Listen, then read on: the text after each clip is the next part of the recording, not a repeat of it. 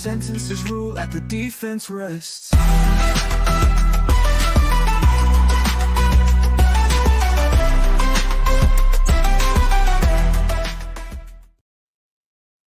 Good morning, all. Welcome. Thank you for hanging around. I had to delay the live stream. Unfortunately, the last trial ran a little bit late, so that's okay. That's life. We'll get past it, and yeah, we'll get on with it. So we are on day 4 of the Melody Walker burned husband murder trial, and I think this trial is supposed to run for around the 2-week mark. So yesterday's testimony with the son was very interesting. I found. If you didn't see that it's definitely worth watching. It really explained the relationship that the entire family pretty much had with the mother, the defendant, basically. So yeah, it's actually a really interesting trial. So I hope you enjoy it. I will be just observing today. I won't be commentating, so you have some peace and quiet without my commentary. Given the last trial, you'll probably thank me for it. The one we just watched, we finished up watching the 911 murder trial. And if you want to watch a defense attorney, I honestly have never, I can honestly say that I have never heard a defense attorney not only dribble rubbish, but blame everybody else, including law enforcement, for his client's actions.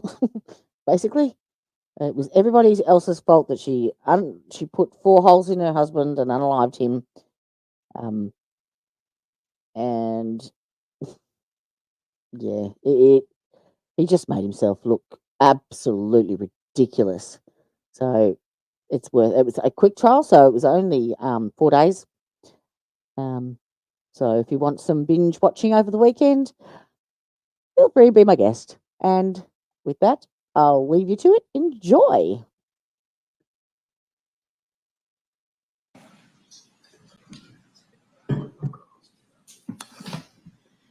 Oh, we're continuing on with the son. This is her son still. Shane, where's that little note?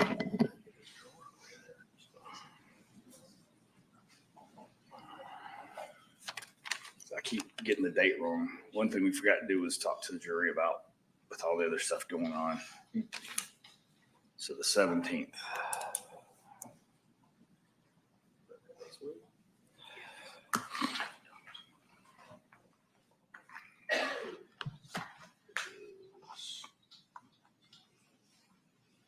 Next Thursday.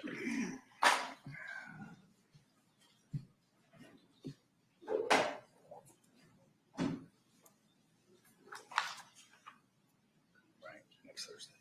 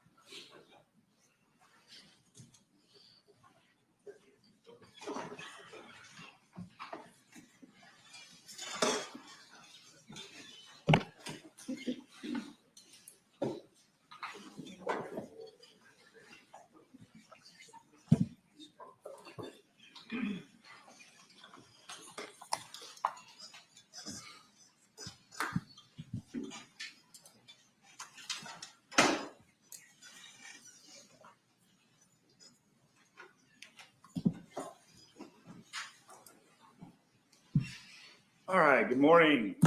A couple things to address with y'all before we get started. I was going to speak with y'all specifically and talk a little bit more about the day we're talking about taking extended lunch break. And then with the other things that occurred at the end of the day, I didn't talk to y'all about it. So next Thursday, the 17th, someone needs to do an appointment. As I said, I need to do an appointment too, because I missed mine from my trial last week in the hurricane. So let's plan on at least a 2.5 hour lunch. So from say 11:30 to 2. And if y'all need to make any other kind of appointments, if y'all can get it in that window. I've talked with the attorneys. We can't prognosticate a week in advance exactly what we're going to be working on. If it's a good logical day for us to break and not do anything, then that may occur. We'll have a better idea about that probably Tuesday, Wednesday, as opposed to Thursday, and we might take a half day off. I don't want to get behind. So if I think we're making progress and we don't need to come back that afternoon and there's a logical stopping point, then that's what we'll do. I'm not promising anything there, but that's something that I was thinking about doing in the middle of the case anyway. That might be a good logical time. But for now, we're just planning on 2.5 hour window. And if you have an appointment you need to schedule, do it then. Another thing, we had an issue yesterday, and I don't know that everyone knows what was going on, but I don't really need to go into details with y'all, but I want to make sure that everybody understands that you're not supposed to be working. Okay. This is your job till this case is over. If you're some manager and there's some paperwork or stuff you need to do in the evening, that's okay, but you're not to be working another full-time job, which was an issue that we had yesterday. The bigger concern to me was that it was a county employee, and the county manual is pretty clear that they're not supposed to work, and they get paid leave off without any repercussions. And so I have talked to the chief of the fire department and straightened that issue out, which I expect is going to cause more discussions among HR and the fire department. But for now, the big boss says that you are good to be with us for the rest of the trial. All right. And I don't mean by me, I mean the head chief of the fire department. All right. Anything else we need to take up? No. All right. Go ahead. Resume, Ms. Frankish. Thank you, Sir. Mr. Farris, you're still under oath from yesterday, okay? Okay. Anybody else's boss needs a call from me, I will be happy to do it. I wanted to ask you a few questions about your dad. Did you ever know your dad to be suicidal at any point in his life? No. Have suicidal ideations? No. You testified yesterday that you didn't like to go to the farm very much, and you attributed that to your parents' relationship was one of those factors. Did you ever share that information with your dad? Yes. How did you do that? I wrote an email to him after he was in the hospital. I would say somewhere around May of 2018. And it's my dad, it was easier for me to communicate what I needed to say in an email because I couldn't really get through it in person. And what is it that you communicated it to him? I told him why I don't come up there as much. Did he ever respond to you? Yeah. Yes. Did that response give you a glean into his state of mind at the time? Yes. How so? He told me that he was very depressed. And he said that each day with my mother was pretty much the worst day of his life versus the day before. Like every day was the worst day of his life. Chris, did you have anything to do with the murder of your father? No, Did you have anything to do with the concealment of your father and the grandfather of your children? no. That's all I have for you. Thank you.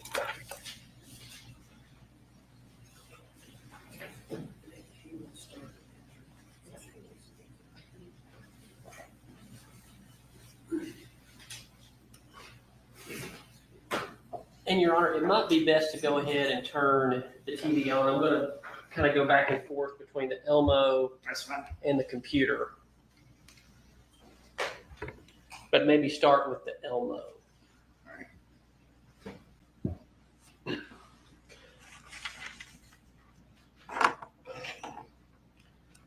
Good morning, Chris. My name is John Luke Weaver, and I, along with Michael Ray, represent your mother. I want to go back and you spoke at length about a lot of things yesterday, but I want to go into more detail on some of them. And first, I want to go kind of back to your childhood and more of the family dynamics between the brothers and the sisters growing up. So you're the oldest. You were born in 1979 or 1980? 1980. 1980. And then who was born second? My brother Scott, Okay, what year was he born? 1983. All right. And then what about Emily? Emily was born, I believe, in, I think 1989, I believe so. Okay. What about Amanda? She was born basically a year and a half later. So it would have had to have been 1990. It could have been 1988, 1989, or 1989, 1990. I should probably know that. So maybe your sister Amanda was born in 89 and Emily was born in 88 or 87? Possibly. Okay. All right. So you grew up in Hoover for the most part? Correct. And let's talk a little bit about the personalities of the kids growing up. So how would you say your personality was? How about, it's always, self-introspection is also often a very tough thing to do. So I'll ask you last. How about Amanda's growing up? Introvert, extrovert? Was she funny, not funny? Things like that. Very outgoing and great personality, very funny. All right. What about Emily? Emily was, I think, a little bit more reserved, but very smart, very witty, and just very, very kind. Okay. And how about Scott? Scott was just a lot of fun to have as little brother. He just a sweet soul. What about, so how did everybody do in school? I did fairly well. I had my moments when I could have done better. My brother had a few issues. I'm not sure what that was. I wasn't, in the part of those discussions, but I think it was maybe some learning difficulties type thing, possibly. But I don't really know. My sisters, both, from what I understand, what I remember, did very well in school. All right. And what about behavioral growing up? Who was well behaved and maybe less well behaved? We were all very well behaved. Never got in trouble? We got in trouble. Anybody have, temper, any anger issues? Never. No, Not at all growing up. I don't remember that. No. You don't remember your brother having any anger issues and a short temper as a child? No. Okay. Do you remember? Scratch that. So you moved to Atlanta in 95? Correct. Alpharetta, roughly. Yes, sir. All right. And tell me what you remember about that move. I remember it being a little hard on myself. You know, it was in high school, but I was very excited. I loved Atlanta. I loved the Braves. I loved visiting Atlanta. So the move itself was very smooth. It was exciting. You know, we were moving to a new home, and my dad was moving up in his career, and I remember being a good time. Do you remember anything about why your dad was moving to Atlanta, moving the family to Atlanta? Because of his career. Right, but why? Why was your dad? Do you know why your dad was chosen to open the Burn Foreman branch in Atlanta? Did you know any of that from your experience as a teenager? I know my father was a very brilliant attorney and a very smart man and very good at his job. Did he volunteer? Did you just in your experience? You don't know. I don't know. And that's fine. Now, talking about your kind of yesterday, you mentioned that everything kind of prior to about 2008 was good with the family. Mm-hmm. I think that's the way you would have described it. So can you tell me, I've heard and maybe understood that holidays were kind of a big deal. Can you explain to me, how you guys would celebrate Christmas? You mentioned a fond memory yesterday of Christmas, but if you could explain to the jury.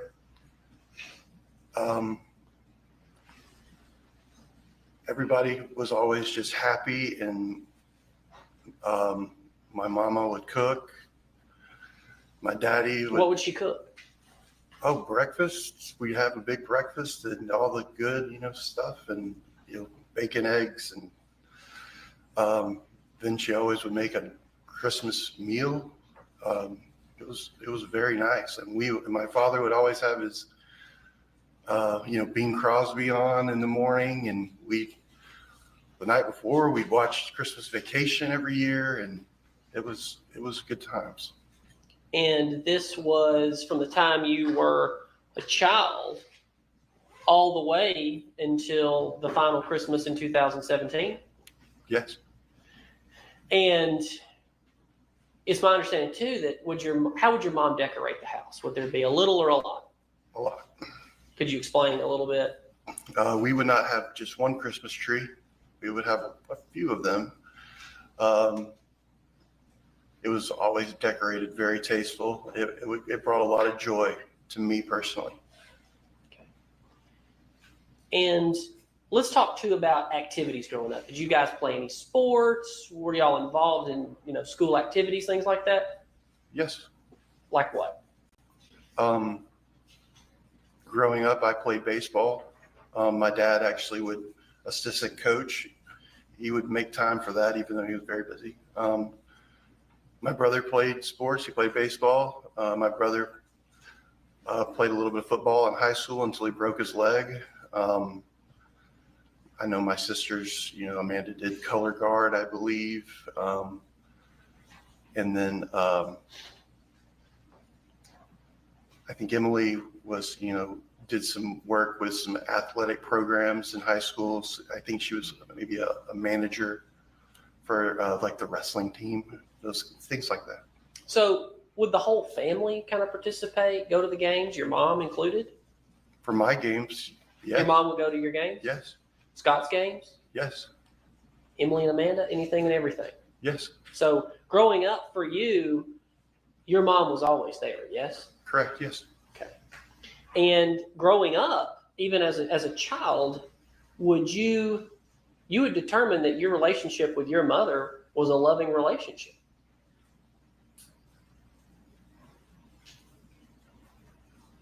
Take your time. I would say that's true. And you would also describe your relationship between your mother and your brother Scott as a loving relationship. I would describe it as a loving relationship.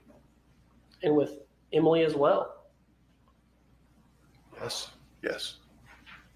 And Amanda. Yes. And your father. Yes.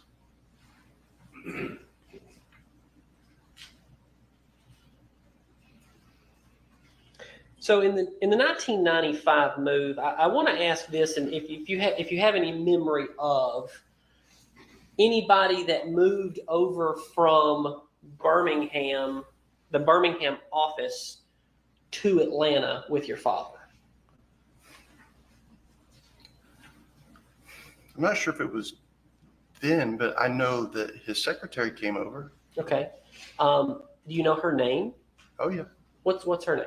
Angela Phillips. Okay. So have you known her pretty much your whole life? Not my whole life, but I'd say majority of my life. Okay. Do you remember back then, did you ever spend any time with Angela? No. I mean, not other than maybe seeing my father at work, or if there was like a Christmas. I remember in high school after we moved to Atlanta, they would host the Christmas party for the firm actually at my parents' house. And I remember her kind of being involved in getting food there for it and somewhat, but you know, that's been so long ago, but no, not like a lot of time. No. Okay. So I'm going to ask this question, and I just want you to kind of tell me when you found out. But yesterday you testified that you started knowing there were troubles with your parents' marriage in the fall of 2008. And I believe it was an incident where you thought something was just kind of weird with Ted Wiley. Yeah. And that is his name, right? Yes. Okay. But were you aware in the 90s that your father was in a relationship with Angela Phillips? No, When did you become aware of that? I never became aware of that. Do you believe that to be true or not? I don't believe it to be true, but I don't know. I mean, You don't know that she's made a statement to detectives in this case that she had an affair with your father? no.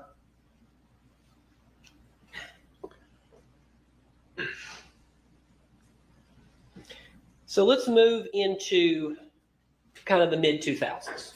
Let's talk about where everybody, as we've moved into adulthood, you're in your early mid 20s, and then your younger sisters are still kind of in their teens, and your brother, he's also in his mid 20s. Let's talk about where everybody went in their lives. So where did you go, and what kind of work did you move into, and when did you get married?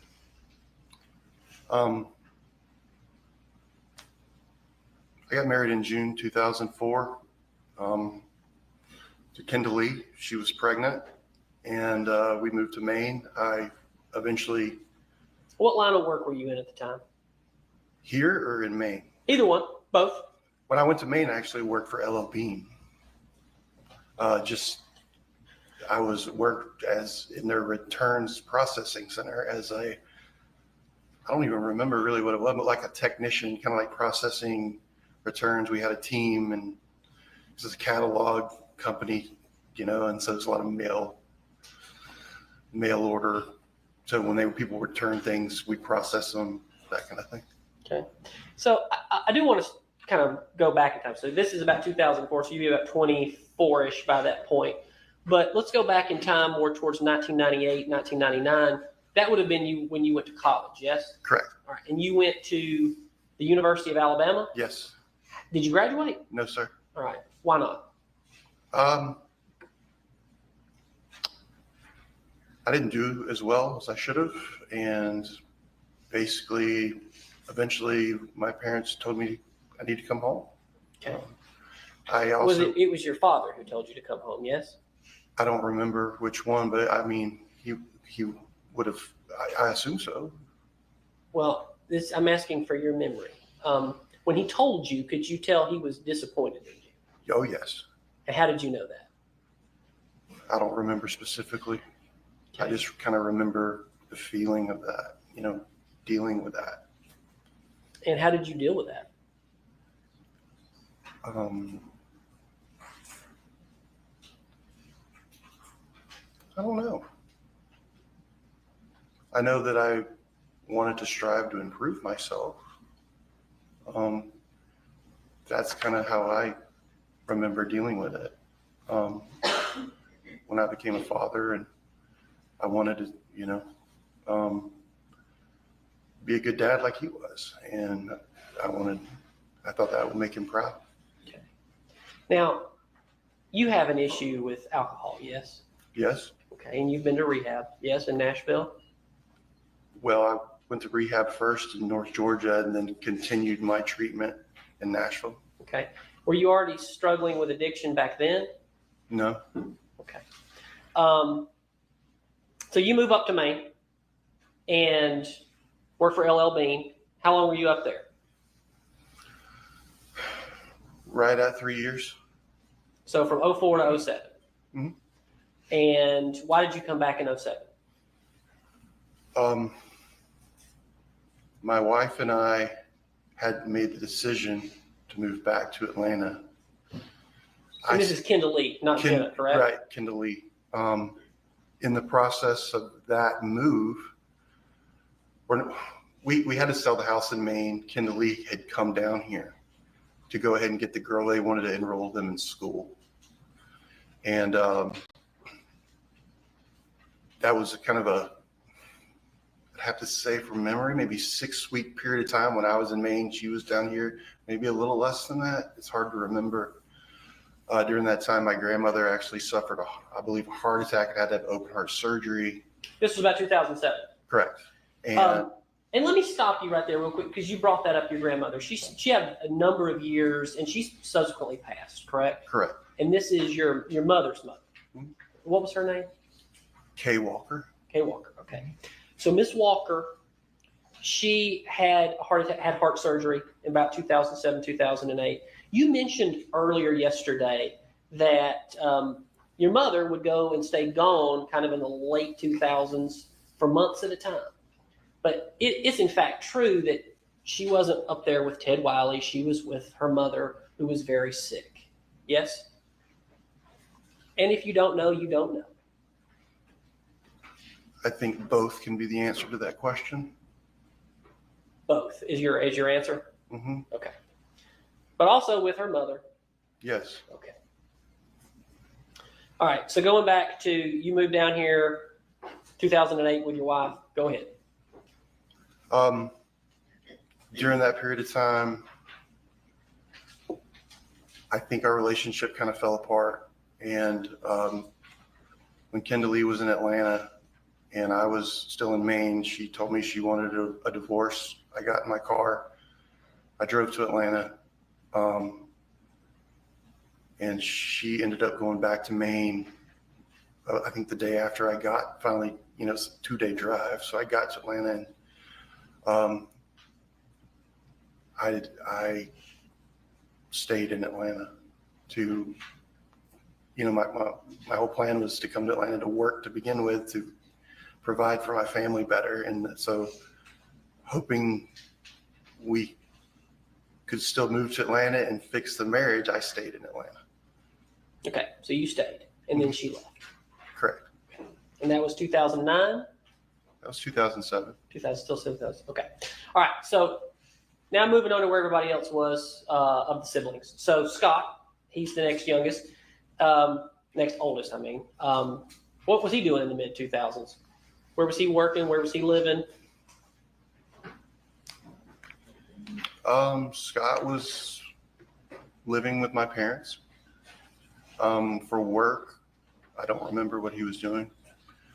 Was he between jobs? Would that be fair to say? Well, he would have jobs. I mean, he was a very skilled mechanic. So I remember him working at some car repair places and remember him working at a car dealership.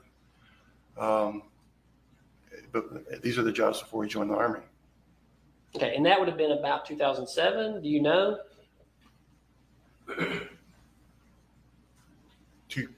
I think that was maybe, from what I remember, maybe closer to 2008. Okay.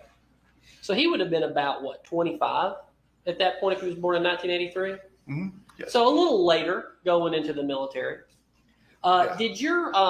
Can you remember, did your father show any disappointment in Scott prior to 2008 as far as not going to college, things like that? No. What about being between jobs? Never said anything to me about it. He didn't say anything to you. Okay. Did Scott ever say anything to you about he felt like a failure or anything like that? No. Did you ever hear him say to you that he felt like going into the military was his second chance? He finally put it together in his life at that point. I never heard him say second chance. I know he was very excited to join the military. Okay. Gave him purpose for the first time. You ever hear him say anything like that? Would you describe your relationship with your brother? You gave a number of interviews for this case. And I believe in one of the interviews, you said that you have become closer after this happened. Yes. So back then, how much did you and your brother actually talk?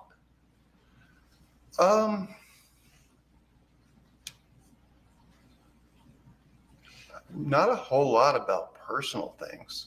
You know, we weren't,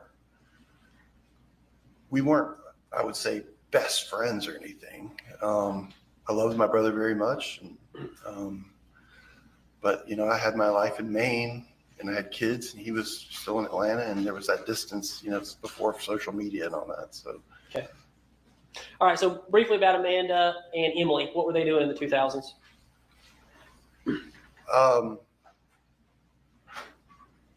College. Emily was at Alabama. And she graduated. She did, yeah. And there was actually a condo that was bought by your mother and your father for her in Tuscaloosa. Yes. Okay. And did Amanda stay there too, or how did that work? Amanda didn't go to Alabama. Okay, where'd she go?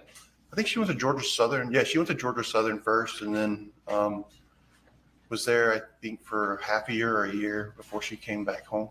Okay. And that condo in Tuscaloosa, the family held on to that all the way until 2019, 2020?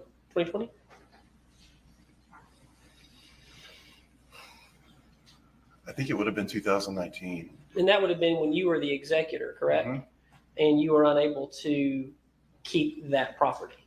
You lost that property, yes? Yeah, Okay. You weren't able to manage the finances of that property. I had no access to money. All right. Let's go back to Ted Wiley. What you knew him from dating your father's sister for how long before? Like say 2008. I don't know the exact number of years, but it was for a long time. 10 years, 5 years, 3 years? It was over 10 years. Okay.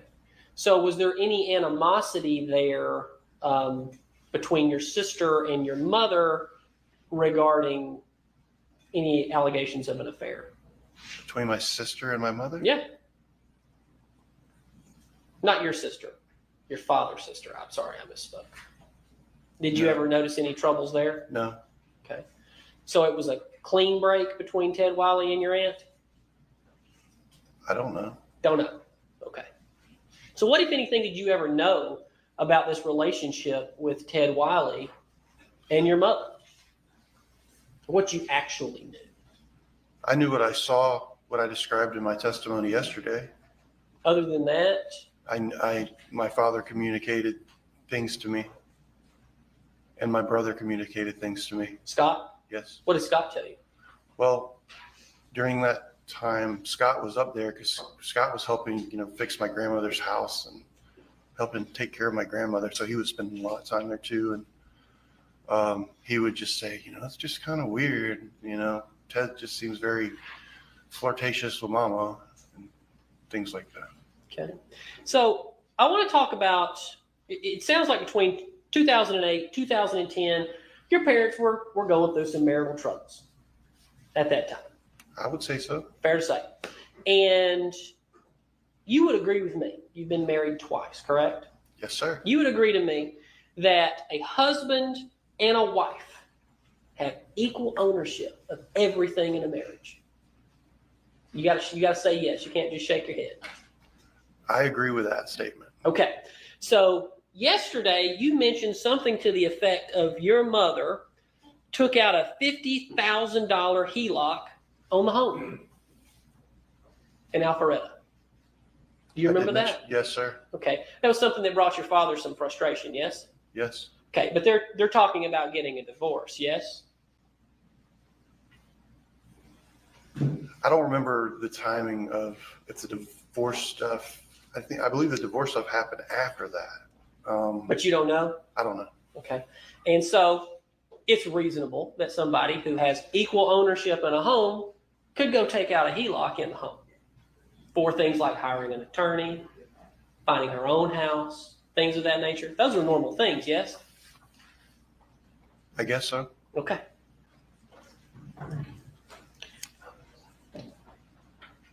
I want to move forward now to 2013. Did you ever hear, there was the troubled times through 2010, but did you ever hear that 2013, Purcell Lane, I'm just going to call it Purcell Lane instead of saying 2155, just Purcell Lane House, that was kind of the restart between your mom and your dad?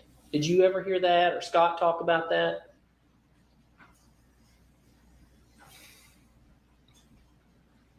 That doesn't come to mind. I thought they had kind of restarted before that.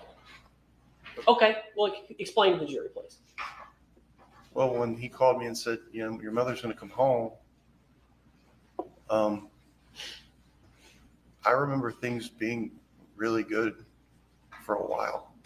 So that would be, And it wasn't just like, okay, we're going to buy the farm and like this is the big restart. I never heard anything of that sort. okay, but you think it was better before the farm? Mm-hmm. All right, and how do you mean? Could you explain that to the jury?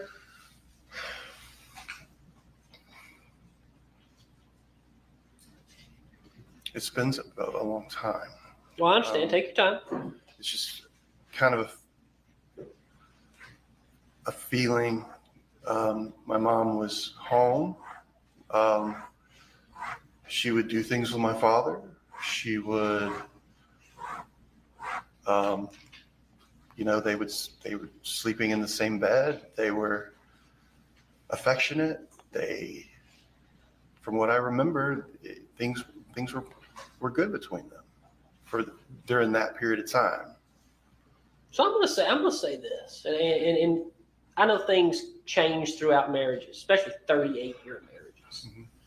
And you're under oath, and you've sworn to God to tell the truth. But you do believe in your heart that your mother loved your father. Yes?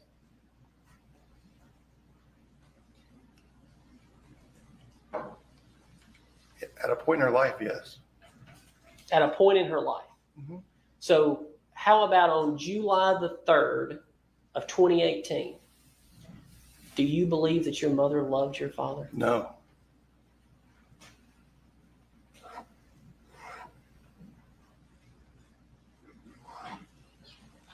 How many times yesterday? Your testimony seemed very well put together. And I just want to ask you this. How many times did you practice that testimony? Zero. 0 times? You never went to the district attorney's office and practiced that testimony? Discuss what you would say? I never practiced my testimony. No. Never. I went to the office and we prepared for the trial, but there was no rehearsal of testimony. So let's go to the 2016 wedding for Emily. Yeah. All right. And she married Chris Payne. Yes. What do you know about Chris Payne? They met while she was in college. He was not in college. He owned a restaurant there. And I met him. It was right before she graduated. And she really loved him very much. All right. And Chris Payne, he has some financial issues too. Do you know about that? Could you explain that to the jury? This was all word of mouth things. I never heard it directly from him or her, but I think it was something along the lines of maybe there was a issue with finances at his restaurant. Possibly a check or something that had been, bounced or something. But I don't know the exact details of that. Something to the effect he was arrested for that. You know that. I don't know why he was arrested.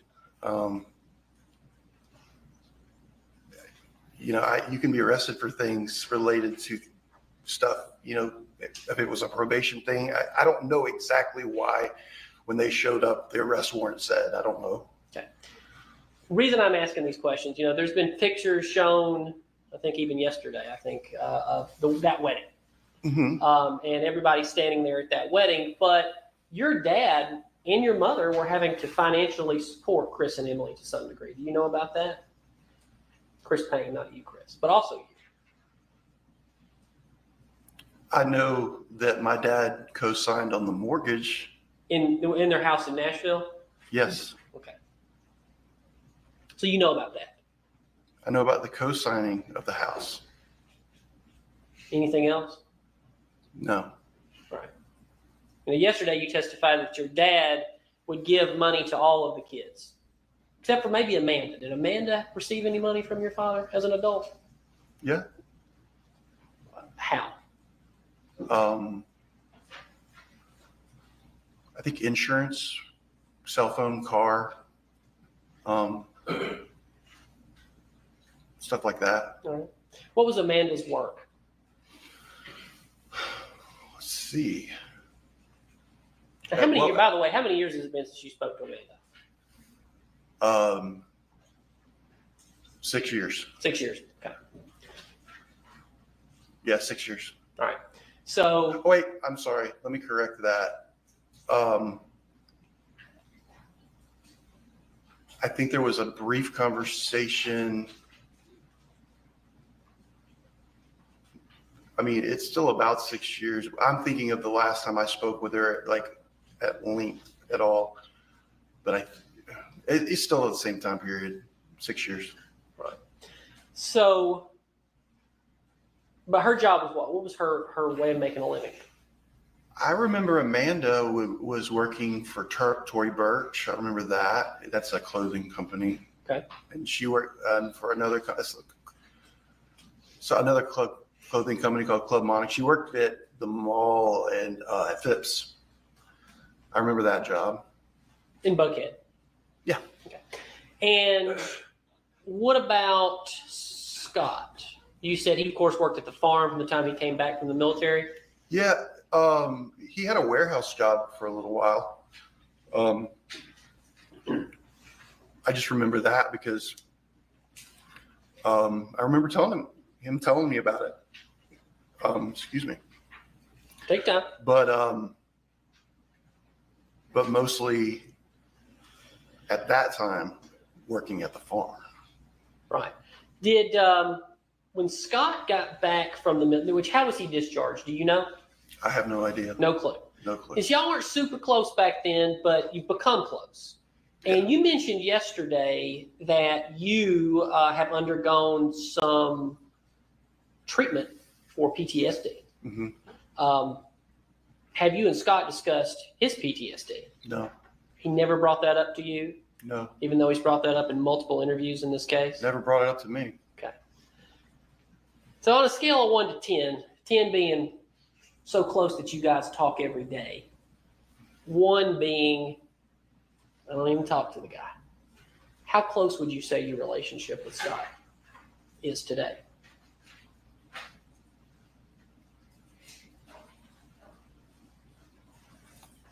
So 10 being like we're talk every day. Talk every day. I'd say about a 7 point. I'd say 7. 7, not a 7.57. 7. Yeah. Okay, all right. And how about 2015? 2015. Oh, I'd say about 2015. I'd say about a 5. About a 5. 4. So, It's hard for me to really. I'd have to think about that for a long time to really give a. What I think would. Give the answer that would say how close we were. But I would say about a 5. about a 5. So closer now. Oh, yeah. Okay. All right. So back in 2000, just real quickly at the wedding, you said after the wedding of Emily, y'all went to brunch or breakfast the next morning. Mm-hmm. And that's when your dad allegedly said that that's the last time she's going to embarrass me. I believe those are the words you used. Yes, sir. And who was at that breakfast? Jenna, Who else? Scott. Scott. But your mom was there too. No. Everybody was at this breakfast together. No. And it was a breakfast, not a brunch. No. Everybody but Emily. No. It was me, Scott, Jenna, and my father. It was at the hotel, was it not? What hotel did you stay at? I stayed at the Cool Springs. It's a loft hotel. My father stayed at the Embassy Suites. Right.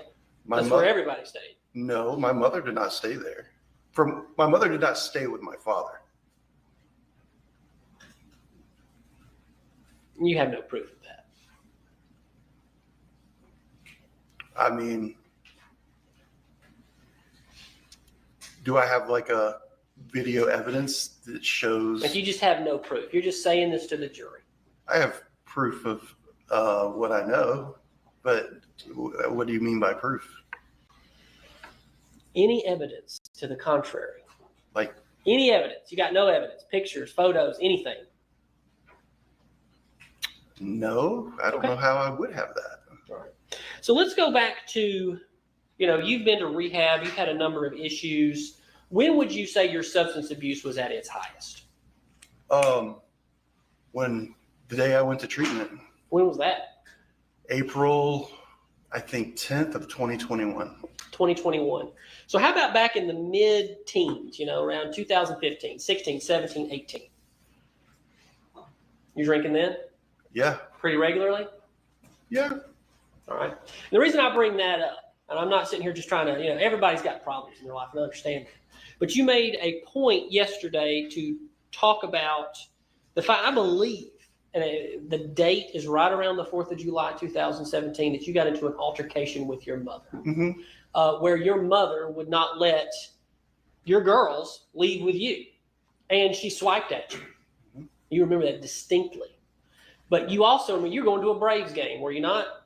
And you'd been drinking that day. No. And you were drunk. No, sir. And your mother was not going to let you leave that house with your kids drunk. That's not true.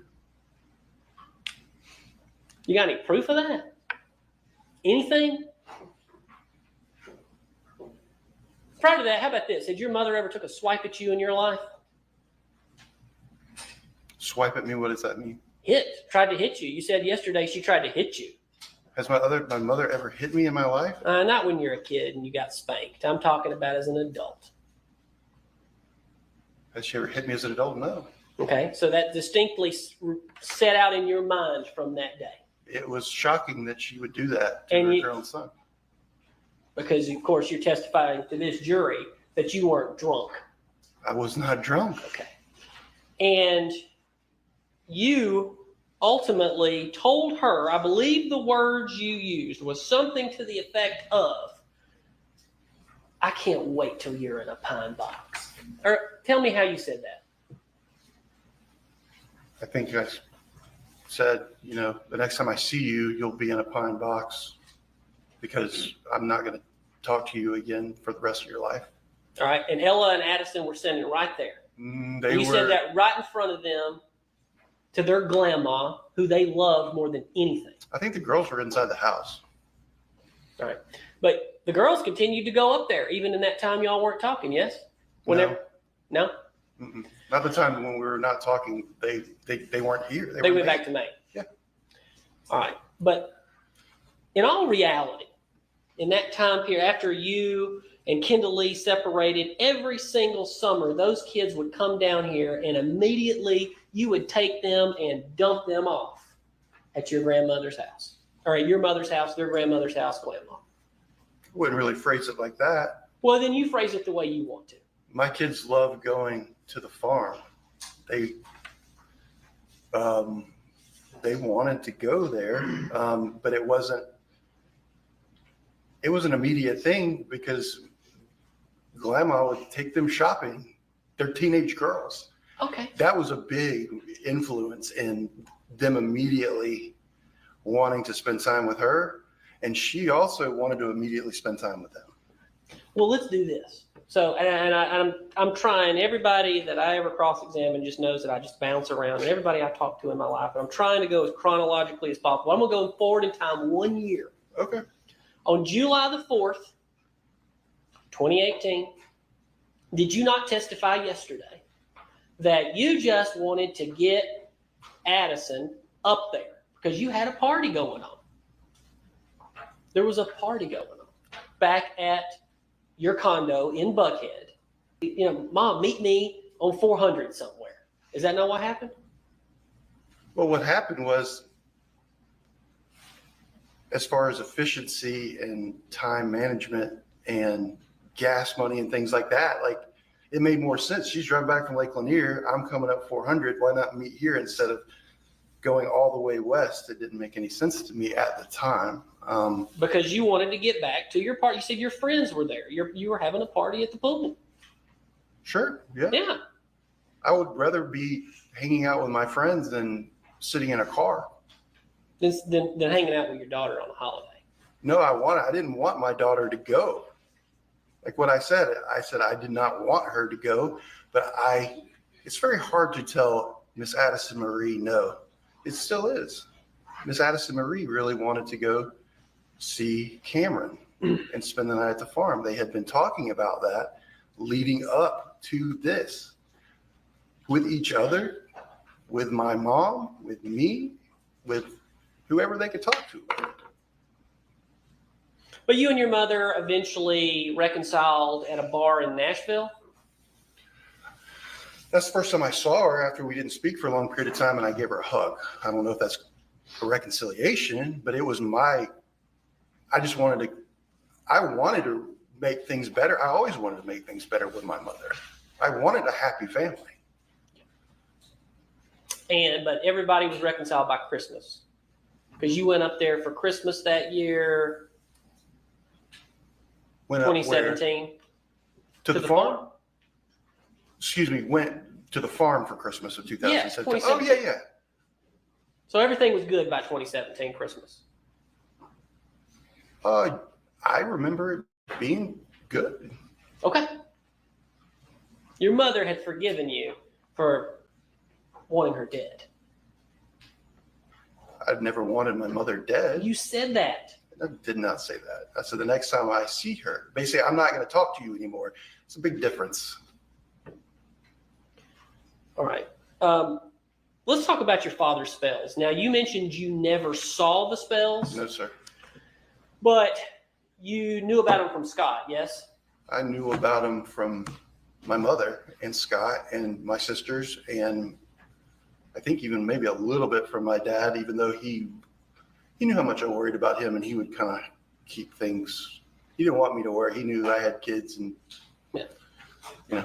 So you had, multiple interviews in this case, all the way through 2020 with Detective Hayes and Detective Kuykendall.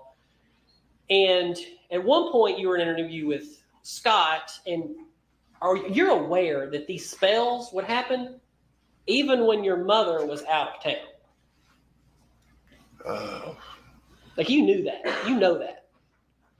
It wasn't just after he would eat a plate of food from your. The plate of food thing was just talking about that last instance before he's in the hospital. Like he never told me anything about the spells before, like if they were around her or not around her, if she was out of town, things like that. Right. But you knew that the spells would happen even when she was out of town. Even with Rusty, if she was with Rusty. Which, by the way, everybody knew about Rusty, right? And we'll come back. Suspicion. Suspicion, but other people knew. Scott knew. Mm-hmm. Terry Brazel knew. Everybody knew. Apparently so. Okay. Because your parents lived a separate life. Top of the house, bottom of the house. And you knew that. You may not have liked it, but you knew it, yes? To some degree, they lived a separate life, yeah. Yeah.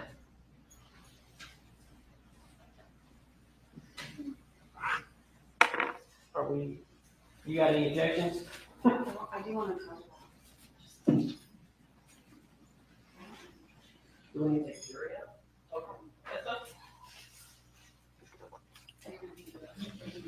Okay. This is the part where I need to. Well, I just did that because that's all it is. Okay. Judge, he's about to introduce an exhibit. I don't have an issue with the content, but I wanted to bring up a little bit. We should do this outside Yes. the presence of the jury. Right. Thank you, Judge.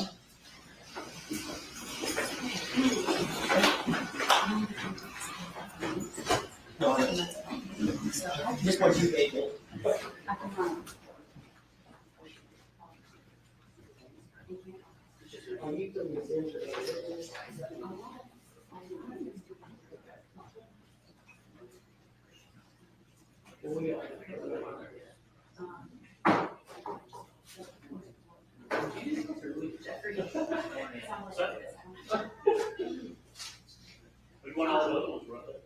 Yeah, there were, but I. I'm not really getting into that. We're just. I know, but I don't want to have this in the back and be like. We need to identify the You know what I mean? It can't just be like.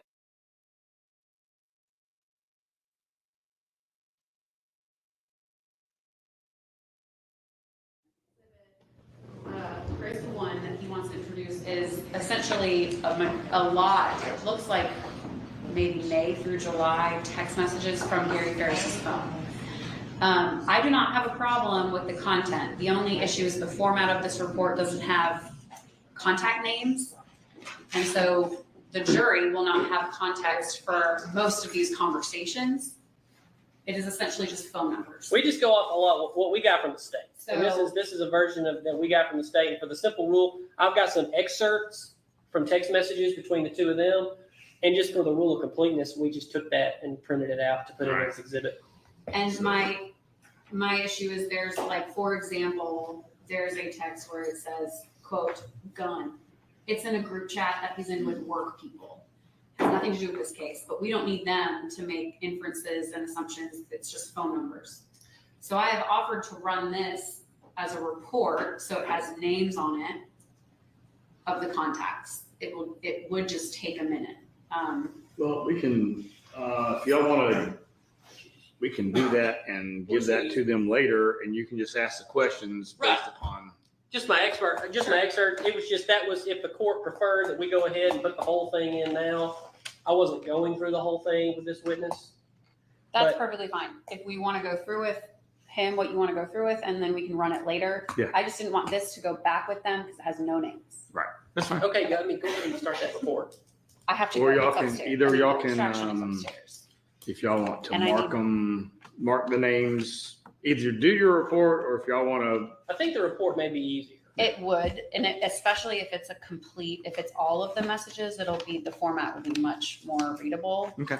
I do not mind doing that. I will just need to, let me write down these dates. Yeah, we'll, Sorry, this is your but pen. you can go ahead and do the You can questions have with them now, and then we can supplement it, and we can, I'll be happy to explain that to them later. Make sure I'm doing, is this April 20th, 2018 through the incident date? Yes, ma'am. April 20th, thank you. Well, might as well anything else we pick up, might as well take a short break since it's after 10 and they're already back there.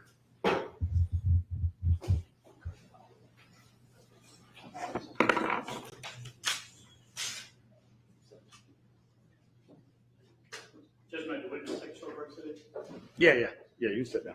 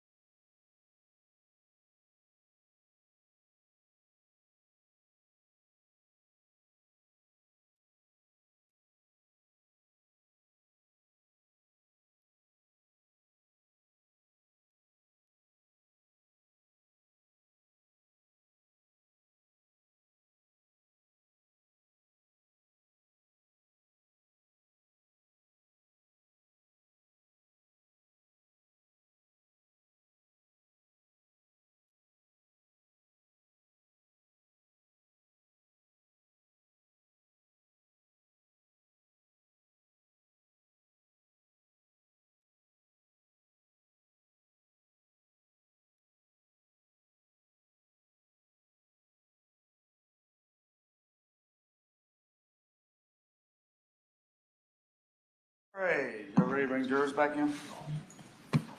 Yes, Judge, and I have no objection to him using those exhibits. All right. I'm currently running a new one for that.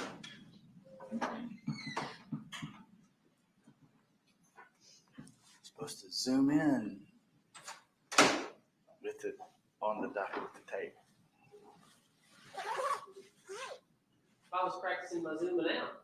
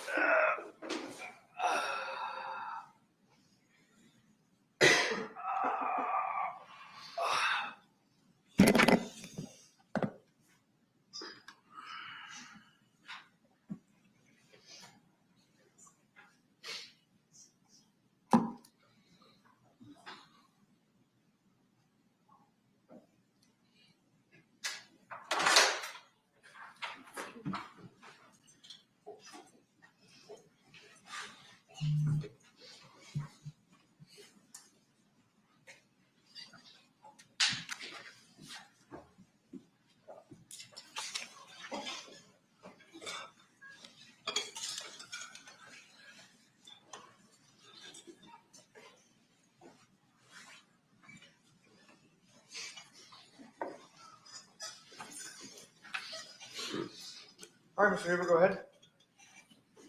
Thank you, Your Honor. Get things settled.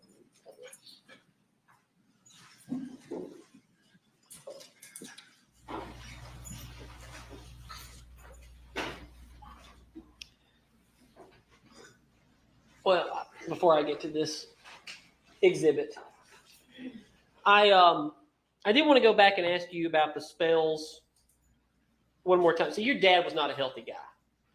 He had a CPAP machine, yes? Yeah. All right. I mean, nothing wrong with that. Yeah. But I'm gonna factor in a few other things. He drank a lot of Mountain Dew. You knew that? Yes, sir. Okay. How many cans a day would you say? I would say at a minimum 2, at least. Okay. More than that, probably, but I don't know how many. And you knew him to be a multiple pack a day Marlboro smoker. Multiple, I don't know, but I would say he smoked frequently. Okay. Well, this jury has seen a picture of a trash can that was full of nothing but Mountain Dew and cigarettes. Sure. Okay. So you wouldn't describe him as the picture of health. No, sir. Okay. So it's reasonable that he could be having some health issues based on these spells. Sure. I mean, that's what I initially thought they were from. Okay. I want to talk to you now about, so kind of generally the summer of 2018 and before we get to the condo trip down in Gulf Shores. Okay. But I want to talk about your access to your father's money. You said yesterday you had a credit card and his credit card number. Yeah. All right. And you said something to the effect of, I had his credit card number and I used it and he'd get mad about it. Mm-hmm. All right. And so I want to show you what is now being marked as Chris 2. Okay.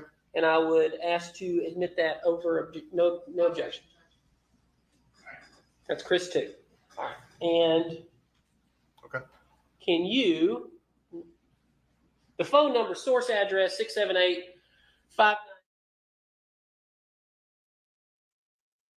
So, yeah. Right. And then your phone number was 40. Right? So that's from your dad to you. And this is on June the 12th of 2018. Mm-hmm. He sends you this message that says, what?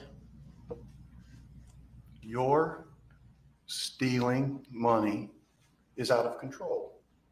I will change my accounts tomorrow.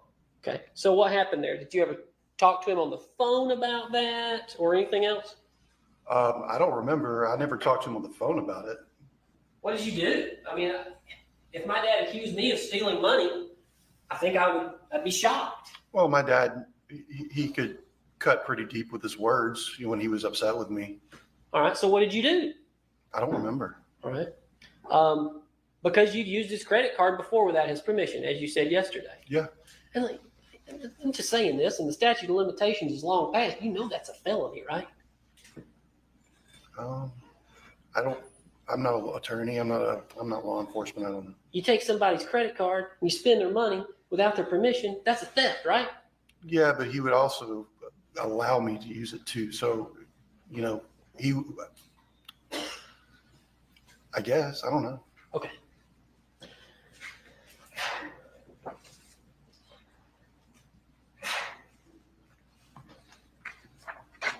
And you have no objection. No. Now I'm going to show you some messages. So as June went on and you kind of talked about the condo trip, Mhm. and maybe that was something that you were trying to help make up with your dad after this fight about him accusing you of stealing his money. No, that was not the reason. Okay. All right. I'm going to show you some text messages. I've got them marked Chris 3, Chris 4, and Chris 5. And I'm just going to, it's between you and your dad. Okay. So this is about a week and a half, 10 days after the stealing message. Mhm. So from you to your dad, your source address, your 404. The source. Oh, up here. Yeah, you Oh, see that? right. Okay, I see. I'm sorry. All right. So you've sent what appears to be a VRBO link. Correct, Or yeah. Verbo. I don't know what it's called. Which one is it? It's. Is it just called VRBO? I think it's VRBO. Okay. All right. All right. So the next message, and that was sent on 6/22 at 15:57, probably UTC time. So we'll have to get into all that later. But is your dad responding, saying I like that Mhm. building? Yeah. Because he tasked you with getting a condo picked out, and he was going to Yeah. buy it. All right. So what's the next message? From me, Yep. it says, well, yeah. I mean, I think that was it's a building in Gulf Shores. Or Orange Beach. It's like, well, yeah, it is a nice building. Okay. What kind of building? How big was it? I mean, you said it was. Oh, well, there were two buildings we were looking at, so I'm not exactly sure. You know, I don't have I have the link to it, but there was the turquoise and there was the Phoenix. Both are nice, so I don't know which one. But they're big. I mean, They are big. And in one of the interviews, again, you were interviewed many times by Hayes and Kuykendall. In one of the interviews, I believe you used the word that this was a place that I could never have afforded, Mhm. but Dad bought it for us. well, rented it. Rented. Right, yeah. Right, rented it. Mhm. And you offered in this message, I believe you say, go ahead and say what you said. Said if you get the condo, I'll cover the dinners out and fishing if we want to go. Okay.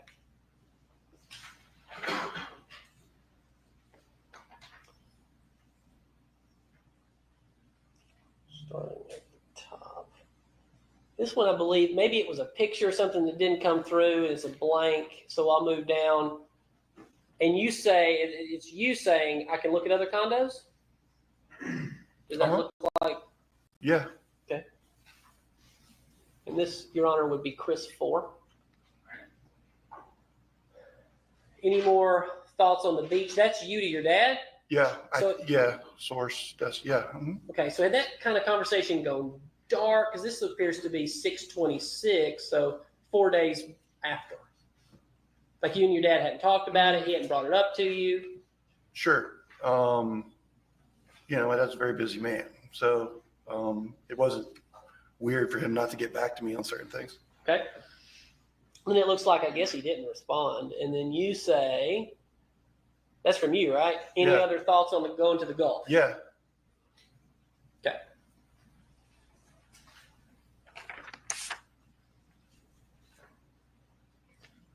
Then,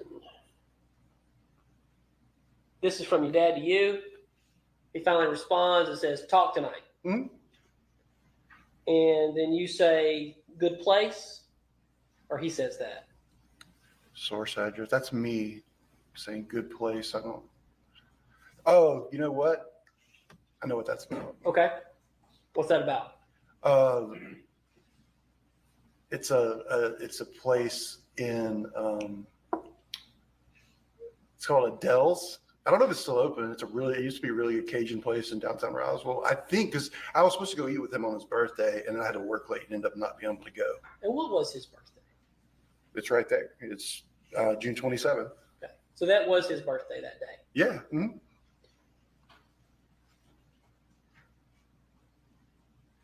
And this is your dad saying, I didn't have a chance to look at any more condo, or is that you? To your dad. That's me. Okay. Then you follow up with sent a link to a condo last night. That would be the following day. So yeah, I guess on the 28th, I did have a chance to, look. And we're and timeline wise, just for perspective for the jury, we are now within the last week of your father's life at this point. Yes, we are. And then he said to you, or you said to him, who said what there? It looks like I texted him.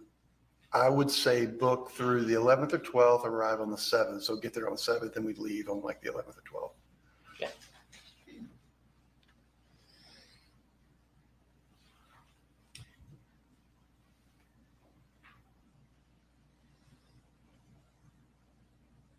So this is again a message from you to your dad. Could you read it? 7th through 11th are available dates. So just do that. So you send him the link. He puts in the credit card information and books it. Yes. That's how that went. Uh-huh. Okay. And then he says, I booked it. and you say, Great. Will be fun.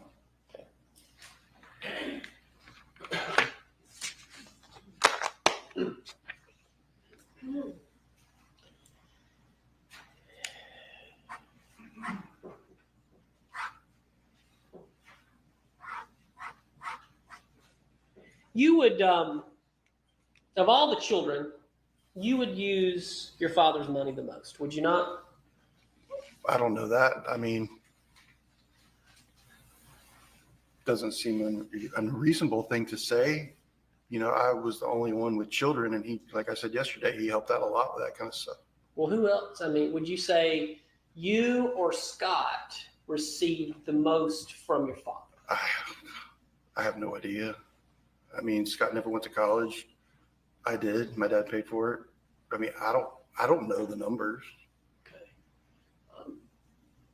But if you had to say for this jury, you or Scott received the most money from your dad, who would it be? I don't know.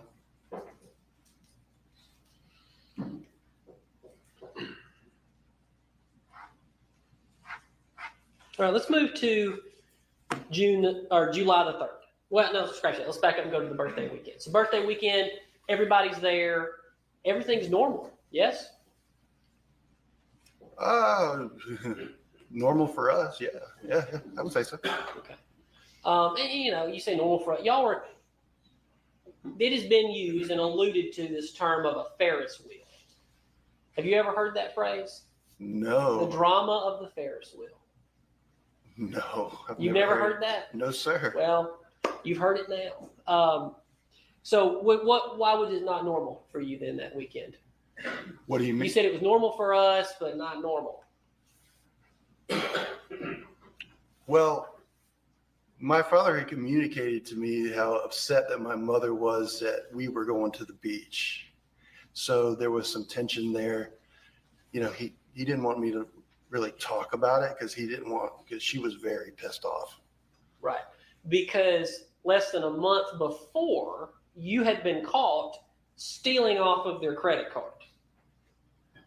Wait, can you explain what? Oh, I'll ask it again. So, you make it unreasonable that your mother would be upset that your dad has bought you a trip to go to the beach, but a month before you were stealing from your parents.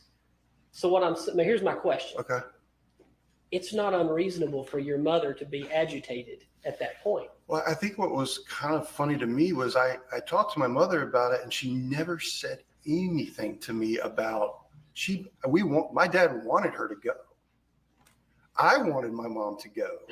Well, kind of. I wanted my mom to go because my dad wanted my mom to go so badly. He said, we've been through all this. I still love her. And I asked my mother, I said, hey, we're going to just come on, you know? And she's like, well, I've got stuff to do. She never said, no, I'm not going because you stole money from us. She never said that to me. She never said that to you. Right. But that's a reasonable thought. I guess it could be reasonable. I mean, Yes? guess what? It's reasonable? I guess a certain person maybe could think it's reasonable. I'll give you that. Okay. Other than that weekend, y'all did the normal stuff. Y'all rode around on the RTV. Yeah. Did y'all grill out? My brother smoked some barbecue. Yeah. Birthday cake. I'm sure yeah, my dad was a big fan of caramel cake. Yeah, there's probably one involved. Grandma cooked a big spread. I think she made the side items. Good side on it. Coleslaw, things like that. Yeah, we'd have coleslaw. Your mom was a good cook. Oh, absolutely. Okay. So was that the Saturday of that weekend or Sunday? Which we've actually got a. So it would have been Sunday, July the 1st, or Saturday. I believe it was Saturday. Okay. How long were y'all there that day? Oh, I would say, because I went to Academy to get his gift. Got there, I'd say for at least a couple hours. All right. And Amanda and Chad were there. Yes, sir. And Cameron? I can't remember that for the life of me, but I kind of think she might have been. I just don't remember. So Emily and Chris were there. Yeah. Chris Payne. And Olivia, the Yes. baby. How old was Olivia at that point? She wasn't even a year old yet. She was still in a bouncer, like bouncing around. And I remember recording videos of her. So she wasn't even a year old. Okay. And the girls were obviously still up in Maine, Correct. Yes, sir. coming down on Tuesday. So anybody else there? Scott Scott was bring a there. date. Bring a Scott was friend? there. I think Ted, his friend, was there. Ted Pierce, Yeah. who we play golf with a lot. Yeah. Did you know Ted? Yeah. Did you ever play golf with Ted? Yes, I did. Okay. A few times. Who's a better golfer, you, Ted, or Scott? I would say me. All right. How much would you say that your brother would play golf? I know he'd go play golf with his friends a lot more than me. I was always trying to get him to play, but our schedules, it was hard for me to play a lot as much as I would want to. But I know he played with his friends. Like a lot, good like bit. every week. Oh, I don't know that. To me, a lot is playing every month. Once a month, to me, is a lot. So. All right.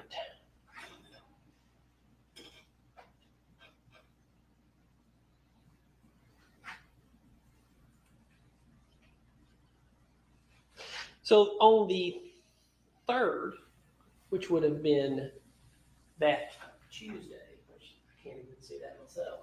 So that would have been. So what did you do that Monday on the 2nd? I don't remember. It was a holiday week, so I don't remember if I worked. What I don't remember. So the 3rd, that was when you went to Hartsville Jackson to pick up your daughters. That is Still correct. Okay. Yes, sir. And what time was that flight? Well, flights that leave Maine usually leave at like 6 a.m. in the morning. Sometimes they get delayed, but they're usually about 6 a.m. 6 a.m. Yeah. So what time did they get to Atlanta at what time? They would land. I would have to go in through security, depending on. It would probably be between around 9 a.m. Okay. And you basically already said that there was kind of a plan that the girls were going to split up and go in kind of their own, one to hang out with Cameron. Who Sure. was going to hang out with Cameron? That was going to be Addison. Yes. Okay. And then Ella was going to go hang out with Emma. Emma, Mhm. who was Terry Brazel's daughter. Correct. Is Terry Brazel's daughter. Yes, sir. Okay. But over at his ex's house in Cumming. Well, that's where I dropped her off. She was a horse trainer, and Right. they had this facility somewhere over there, and she was all really excited to go. Like they were gonna have a sleepover at the facility and ride Yeah. horses. Yeah, So you took her up there, I did. like as soon as y'all landed? No, Okay. Where was it? Did Addison drive up there with you to drop her off? Or Yeah. did you leave her with Jenna? no, she rode with me. Jenna was at work that day. So refresh, you've been testifying now for a while. Yes, sir. So let's make sure we can get our timelines right. What did you do next after you drop her off? After I dropped Ella off, Yes. I remember backing out of the driveway and literally picking up the phone and calling my father. All right. And what did your dad say? He said, I said, what are you doing? He said, well, working. I said, oh, cool. I was like, on your way back, you want to get dinner? I thought he meant at the office. He said, oh, no, I'm working at the farm. Right. You know. And that was when they were pulling up, I believe it was the rose bushes, things like that? There were some bushes in the back. I just remember them, not rose bushes, but I think box because they had boxwoods behind the house, and they would they're my dog I think would actually urinate on them, and that might have been why they died.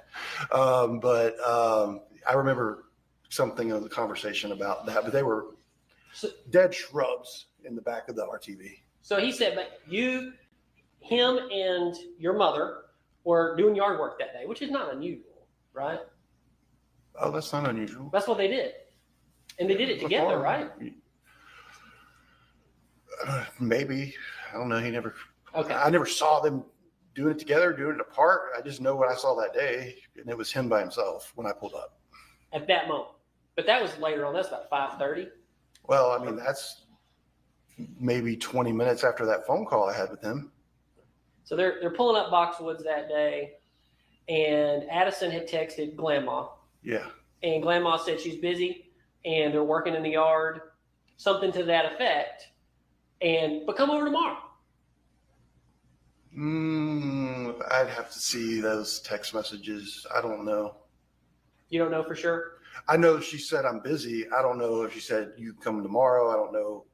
Come tomorrow? The part about I'm busy is the part I remember. The other stuff about, oh, you can't come because we're working in the yard, or you can't come, or you can come tomorrow. That part, I don't know.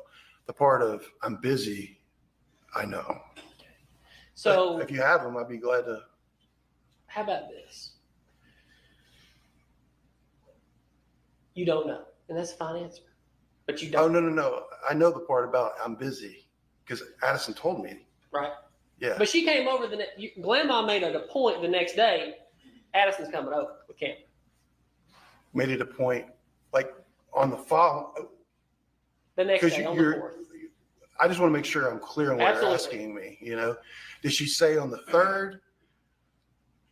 I don't know. I don't know. All right, but on the 4th, she made sure that Addison was coming over with Cameron. Yeah, she called me and said, hey, if she still want to have the sleepover. And Addison goes by Addie, right? Yes, sir. Let's just call her Addie. Yeah, that's fine. Make sure she'd come over the next day.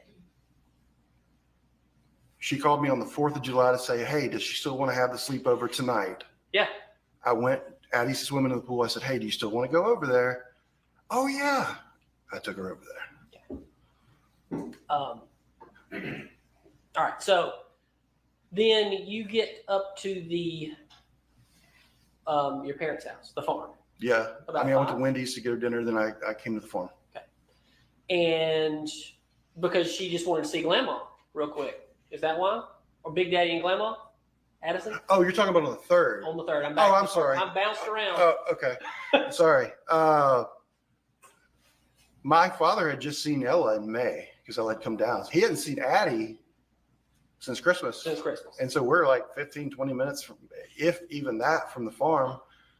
So I was like, hey, had that conversation with him. I wanted her to go see her grandfather. I wanted her grandfather to see her.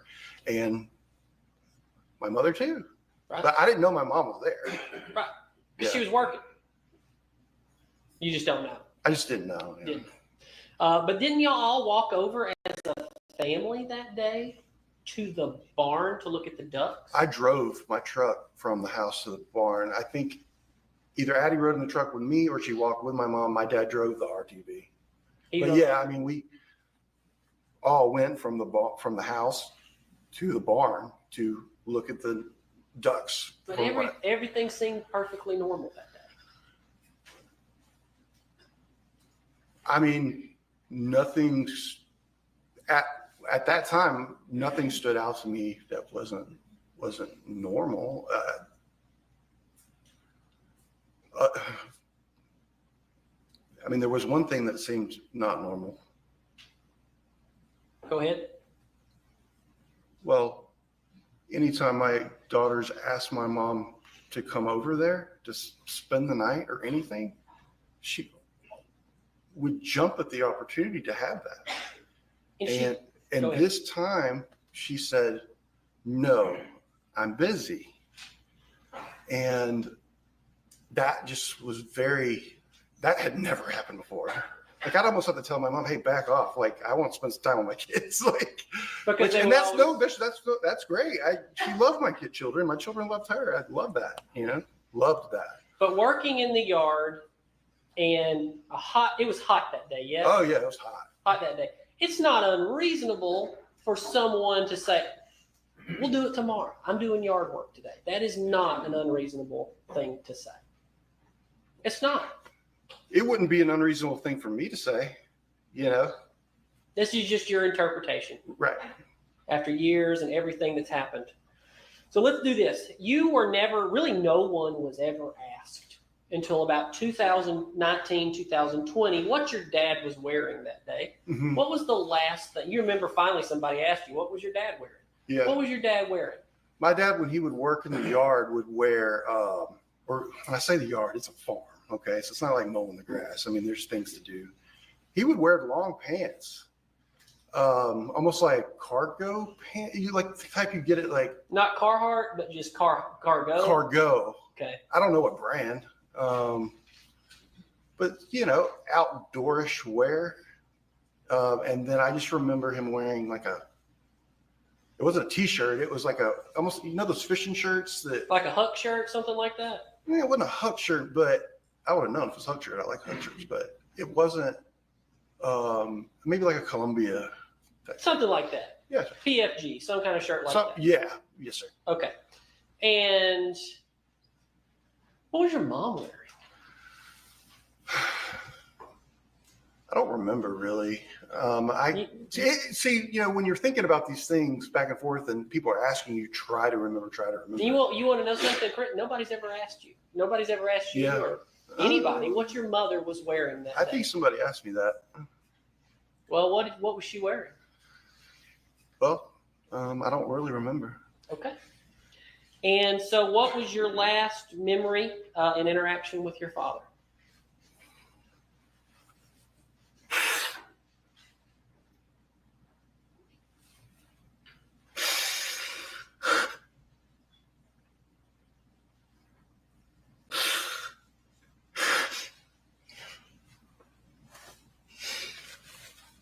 I said, we'll see you.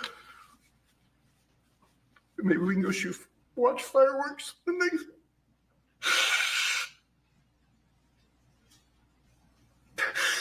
I'm sorry. Take your time.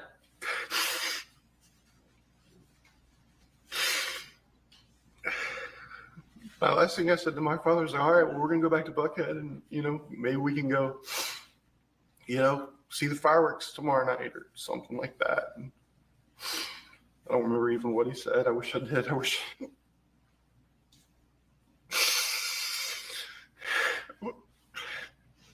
That's all I remember. But you do remember he was preparing a burn pile. A Yeah, large burn pile. Oh yeah, he told me he was. He's like, I'm getting that ready to burn. I said, when are you gonna burn it? Tomorrow.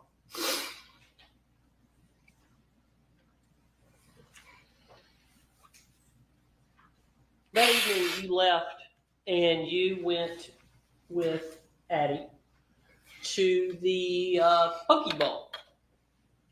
And take your time. I don't know the name of the restaurant, but yeah. I believe yesterday you said it was the Poke Bowl. It's a poke bowl restaurant. Oh, okay. But it could be poke fin, poke what, I don't remember the And you exact paid in name. cash. I either paid or Jenna paid or Jenna was with us. I might have paid in cash. I don't remember. And are you still married to Jenna? No. So y'all went back to your apartment. Is the Poke Bowl in the same building as the condo? Oh no. Poke bowls at Peachtree Battle and Peachtree Street intersect. The Poke Bowl restaurant was.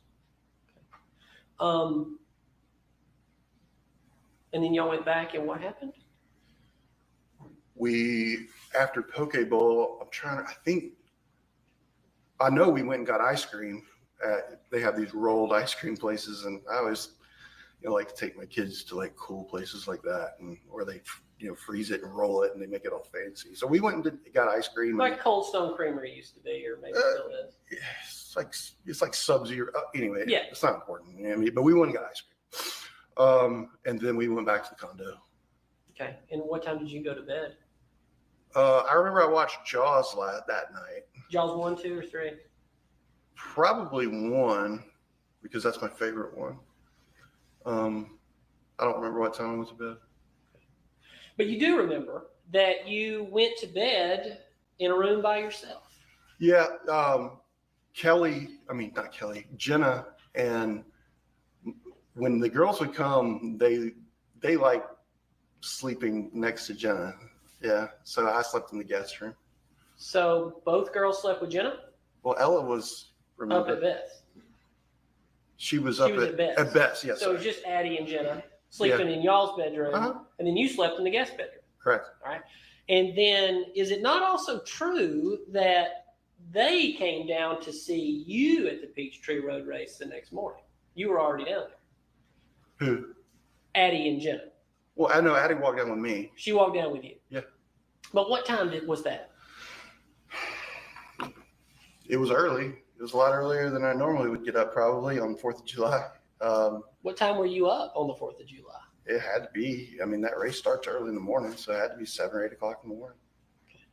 And the farm was how far from your house? It'd take you a good 45 to 50 minutes to get there from Buckhead. 45 to 50 minutes. Yeah. And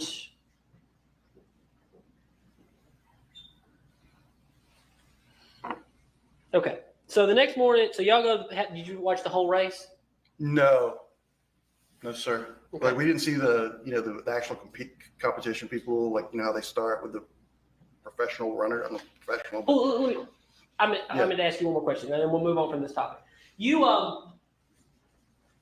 was your phone ever dumped in this case? Like they did an extraction? We're always extracting phones in these cases, and it takes forever to actually do a case like this because so many phone extractions. But did they extract your phone? No, sir. Okay. And did they ever do any kind of a geofence on your phone? Do you know about that to see where you were? Yeah, absolutely. They told me they did. They told you, but you don't know for sure. Did they show you a map? I was shown a map at some point of something, but I don't remember what it was. I don't remember exactly what it was, but I was shown a map at some point during interviews about this whole thing. Okay, because you've been interviewed a lot. 2 or 3 times. Have you ever been considered as a suspect? No, I don't think so. Okay.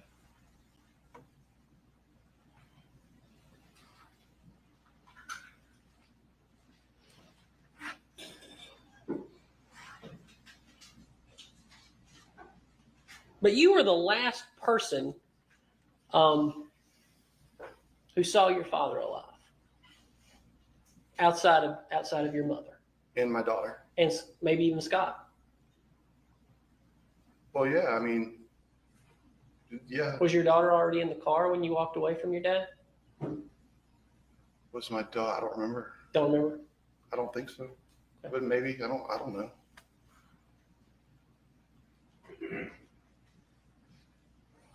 Did you get in a fight with your dad about him regretting potentially paying that much money for this trip, No. and that maybe he was going to call off the trip? Nope.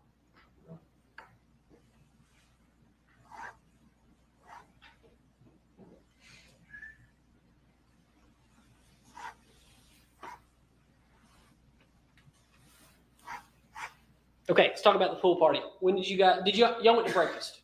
You went to Waffle House that day, or was that on the Are you 3rd? talking about the 4th? The 4th, yeah. We went to Cracker Barrel. Cracker Barrel that day because you went up to Norcross to give a check to an individual that worked for you in your painting I think business. his name was Julio. Yeah. Okay. So you go out there, and his name was Julio? I think so. I think it was Julio. Okay. Yeah. and then you got back, and what time did the pool party start? Oh, I don't remember. Sometime after noon, like after 12 p.m. But I don't remember exactly what time. All right. And how long were you at the pool party before you took Addie up to the house? Oh, man. A few hours. Maybe 2 or 3 hours at least, 3 or 4. I don't remember.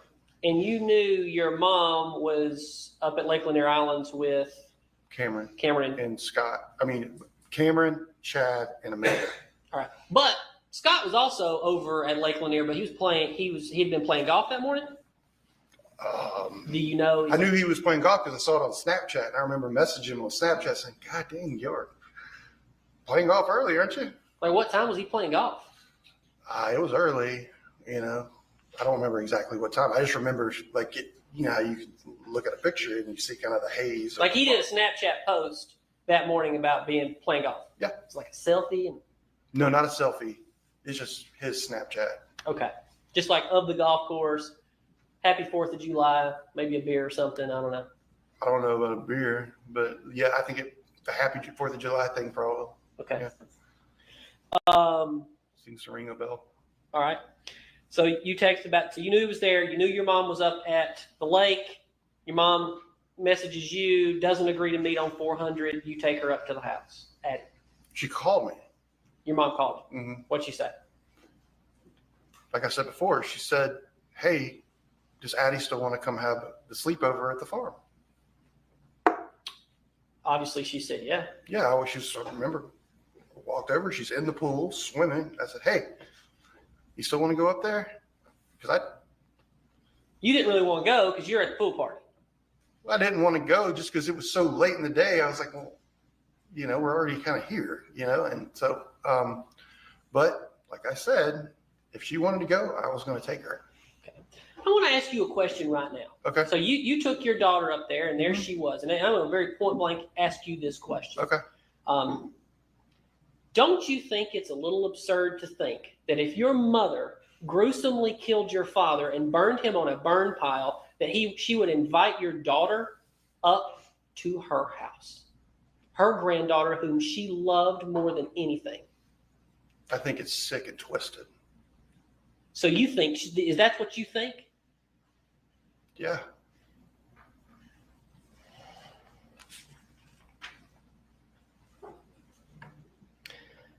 And that was, what'd you do the rest of the night on the 4th? Went home. We shot fireworks and just hung out with Jenna. And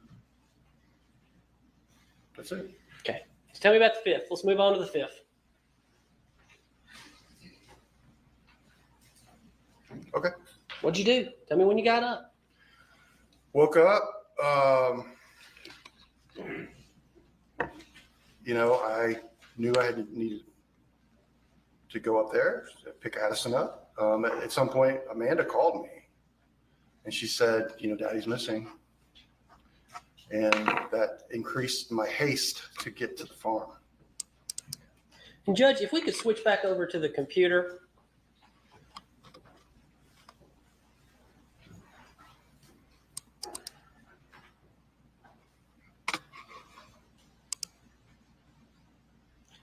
So, and I'm showing you what's previously been marked as Thrasher 51. Can you tell me, you walked up, where did you see Amanda and your mother sitting? You see those steps? And I'm pointing, these steps right here? Yes, those. And so were they just sitting on the steps? Mm-hmm. All right, what were they talking about when you walked up? Oh, I don't know what they were talking about. I know what I was talking about. Okay. What about Scott? Where was Scott? He was not right there. I don't know where he was at the time. I don't remember. I don't know. I didn't know. I hadn't talked to my brother. So nobody was sitting on the back porch. Y'all never went back there? Nobody was sitting on the back porch. Okay. So where did you walk? I walked into the kitchen first. This is the kitchen, right? Yep. I mean, that's where the door kind of goes in. right there. Right. And this And is then this you turn is right to the kitchen. this is what the kitchen looked like that day. I gotta ask you a question. Do you smell any detergents or Cloroxes or anything like that? I don't remember that. No. Okay. And this would have been the dining room. Yeah, that's the formal dining room.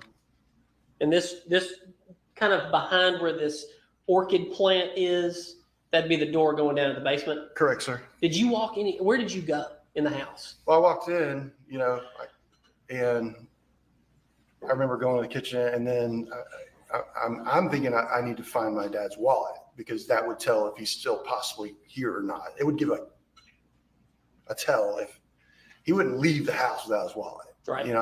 He's missing. I'm trying to figure out where he's at. Right. That tells me, well, if his wallet's here, then Because, he should be here. and you've talked about, a number of witnesses have kind of talked about that your dad would just kind of go sometimes and be gone for a period of time, meaning he was at work. He just didn't tell everybody where he was at. Maybe go to Birmingham. Yeah. No, I mean, he wouldn't text us every day and say, hey, this is my plan for the day. He was kind of independent guy, Right. right? Kept to himself a lot. His world was small outside. He had his big business world, He was pretty introverted when but he he was at home. introverted. Yeah. Yeah, it was kind of his domain was in that basement, right? Yeah. Yeah. So you went down to the basement, right? Well, I went to the garage first to look in the Mercedes. All right. Are you aware? This is shocking, but nobody's ever taken a picture of your dad's Mercedes for this case. Nobody. To see if that wallet was in the Mercedes or anything that was in that Mercedes. It was never taken. Well, the picture I just saw is while it's sitting on the counter. Okay, but nobody took a picture of his Mercedes. Okay.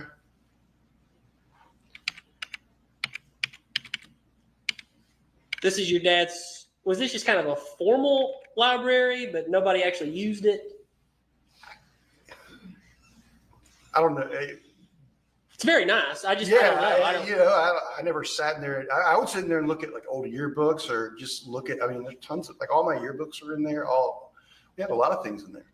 But I never spent, hours sitting in there or knew anybody who did. So you walk downstairs. I'm trying to get there as soon as I can.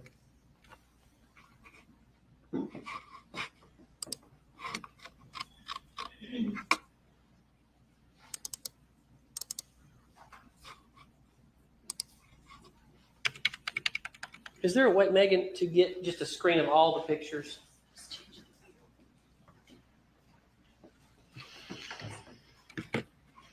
My constant inability to use technology will never cease to amaze. That's what I need. Thank you so much. You. I promise I'm going to take a class someday.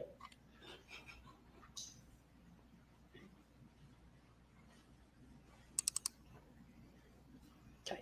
So this is the kind of living room area downstairs, yes? In the basement, correct? In the basement? Yes, sir. Did you go down there? Yes.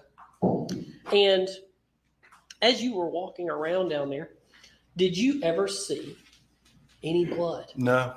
Did you see a bullet? No. Okay. Now I'm going to ask you this. Are you aware? Now, at what point did Scott come up to you and tell you that a gun was missing? He never came up to me and said a gun's missing. He just kind of was talking about it. That's what I testified to yesterday. Well, I'm asking you again because sometimes. Yeah, he never pulled me aside and said, hey, I have this gun. Like he was saying it for everybody knew. So Amanda was right there. Oh, yeah. Mom, right there. Yeah. Was that when you first came up? No, I remember him saying that. This is after what we discovered in the burn pile and from what I remember after 911 had been called, from what I remember. Okay. And did you hear your brother say something to the effect of, I was in Afghanistan or Iraq. He was in Iraq, correct? And I know what burned bodies look like. I don't remember him saying that, but I think he told me had said that, or somebody told me he had said that. I mean, were you standing there when he was calling 911? Because he told 911 that. Yeah, no, because he said, when he said, get the girls out of here, I'm calling 911, I got the girls out of there. Right. Yeah, so I didn't hear his actual conversation with 911. So are you aware that your brother Scott says that there was a revolver of some variety in that drawer right there, Yes. that he found it? Now, again, going back to and the statement you said earlier, and I'm going to ask you the question. And the jury can hear the answer. But Grandma loves those grandchildren. How ridiculous is it that Grandma would leave a gun in open access for children to have access to? Well, I sure wouldn't do it. But your mom wouldn't either. I don't know that. You know her. I'm her firstborn son. I know her. Did you ever hear the story of the year before when she made sure that when Scott had surreptitiously left the 32 in the barn, that she made sure it was moved up high so that those kids could never touch that gun in a barn? I never heard that story. And this, just because you're more familiar with the basement and the basement arrangement, these candles, like, is this glass holding up these candles? It appears to be glass. I mean, you see through it. I doubt they're plastic. And that's a glass table. It is, sir. And this is fine leather furniture. I'm And sure your it is. mother had the finest furnishings. She has very good taste. And when you were down there, nothing seemed out of place. It didn't. Nothing was broken. Nope.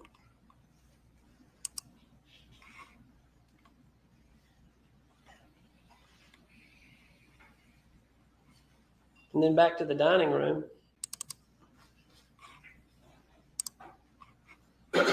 These are fine silk chairs, are they not? They are. I guess. I mean, I guess they're silk. Well, you say so. Like, Well, I don't know. I'll agree to that. It was your mama's house. I just didn't know if you'd ever sit there for a holiday or I'm not anything. much on fabrics. But it was a fabric chair. Oh, yes, sir. Okay. And these are fine, ornate lamps. Wouldn't you agree? They're very nice. All these furnishings, but nothing was broken. Nothing was out of place. You were there this weekend, the weekend before. Yeah, no, nothing. So you would agree with me that it's a bit absurd that the state is contending that that is where your mother shot your father. You would agree that's absurd. I don't agree with that. No. I don't know where she shot my dad. I don't know if she shot my dad. You don't know it. You don't know if. Yeah, You don't know. I didn't see anybody do anything to anybody. But you were the first man on the scene there, one of the first. Yeah, Nothing out of place. nothing was out of place, sir. Same view in the basement, because that's also where the state is maybe contending where she shot your dad. Nothing out of place. Right. I wasn't looking for bullets. I was looking for my dad's wallet. I was looking for my father. Did your ex-wife, when did y'all get a divorce, Jenna? Divorce was final in December of 2021. Okay. And are you aware that she did an interview back in 2018 and she ended that phone call very oddly with, "I'm done talking. Can I be done now?" Did you ever know that? Were you in the room when she was talking to wasn't. Kuykendall? Nope. Okay. And she never brought up any time ever seeing a gun. Did you find out later that all of a sudden she made up like she saw a gun, or do you know that at all? No. Okay.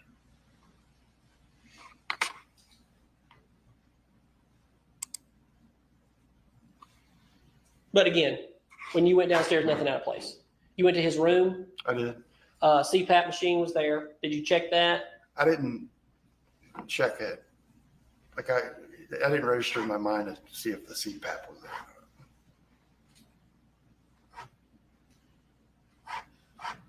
At that time, no.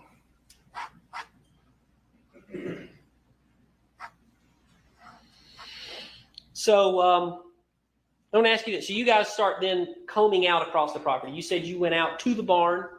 Did you notice anything in the barn out of place? No, sir.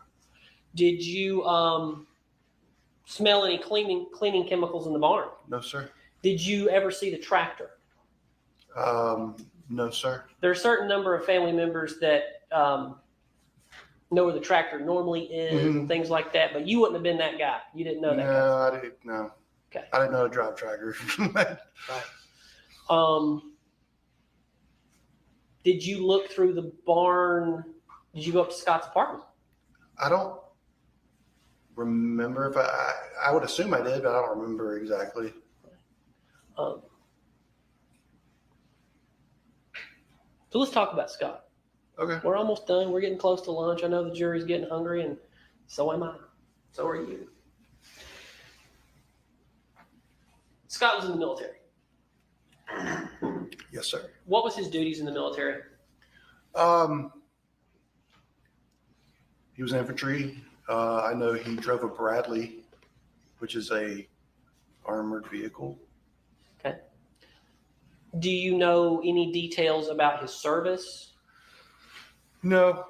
I mean, I know, I don't know the name of the town in Iraq where he was stationed. But I remember, him kind of telling me about it. I mean, he would call me from over there and say, check in, briefly. But I probably can't give you the most details about his exact service, like day-to-day type thing. Did he ever mention, because he mentioned a 911 and the number of law enforcement in this case, that he knew what a burned body looked like? Did he ever mention any stories, any situations in Iraq? No. I And never asked. And that's not unusual Yeah, for I know. vets. Yeah. But he's mentioned it, and so that's why I was asking you, since you guys are much closer. Yeah. No, I never asked him, and I didn't want to ask him about that. I just kind of, if he wanted to tell me anything like that, that'd be fine. But no, we never talked about that. But your brother, being in infantry division, was obviously well trained in firearms. Oh, yeah. And had a number of firearms. Mhm. Okay. Now I'm going to ask you this. Did you ever know of your brother having a revolver? No. All right. Did you ever know of your brother having a 357 stolen from him while he was living in Columbus? I know his apartment in Columbus got broken into, but I don't know what was stolen. What proof of that do you have? Because I remember I went with my mom down there, and there was something, he told me about it. That's all. He told you about it. He told me about it. That's it. That's it. Did you know that Scott was married?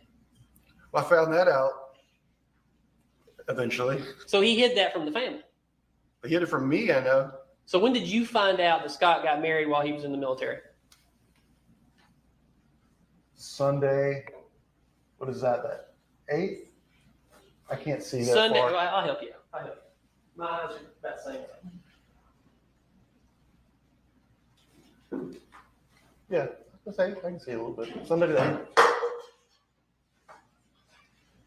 So that Sunday, July the 8th, 2018, you found that your brother had been married and divorced, we believe. I don't know for sure. For the first time. Yes, sir. Okay. So there were some things you didn't know about your brother. Sure. Right? And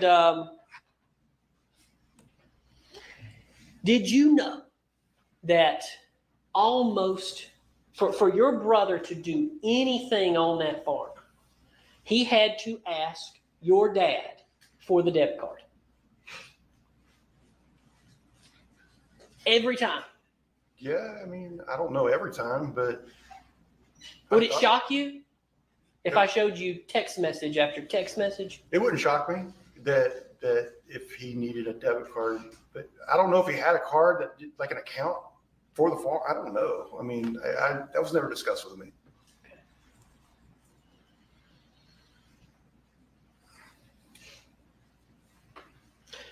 Would it shock you that your brother, Scott, so it was his trail cam out there. Did you ever go see the trail cam? No. When you guys were walking the property, would it shock you that the last picture before the input that says delete is your brother Scott walking away from that trail cam? Would that shock you? No. I mean, why would it shock me? It wouldn't shock you that your brother deleted the trail cam the day you were looking for your father? I mean, I don't know when that happened. If it was before, I don't. No, really I'm talking right about 1 o'clock when you guys have called 911. Right. That he thinks to go to the trail cam and hit delete. Yeah, I don't. That's shocking, I isn't don't it? really know the context of it, how that happened.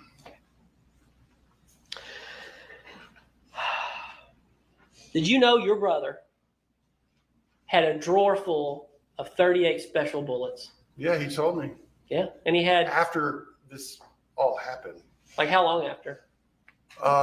It was a while after. It was like a year, and we were just talking about things. And he said, "Yeah, I had some 38 caliber ammunition. It was some of it, it's kind of like a junk drawer." And my friends, one of my friends, because his buddies would come over and shoot at the farm, and they would bring their guns. And he's like, "Yeah, that's where that ammunition came from."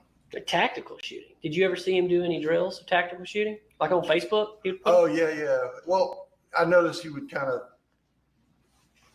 I mean, he was, how would you say, his form was, he'd be like kind of walking, things like that. So at tactical shooting, I remember seeing a video. You've seen him do it? Yeah. He's pretty good at it, you'd say. Scott's always, we used to go hunting and stuff. He's always been a good shot.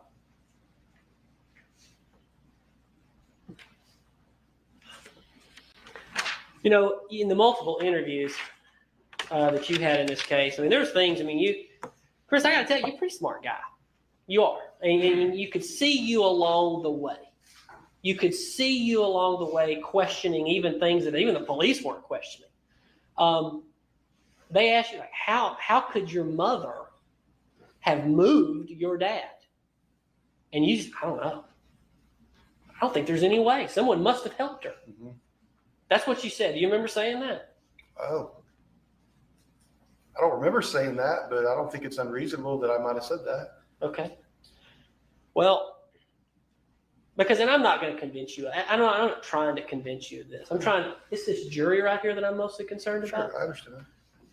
But let's just legitimately talk about this. Your dad was how big? I mean, he's bigger. Because you're tall, but you're skinny. I mean, I'm skinny. That's like a crazy here, but how much? my dad was a big man. How much do you weigh? Right now, I weigh 245 pounds. All right. How much did you weigh in 2018? Probably probably about the same. Maybe Okay. 235, maybe, I fluctuate between 230, 245, 250. Let's talk about your brother. He's bigger than you, right? He's taller than me. Yeah. How much does he weigh? I don't know. I bet probably, I don't know. I've never talked to him about how much he Y'all weighs. are all big. Y'all are big dudes. Right. Okay. So, but he's probably, if he's taller than you, it's reasonable to say he's between 250 and 300 pounds. Sure. Okay. And your dad was about how tall and how much did he weigh? I would say anywhere, he's my height, around 6'4", and he probably weighed, anywhere from 280 to 300 pounds, I would say. On the heavier side, wouldn't? Yeah. Okay. So you were questioning even Hayes and Kuykendall. How could my mom do this? You don't have an answer to that, do you? Because how much does your mother weigh? Maybe between 100 and 120 pounds, or I don't know how much he weighs now. But at the time, maybe somewhere between that. I don't know. She's a little lady. Never asked her. How tall is your mama? She's a little lady. 5'5". Okay.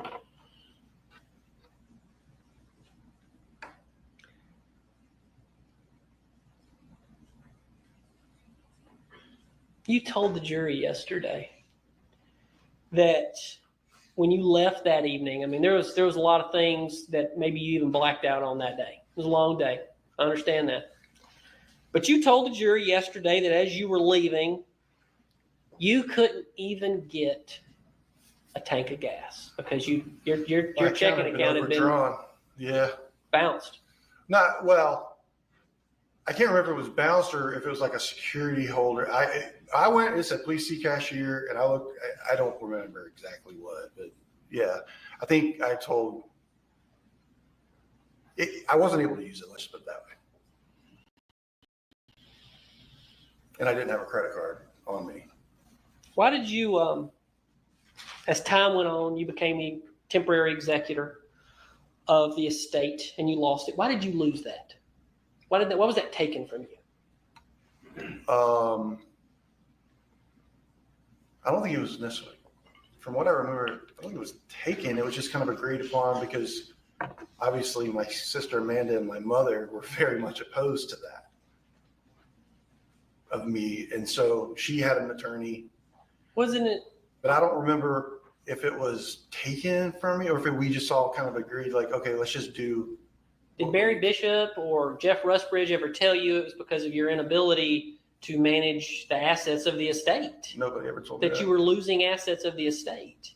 No, Barry Bishop and Jeff Rutcher. I mean, we had a conversation that basically said, well, your mother is accusing you of doing these things. And I said, I have no access to the funds of the estate. It's all frozen.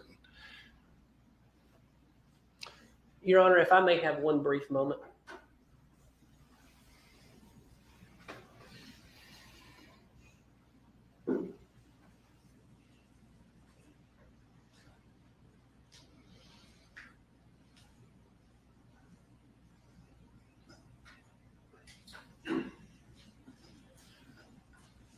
Yesterday, you said something that struck me, and I think it's important that I get your words right. You said something to the effect, Ms. Frankish asked you a question about the finances and your father passing. And I believe you said his kids would financially gain if he died. Well, I mean, it's just a matter of fact. If your parents pass away, the money, like I have a will too, I have if something was to happen to me, my kids would, get what I have. I have life insurance, but both of my daughters' names on it. I believe you said that they would be fine. You would be better off financially. I don't remember saying that, But you would be financially better off. If what? If you were to get the estate in this case. Because it's still held up, Like correct? right now? Like nothing, nothing's been able to access because of course this case is going on. Yeah. No, I mean, nothing's been accessed at all. Right. So, I mean, which is So fine. you would financially benefit if your mother is convicted of murder.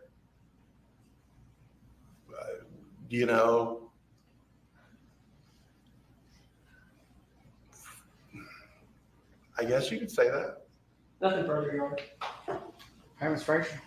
Thank you, Judge. I want to talk about your mom a little bit. When you guys would have family gatherings, where would you find your mom? What would she be doing for the family? She's usually in the kitchen. Was that kind of like her domain? She liked to cook? Yeah, I mean, she was always cooking at family gatherings. Would she cook for your dad too? Oh yeah.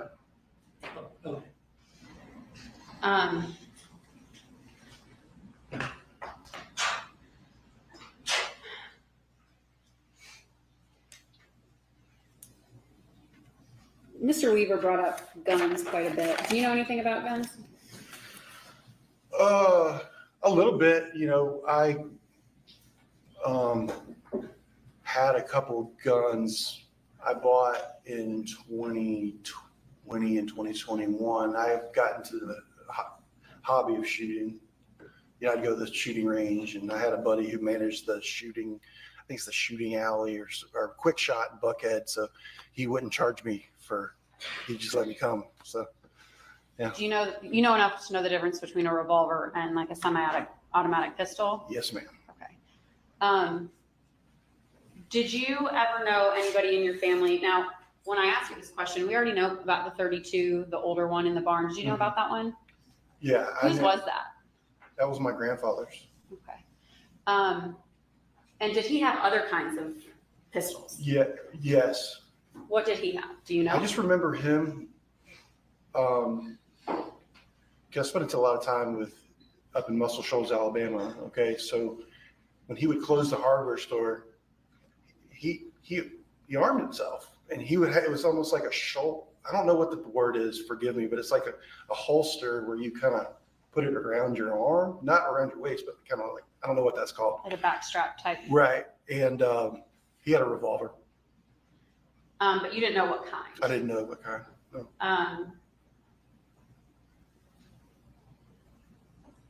When Scott's guns got stolen, around what year was that? He would have just been back.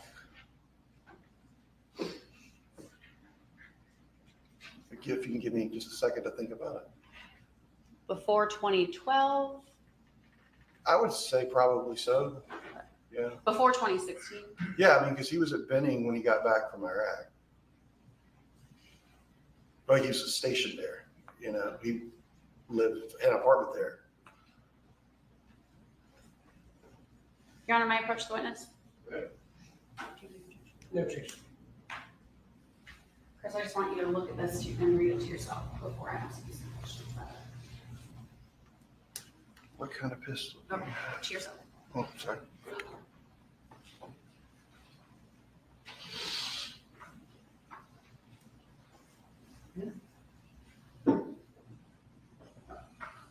Okay. Does that appear to be a text message between you and your brother Scott? Yes. State moves to enter into evidence C. Farris 1. No objection. If you could, well, I'm going to come back up to you because I don't have another copy of this. If you could read this to the jury for me and read the date and time. On 7/10/2016 at 11:53 a.m., it looks like I texted my brother, "What kind of pistol do you have?" ? On 7/10/2016 at 12 p.m., he texted me, "I don't have one." Or don't have one. There's no I, it's just don't have one. Thank you.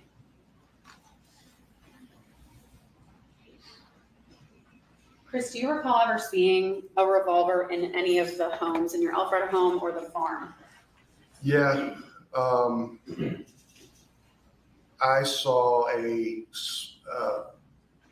revolver other than the 32 at my parents' house in Alpharetta, the Hampton Hall house, Ridgehaven Run, the house they lived in before the farm. And where did you see that? It was on the counter in the kitchen.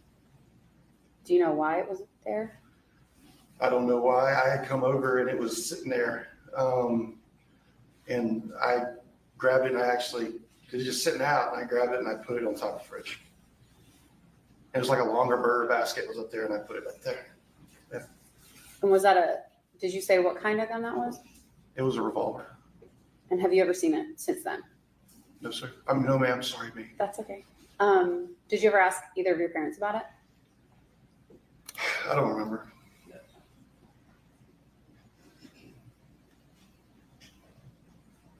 You mentioned that the kids could possibly gain if your dad passed away.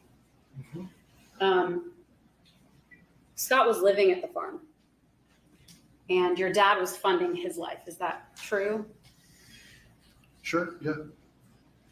When your dad passed, who did the farm go to? My mother. So if your dad had passed, Scott would essentially be homeless. Yes. And your mom was the beneficiary of your dad's 401k? Correct. That's all I have. Thank you. Very briefly. Oh, as to the gun back at the Hampton Hall house, what did it look like? I remember it being like, kind of like a shiny metallic, like the metal of the gun. Mhm. It was kind of like shiny. And I almost remember it having like almost like an ivory handle to it. Old gun? Maybe. I don't know. I'm not a gun history Not a gun person. guy. Not a gun history person. I know some stuff, but yeah. Long nose or short nose? Short nose. Okay. And you've never told anybody in any of your interviews this before, right? I don't know that. Okay. That's all I have, Jim. Wait, hold on. Mr. Ray says I got something else.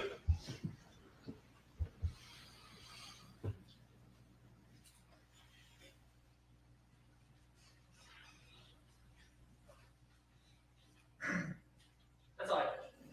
Anything else? No. I can step down. Thanks. We got a 20-minute witness. We do. Okay, let's bring them on in. You know me. State culture, formerly Ferris. Hey, y'all. Stay up the stretch.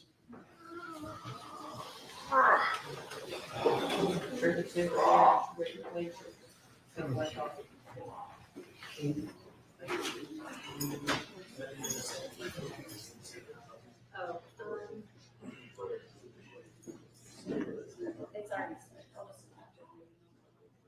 I've already.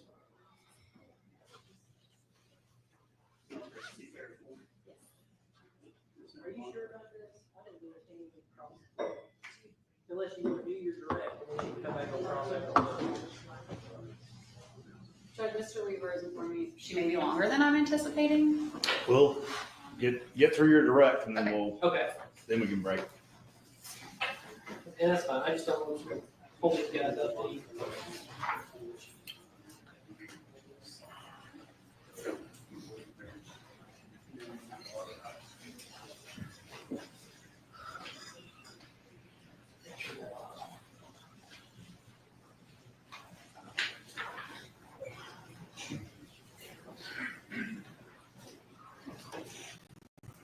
Oh, ma'am, if you could please raise your right hand. Do you swear or affirm the testimony you're about to give in the matter now pending before the court will be the truth, the whole truth, and nothing but the truth, so help you God? Okay, you can have a seat. And if you could, please introduce yourself to the jury and spell your first and last name for the court. My name is Jenna Pawlowski, Jenna. Last name Pawlowski. Thank you. And are you formerly Jenna Farris? Correct. Okay. Were you married to Chris Farris for a period of time? That is correct. How long? About 6 years, almost 6 years. We were together for 13 years total. Together for 13 total. And what years were you married? 2015, separated. 2021 in April, and finalized divorce December 2021. If you could, you have a very soft voice. If you could Sorry. please speak up just a little bit so Yes. all of the jurors can hear you. Okay. So you were married to Chris when his father was murdered. Is that Correct. Okay. What I want to talk about is we have a calendar up there. It's essentially that week, that first week in July. And you and I have spoken briefly before today, right? Okay.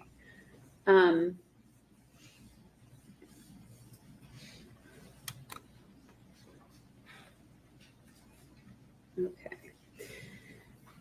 So, do you remember what you did on Monday, July 2nd of 2018? Monday, I believe I was at work. Where did you work at the time? Cooper Carey, architecture firm. And did you have normal work hours? 8:30 to 5:30. It's downtown Atlanta. And did the girls plan to come into town, Ella and Addison? Yes. Okay. And did you have a good relationship with them? Yes. What day were they planning to come into town? I don't remember the day Okay. exactly. I had just started that job about a year prior, so I remember working a lot that week and having the 4th as a holiday. Okay. But I do not remember what day exactly they were coming in. So if the day of the 4th was the day of the pool party, the day before that would be the 3rd. Right. Were they there on the 3rd? I don't remember. Okay. Do you remember talking to law enforcement at any point during the investigation of this case? Only on the phone. Maybe within that week, on that weekend, that Saturday, I think, I was with my friend Carrie and her 2 nieces that were around the same age as Ella and Addie. And we had them at the pool, and I got a call from someone about the case, and they questioned me about Chris's whereabouts and where we had dinner. And that was the last time I heard anything. During that interview, would you say your memory would have been better that week? Absolutely. Okay, so if the girls were there on the 3rd, and you said that they were there on the 3rd in that interview, would that be accurate? Yes, definitely. So let's go into the night of the 3rd, the evening of the 3rd. Did you work on the 3rd? I think so, Okay. yes. So after work, when you came home, do you remember seeing Ella or Addison at your condo with Chris? I believe yes, I remember seeing them. I know Ella wanted to go up to the farm, and I can't remember if she was already there or not. But I believe Addie, Chris, and I got dinner that night. Do you know where you got dinner? You can just name a city if you don't. It was remember. it was around our condo in Buckhead where we lived. It was Asian. I don't know if it was sushi or some kind of Asian food, I think. I can't remember. How long was your dinner that night? Typical, maybe an hour or so. We didn't get any alcohol. It was one of those places I think you order and just sit down, or it's pretty in and out quick. Okay. So What did you do after dinner? as far as I can remember from 6 years ago, I went home back to the condo. Okay. Do you remember if you went home alone and Chris and Addison went to go do something, or did you go do something with them after dinner? Maybe get ice cream? I don't remember. Okay. But that night, did you all stay at the condo? Yes. The 3 of you? Mm-hmm. Okay. Was it typical for Addison to sleep with you when she came to stay? Yes. Okay, why is that? We just had a king size bed, and I don't know. She just liked sleeping next to me Where would Chris sleep? in the other bedroom. In the other bedroom? Mm-hmm. So the next day was the 4th of July. Peachtree Road Race was happening. Mm-hmm.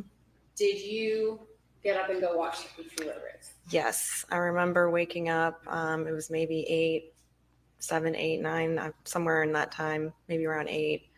And we walked up because we lived in Buckhead, so we lived off Peachtree. So we walked up and watched the race go by, handed out waters and drinks, and watched everyone. Who's we? Addison and I and Chris was kind of, I can't remember exactly, but I don't think he walked up with us at first, but he was there. He was there, and then maybe you guys met him there. Right. So we're on the 4th, the morning of the 4th. After the Peachtree Road Race, do you remember what you guys did? No, I really don't. I want to say we went to the pool. Other than that, there's really nothing that sticks out was any different than any other 4th of July. Sure. When you were at the pool, Was it you, Chris, and Addison? Yes. Did Chris and Addison leave at any point? I really don't remember. Do you remember you and I talking about those days Yes. on Zoom? We met. Yes. Chatted Yes. on Zoom. Yeah. Okay. And did I tell you what to say or anything? How to No. answer questions? No. Okay. No. And we talked about in 2018 on the 4th of July, Chris taking Addison to the farm. Right. Would that sound? Yes, because Ella was there and she wanted to go up there too. Ella was up north at the farm. Somewhere up there. Somewhere. Okay, and that's okay that you don't remember all these details. Yeah.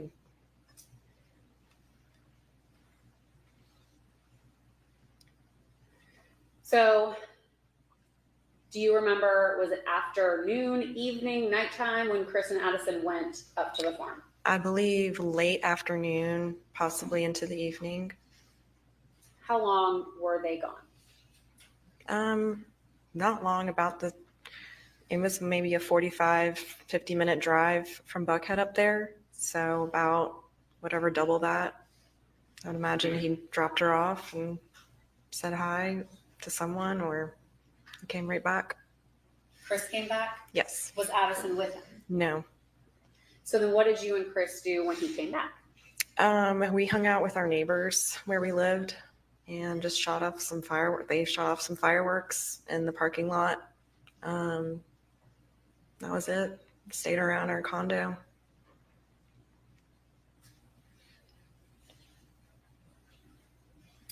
Did Chris ever leave again that night? On the 4th? Yes. No. Did he leave the house the night of the 3rd? To drop Addison off? After dinner, did he ever leave again? Not that I knew or heard or no. So on the 4th, you guys just went to bed. Yep. And then did you have to work the next day on the 5th? Yes. I remember that. So what happened on the 5th that stands out in your mind? Did you get a phone call? Yes. So I was at work and it was about 12:30, give or take. And Chris called me and all he said was, "You have to come to the farm right now and get the girls." And what did you do? I said, "Is everything okay?" And all he did was repeat the exact same sentence. And I said, which was, "You have to come to the farm and get the girls." And so I left. I told my boss at the time I had an emergency. I have to go. So drove up there, was extremely worried and crying, and called my mom and told her, wasn't sure what was going on. And I got a text message that said, "My dad is gone." And From who? from Chris, as I was exiting off 400, and I just started crying. And I got to the farm and there were tons of people everywhere. And my only focus, I was driving my Camry, my only focus was just to protect Ella and Addie and make sure Chris was okay. And I had no idea what was going on. I don't think he knew either. He was visibly shaking. He was so distraught. Chris. His voice was shaking. He was just in shock, I could tell, in complete and utter shock. I had no idea what had happened. So all I did, I took the girls, and Ella and Addie were sitting there. Addie was very quiet. She didn't have her phone with her. Ella kept asking, "What's going on? What happened? Why won't anyone tell me what happened?" And then that's when Kendall Lee called me, the girl's mother, and talked on the phone with Ella and explained. She wasn't on speaker, but I still heard her, said, "Ella, Big Daddy's no longer with us." And Ella sat there. And at this time, we had kind of pulled over off the driveway. And Ella just was on the phone, said, okay. And after that, I really don't remember what we talked about, but I took them back to Buckhead to our condo. And from that day forward, when they were here, I just wanted them to have a normal, be kids. And we took them to Main Event. We took them to just things like that, Cheesecake Factory. And I just wanted them to get away from all of that and not have to worry about that and enjoy their summer. And unfortunately, they couldn't really be with their dad because he was having to deal with all of this. So. Did you also bring Cameron back with you? Yes. Yeah. She came with us too. Mm-hmm. So after that, did you see Melody again? Yes. When? I'm trying to remember. She was in our condo unit in the hallway. I don't remember why or which day, but she gave me a hug and was hugging the girls, and that's really all I can remember. I don't know why, the circumstances, who was doing what. Sure. Did she say anything to you that stood out that time? She said, I can't believe this is happening to our family. And it was just a very weird feeling.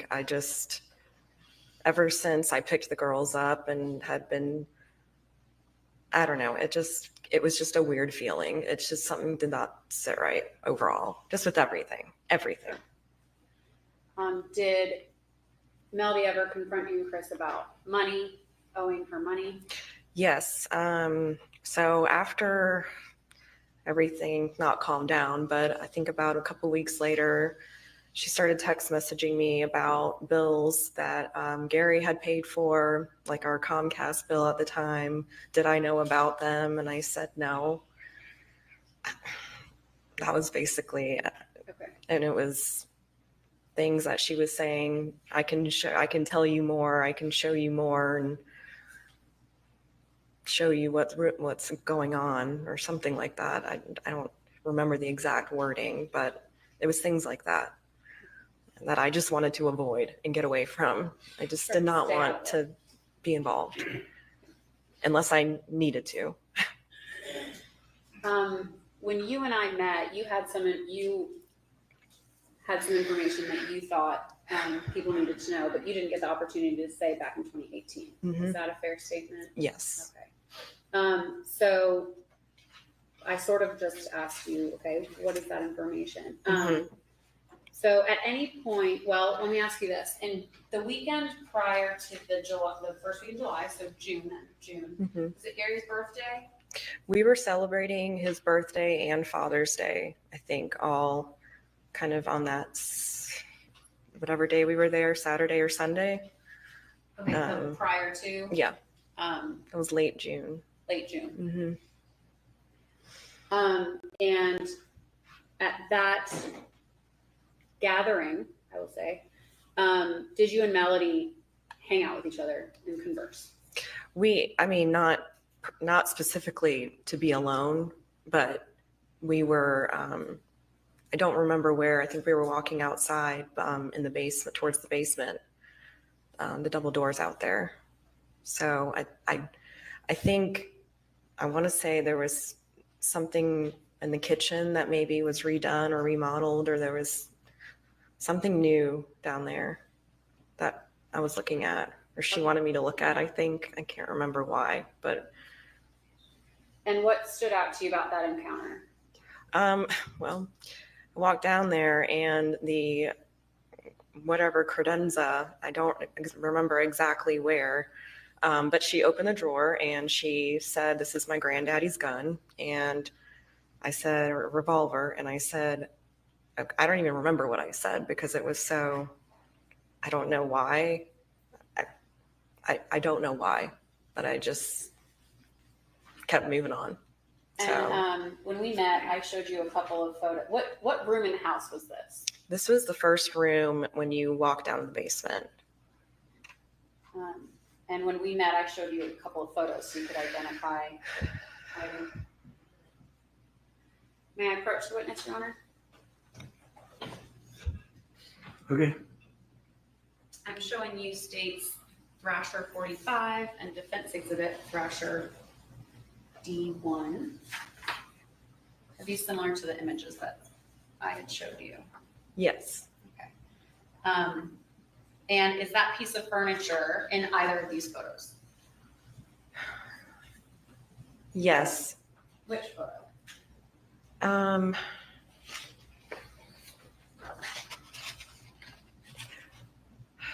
I want to say this first one, the kitchen to the left.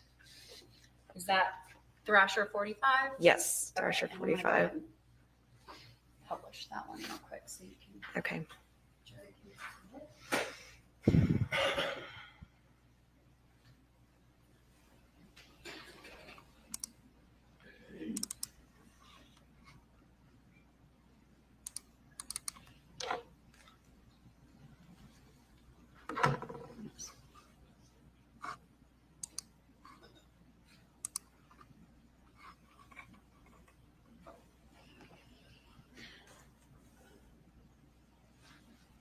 Okay, this is the photo you identified? Yes. Okay, and which piece of furniture did Melody open to show you the gun? The wooden cabinet on the left. Do you know much about guns? No. Do you know was it a long gun, short? Shorter. What did it look like? It was kind of curved. Sure. What was the color? I want to say like a silver color. I don't remember. Do you know the difference between a semi-automatic pistol, like what police carry, versus like a cowboy gun? Yes. Yeah. Okay. Which one did it look like? Like the cowboy one. The cowboy one? Mhm. And when we met, did I show you 3 different photos of a cowboy gun? Yes. 3 different Yeah. versions? And did you identify one that it may have looked like? Yes.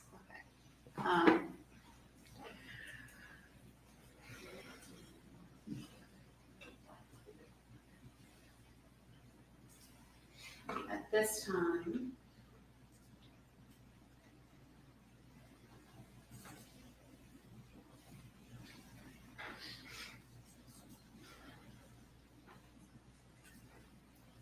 state moves to admit J. Farris 1, 2, and 3. Okay. John, I'm gonna All right. show you. Wouldn't go out. But Right. we'll deal with that later. All right. One of them is, We'll deal with Yes. that later. yes. That is fine. Okay, this is one that I showed you. Mhm. And I'm gonna keep them all up here.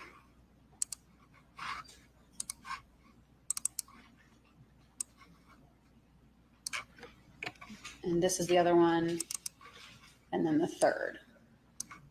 Is that accurate? Yes. Okay, let me see if I can get that third one up here. Okay, and you identified one when we met.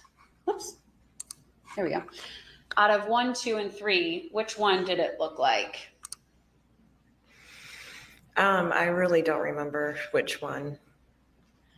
So when we met, you had sort of mentioned it looked like J. Farris 2. Would that be accurate? Hmm. Again, do you know much about guns? I really don't. Do all revolvers may look the same to you? I didn't even get a great look, and correct, yes, I really have not ever handled any or been around them ever. Had you ever seen this gun before? No. Did you ever see it again? No. And law enforcement, you didn't get the opportunity to tell law enforcement about this. Is that fair? No. And I was never contacted. Was the family Did you and Chris have conversations about talking to the police or not talking to the police or anything like that? It was just mainly him keeping in touch with the detective, and once he was off the phone, he would just update me on what the news story, or not news story, but what happened, what was going to happen, what the next steps were. But there wasn't anything that we discussed that wasn't already out there. That's all I have for you. Thank you. Thank you. All right, looks like a good time to break for lunch. Let's go for.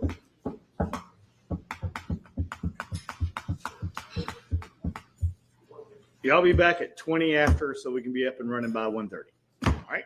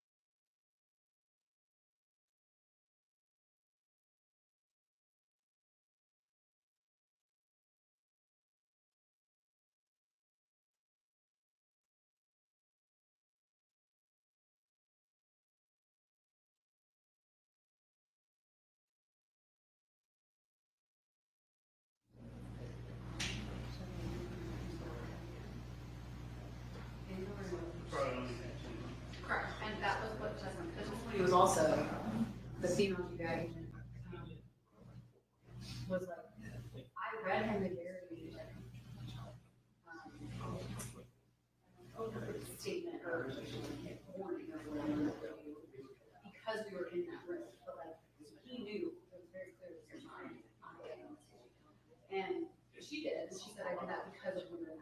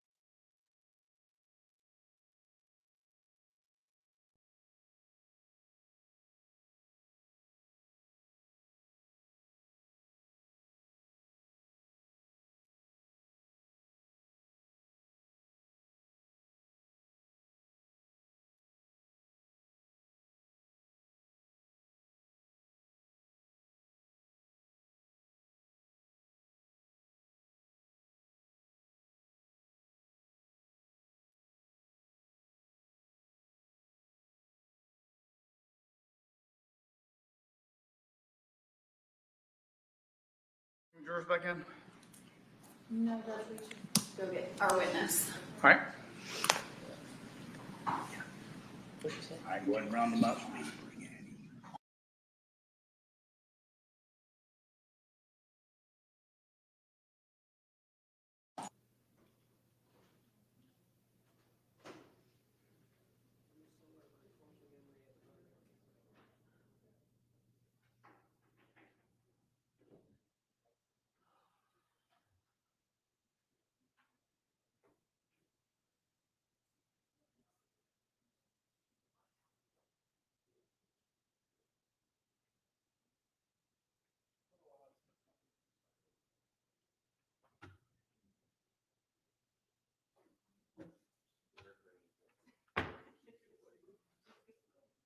I got some that, I have some that Frazier gave me on Monday.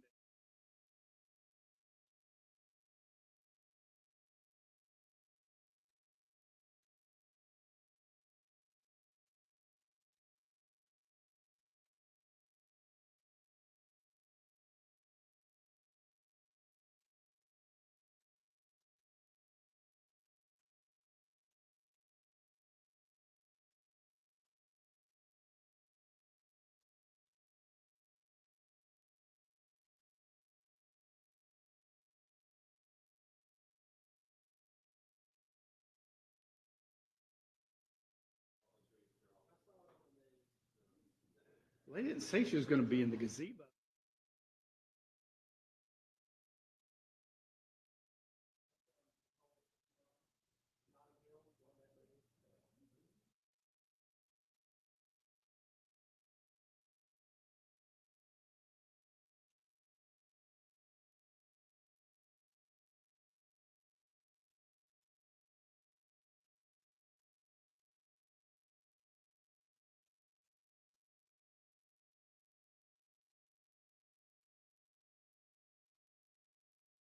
Hey, we ready to proceed?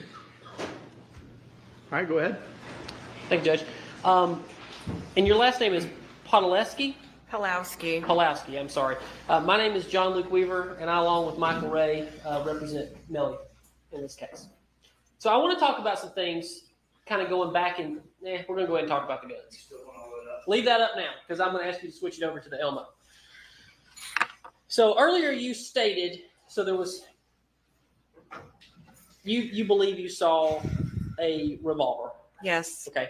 And I'm going to take this mouse, this purplish magenta mouse, and you tell me where to stop. Which one you think you saw? It was either that one or the one with the brown. This one or this one or this one? Correct. Okay. I don't remember the colors. Okay. But not this one. No. Okay, so longer muzzle, not the shorter muzzle, not a snub nose. From what I can remember. Right, and that's all I'm asking, ma'am. Mm-hmm. Okay, all right. Now, Judge, if we can switch over to the Elmo. Thank you, Judge. You show me where the button is. I'll come up there and do it. I'm trying to get a button installed down there. That's part of the source of my frustration. Okay. Let's get back up here. Wrong way. All right, so this is a report in the state. You've stipulated to the admissibility of this report? Yes, no objection. So I would ask to admit this as Jenna 1. All right, Sid. You went to the district attorney's office on August the 27th, so a little more than a month ago, yes? Of this year? Is this the virtual meeting? I don't know. Was it a virtual meeting? This is a report regarding you talking to the DA's office about this gun. I'm not. I don't. Is this Well, I'm not saying was this the phone call that I had to come here? I'm not, ma'am. I'm not. I don't know what you're asking. I'm just going to read the report. Okay, it says on August the 27th, 2024, at approximately 14:48 hours, I requested to attend a Zoom meeting with Jenna Pulowski. Present for the meeting was ADA Megan Frankish and DCA DA Jeffrey Fogus. Ms. Pulowski is the XY. I'm going to zoom in a little bit. Ms. Poleski is the ex-wife of Christopher Farris, the son of Gary and Melody Farris. During the course of the meeting, Ms. Poleski advised of the time when the defendant showed her a gun, specifically a revolver. Once when she was at the home of for either Father's Day or Gary's birthday, both having just occurred in June, the month before Gary's death. She never handled the weapon, and it was merely a quick glance of the weapon when they were in the basement for other reasons. So is that a true statement? Right. So Okay. this was the Zoom meeting that I had with them. Okay. And it says then the following 3 photos were shown to her.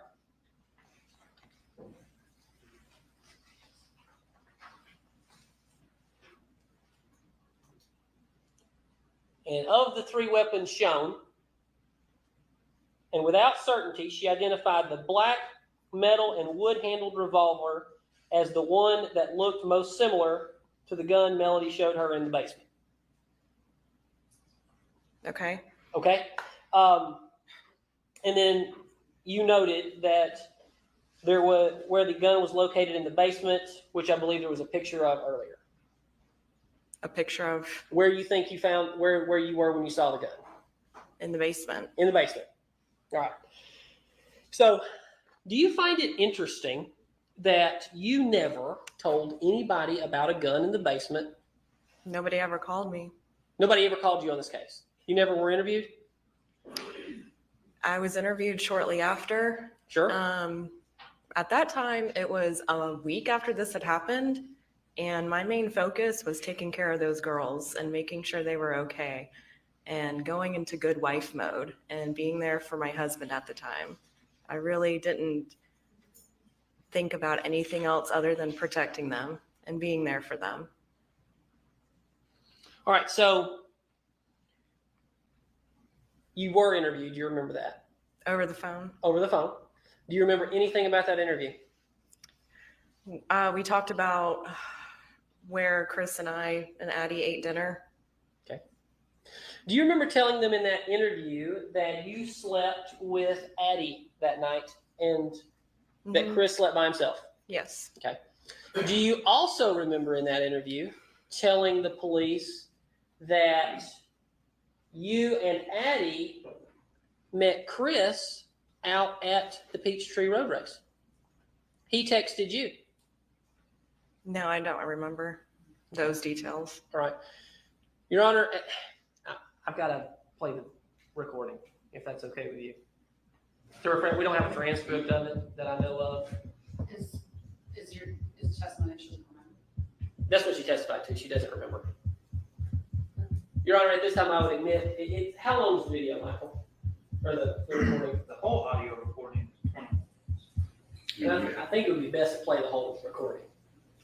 No, not to refresh her recollection of, how much you wanted to ask her. You got the timestamp on it, Michael?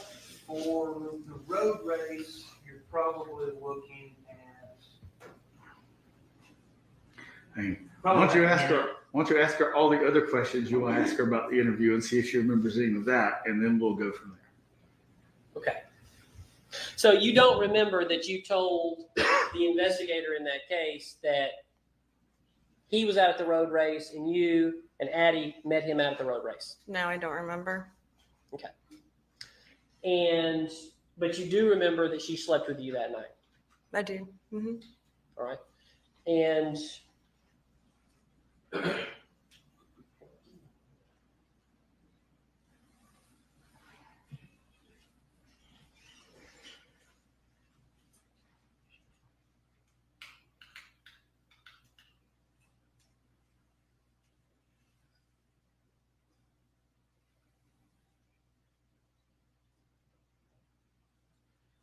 but in that interview, you also stated that he couldn't have left. How would you know? How would I know if he left or not? Our Right. house? Yes, I would hear yes, him. ma'am. I would When you hear were asleep? him.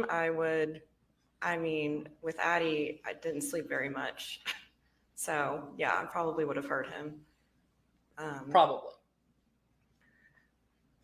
Yes, the way that our door shut at the time, the condo that we lived in, I would have definitely heard. He's a big guy. He's 6'4".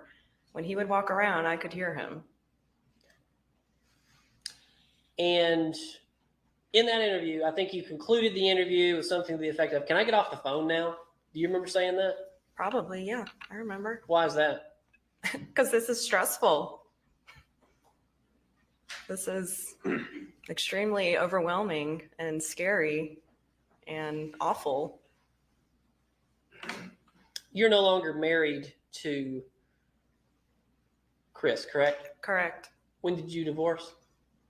We separated in April of 2021, and the divorce was finalized in December of 2021. Okay. Was that because he was having addiction issues? It was for several reasons. And what were those reasons? What does that have to do with this? Well, ma'am, you have to answer the question. Okay. We divorced. We were together for 13 years, married for 6, and he did have addiction issues. However, that was not the main reason. We had financial issues. We had to move out of our house. There was a lot of emotional damage done by April. And therefore, I felt like that wasn't what I wanted to be a part of, a marriage. I didn't think that's what marriage was. And I decided that I needed to step away and do what's best for me.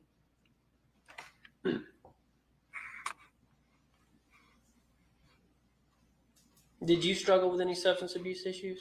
No. Can we switch back over to the other?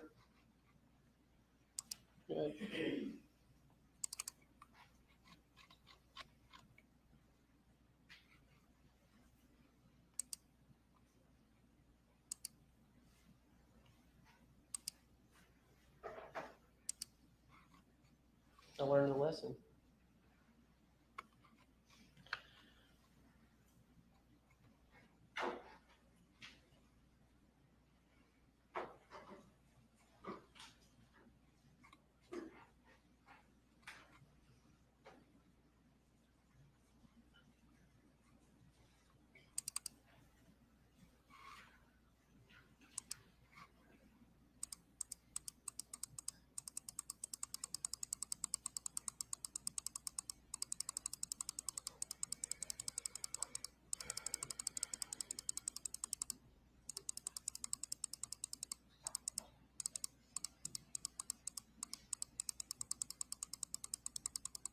Trying to get to a picture of the basement.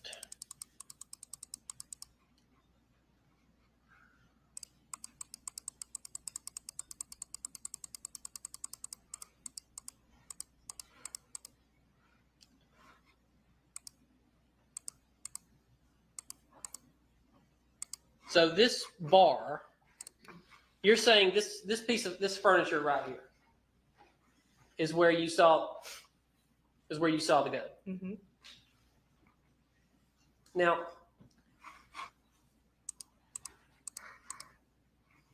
do you see the gun above the door here? Yes. So you're talking about a historic gun that was Miss Walker's or Mr. Walker's gun.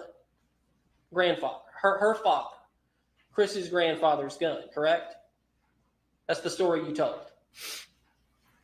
Yes. I mean, you're saying that I'm talking about that gun? Yes, ma'am, I am. That is a historic gun owned by Mr. Walker. I never noticed it, and I don't know. Don't know it. So don't you find it unusual that you didn't bring this story up to anybody for 6 years until August of 2024? No, because when I divorced my ex-husband, no one had contacted me about any of this, and I didn't think that my role was important in anything. Did Chris ever promise you any money? Of course, if Melody gets convicted, then he would stand to inherit quite a lot of money, that you would get a lot of money.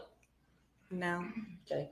Did Chris ever tell you that he saw a revolver at his parents' house in 2011, 2012? Not that I remember, no. And that it was a silver revolver? No. A snub-nosed revolver? I don't know what that, with a white handle. I don't know what that is. Okay. Are you aware that Scott Farris says he found a revolver in this drawer No. that looks nothing like any of the revolvers that you've described? Okay.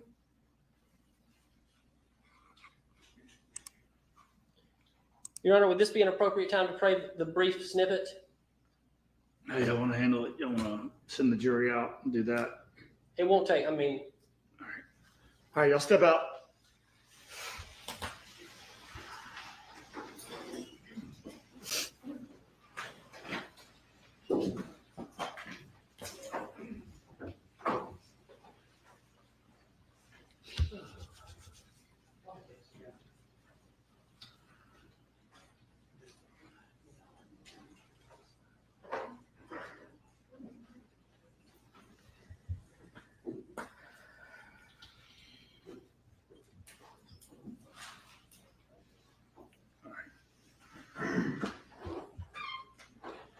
Now, I know we have a couple of jurors who are trying to get their steps in, but when we're doing stuff in the courtroom while they're back there, they need to stay in the jury room, not the hallway. All right. What? If you'll just turn this mic on, I'll spin mine. Do what? No, I mean, it needs to can go. we just like, there's gotta be a USB input that we can put it in. Oh, if you just want, yeah, there's a HDMI cable that you can access, and I can switch it to Mr. Ray's laptop. Well, if you want to try it with the mic, if you can hear it from there, that's fine. I don't care.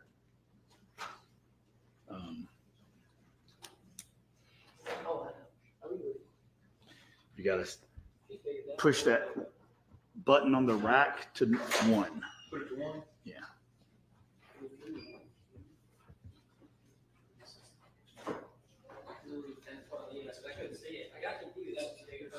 All right. If there's other sections you want to play to her, that's fine. Just, I don't. Yeah, well, yeah, we'll turn it down a little bit. But.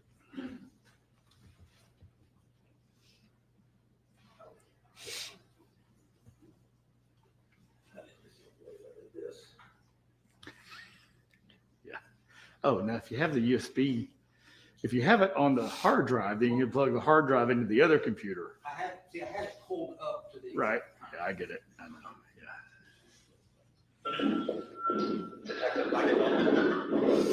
Hi, this is Jennifer returning your call. Thank you so very much, ma'am. I sincerely appreciate it. And I'm sorry Yeah, no that I didn't have, I wasn't sure if I was. Let's see, 4. That's the part we're gonna talk about. Well, yeah, I The mean, part she didn't remember. Don't wake up might be probably the best place to start. It's 9 or 10, about 9 or 10. Chris was up around 9, I would say, possibly earlier, but I didn't wake up till 9 or 10. And he walked up to go watch the Peachtree Road Race because we live right around the corner, down the street from it. And he text messaged me to bring Addie, so I got up, walked the dog with her, walked her up there, and then I came back. And hold on, let me read through here.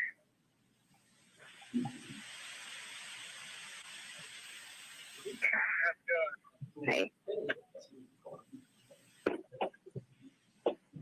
That's it.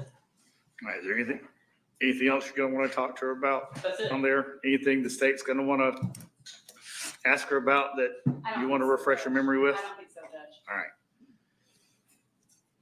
Oh yeah, well now ask her if that. See, now you got to ask her if it refreshes her memory.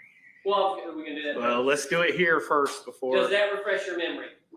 Yeah. Mm-hmm. All right. So then I can ask her in front of her. Okay. All right, bring them back in.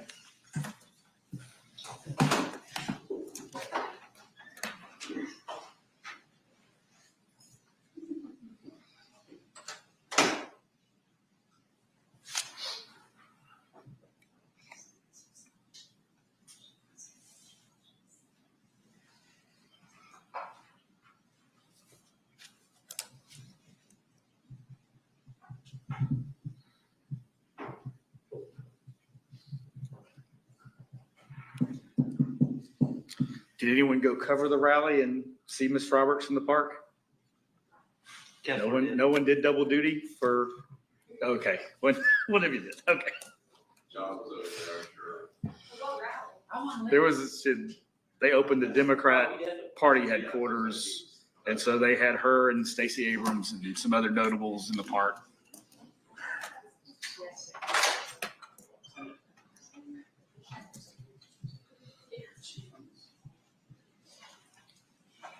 I think she's from Smyrna. Mystic Pizza.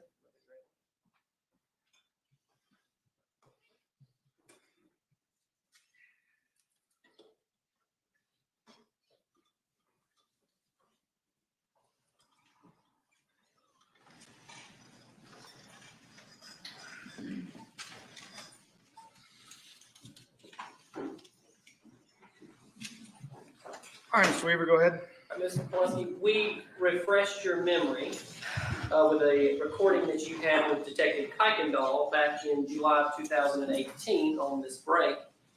And now I'm going to ask you the question again. Do you remember that Chris was already out at the Peachtree Road Race and that you and Addie came out about 9 or 10? He texted you to come out to the race. So that means he was alone from bedtime all the way up to 9 or 10. He was at our condo. Well, he was also at the race. Do you know what time he went to the race? Probably around 8, I would guess. But you don't know. I don't know exactly. Because you slept in, yes? Correct. All right. So you don't know when he left that apartment that morning. He texted me when he did. He texted you to come out. He testified earlier that he was out there much earlier than 9 or 10. He was out there earlier? Yes, ma'am. I really don't remember the exact timeline.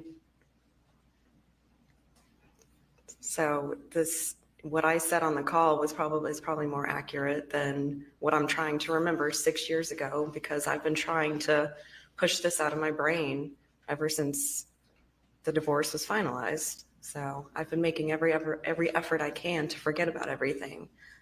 So that's why I'm struggling to really give you an exact time when Chris got up and walked out to the Peachtree Road Race. And Judge, that's all I have for this witness. Frank, anything else? Just briefly, Judge. Jenna, did you know Gary Farris? Yes. Did you have the opportunity to see Chris and Gary around one another? Yes. And did Chris love his father? Yes. Would he have ever wished him to be gone? No, never. Did he ever express to you that he wanted his money more than his father? No, absolutely not. That's all I have. Thank you, Judge. All right, anything else? No, you're all right. You can sit down. Thank you, ma'am. Thank you. Call your next witness. Oh, sorry. Philip Samples, the state calls Philip Samples.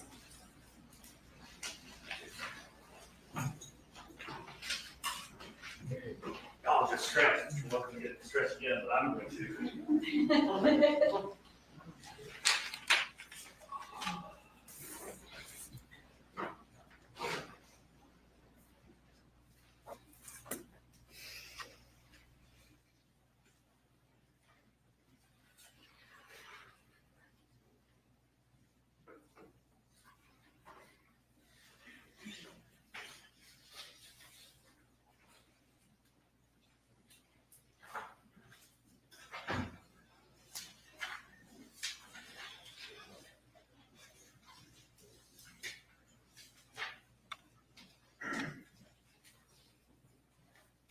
Before you have a seat, if you could please raise your right hand. Do you swear or affirm the testimony you're about to give in the matter now pending before the court will be the truth, the whole truth, and nothing but the truth, so help you God? Yes.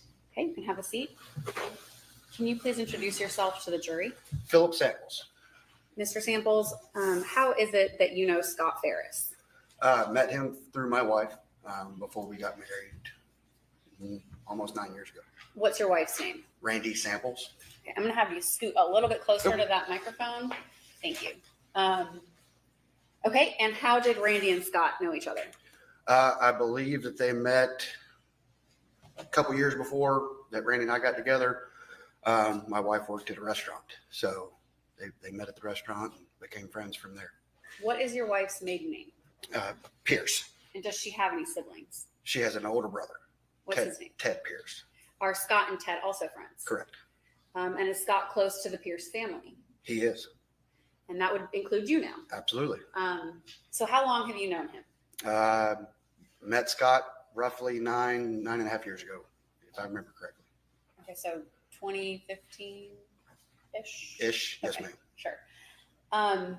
And were you with Scott? What kind of things would you do with Scott? Play golf, shoot guns, bowling, campfires, normal, regular, fun stuff outside Where would you shoot guns? at the farm. What kind of guns would you shoot? Would you shoot? Typically just shotguns, shooting at targets, stuff like that. Did you ever know Scott to shoot a revolver? Off the best of my knowledge, no. So you like to play golf, Absolutely. and how frequently would you guys play golf? At least 2 to 3 times a month, as much as possible. I want to take you back 6 years to July of 2018, that week of the 4th, so Monday through Thursday. What is it that you do for work? I'm in construction. And did you do that back then as well? I did. You had the same job? Different jobs, same industry. Okay. Did you have to work that week? I did. Did you go to work on Monday, July 2nd? Yes, ma'am. Did you go to work on Tuesday, July 3rd? Partially, yes, ma'am. Okay. What did you do on July 3rd? July 3rd, I went to work when I was working in Houston, Georgia at the time. Worked about a half a day. Most of the crews from the job site left early that day, being that it was 4th of July early, the next day. So I left midday and headed to the lake house Where's the lake house? in Dawsonville. Whose lake house is it? My mother-in-law's, Nancy Pierce. So that would be Randy and Ted's mom. Correct. And you said that was in Dawson? Yes, ma'am. Dawsonville, Dawson County? Dawson County, Okay. On what lake? Lake Lanier. So you headed up there in the afternoon, early afternoon? Early afternoon. It was after lunch. Who was there when you got there? My family, Nancy, Ted, Randy, Scott, and I can't remember who else, but there were people in and out. What did you do when you were there? Went out on the lake. We like to surf. We like to just spend time floating on the water. And Scott was with you. Correct. Around what time did you leave the lake that evening? I stayed the night that evening. You spent the night? Yes, ma'am. Who spent the night with you? It would have been my mother-in-law, Nancy, Ted, my wife, and our daughter. And your daughter, who was how old at the time? Not even one yet. Did Scott spend the night? He did not spend the night. Okay. What time do you remember did he leave? It was late in the evening. I don't remember the exact time, but it was very late. So after 9? Absolutely. After 10? Can't say for sure, but After 11? late. Okay. So maybe after 10. Did he stay past midnight? I don't remember exactly. Okay. What time did you go to sleep that night? Probably much after midnight. Okay. But when you were awake, Scott left? No, he was still there at the time, I believe. Did he leave when you were awake, or did he leave after you went to bed? I believe he left before we went to bed. Okay. So that was the night of the 3rd. Correct. And did you guys have plans for the 4th? We did. Did you have plans with Scott? We did. What were those plans? We had golf at 7 o'clock in the morning on the 4th. Where were you going to golf? Hampton Golf Village Where's that? in Cumming, Georgia. Cumming is a big place. So Okay. can you narrow it down a little bit? Yes, it's just off of Highway 400, right next to Hubbardtown Road, Setting Down, Jotham Down area. So east towards Hall County, Correct. slightly Yeah. east. When you get off 400, you go east. Correct. And your tea time was 7 o'clock in the morning. 7 a.m. Yes, ma'am. Who did you go there with? Scott and Ted. Did you ride with Scott? No, ma'am. Okay, who did you ride with? Ted. And when you got there, what time was it? About 6:45. Okay. And who was there when you got there? Scott was there. He was already there. Did you communicate with him prior to that morning? Just that we were heading to the golf course. And how did you communicate with him? Called him. Typically, if we play golf early in the morning, we all call each other and make sure we're moving. How long does it take you to play a round of golf? 18 holes. 18 holes, average 4.5 hours. Did you play 18 on July 4th, 2018? Yes, ma'am.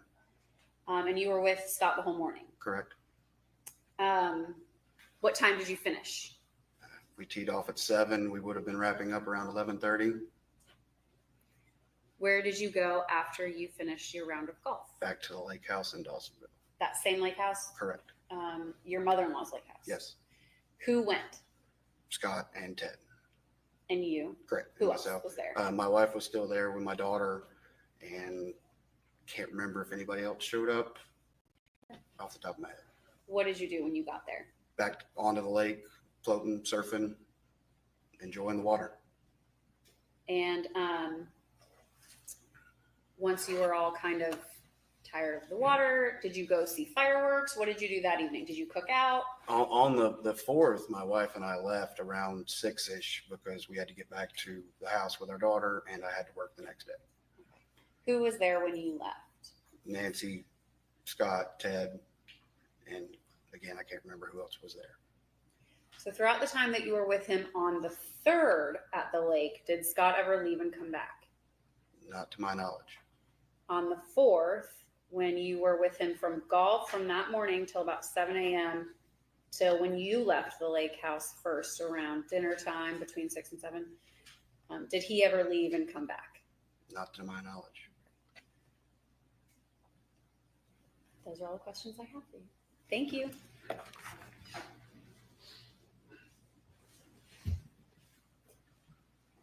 Mr. Samples, that's correct. Correct. My name is John Luke Weaver, and I, along with Michael Ray, represent Melody Farris.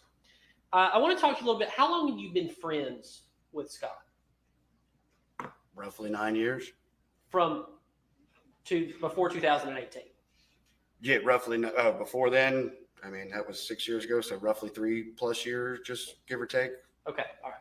So did, in all y'all's time as friends, did Scott talk to you at all about his time in the military? Very sporadic, but yeah. Yeah. What did he tell you?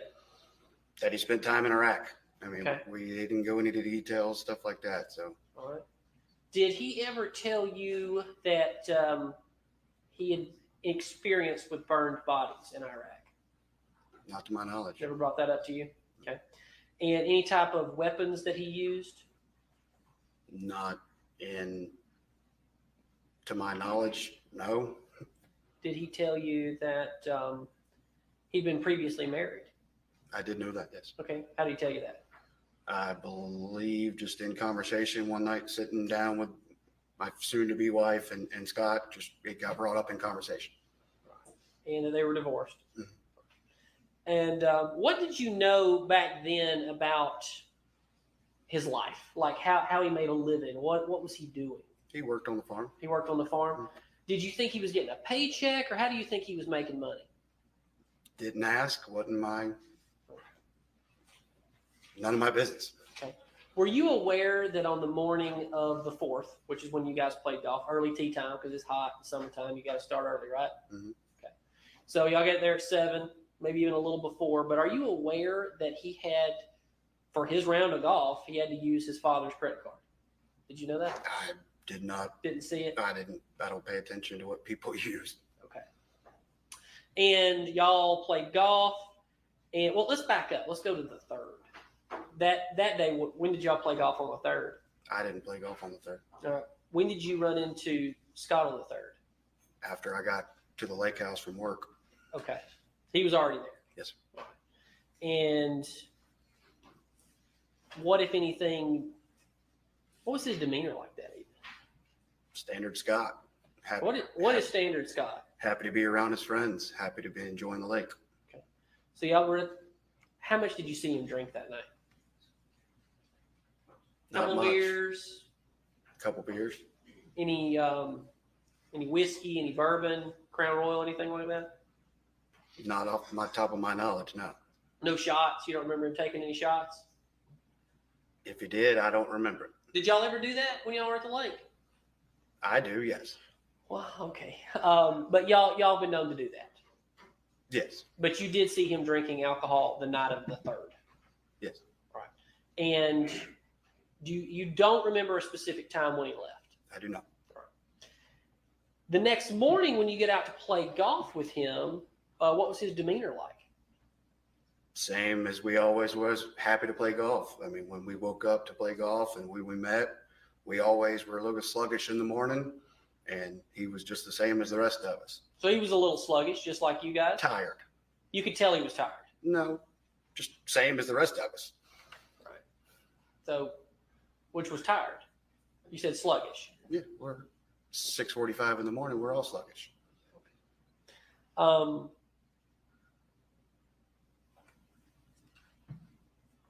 And y'all went to the lake again that day. Correct. Did he drink? Best of my knowledge, I don't remember. Now you went. You testified earlier that you guys had been out on the farm shooting. All right. Were you ever in a Facebook video with him where you guys were shooting what appeared to be an AR-15, and then you start shooting some sidearm? Was that you? Not that I know of. Okay. I don't recall ever shooting an AR-15 over there. All right. When you guys were shooting, was it along the backs? What part of the property were you guys on? Behind the barn. Behind the barn? Where Scott lived, yes. All right. And did you, what would you guys do? How would y'all shoot? Shoot at targets. Would you do any like kind of tactical movements as you did that? Absolutely not. Absolutely not. Y'all just standing there shooting targets. Yes. Tell me about Scott. How was he a good shot? Is he a good shot? Average. Well, okay. Explain why he's an average shot. He didn't shoot much better than me. All right. And you would define yourself as an average shot. Absolutely. And the type of guns you guys would use, what would you bring your own? Would you use Scott's? Bring our own. All right. What did you bring over there? I would have brought my dad's rifle, I believe, if I remember correctly. And any handguns? I didn't own a handgun at the time. Did Scott? I believe so. And did he shoot with a handgun while y'all were there?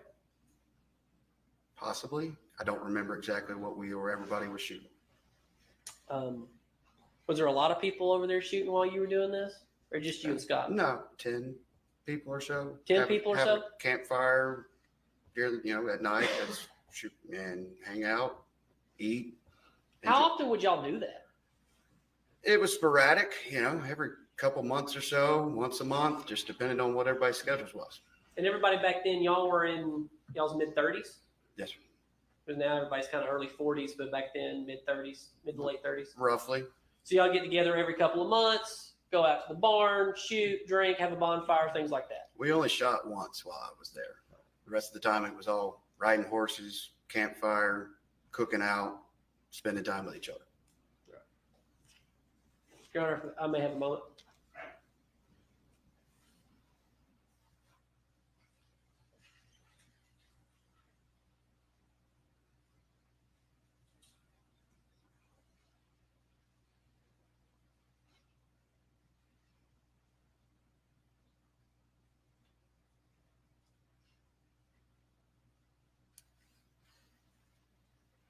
That's all, Judge. Redirect. That's okay. No, Judge. All right, you sit down. Thank you, sir. All right, call your next witness. Take off stop first.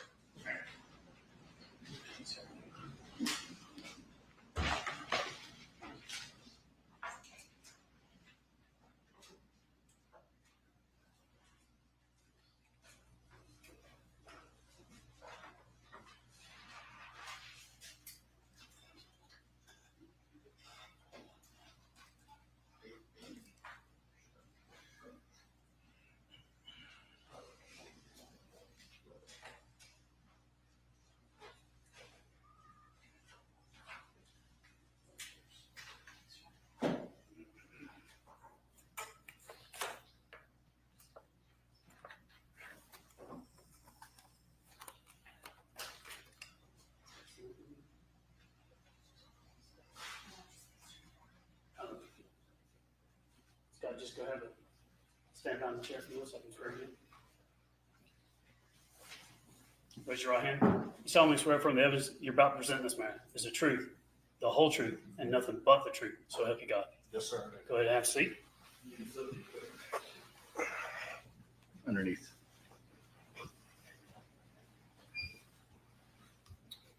Scott, state your full name for the record.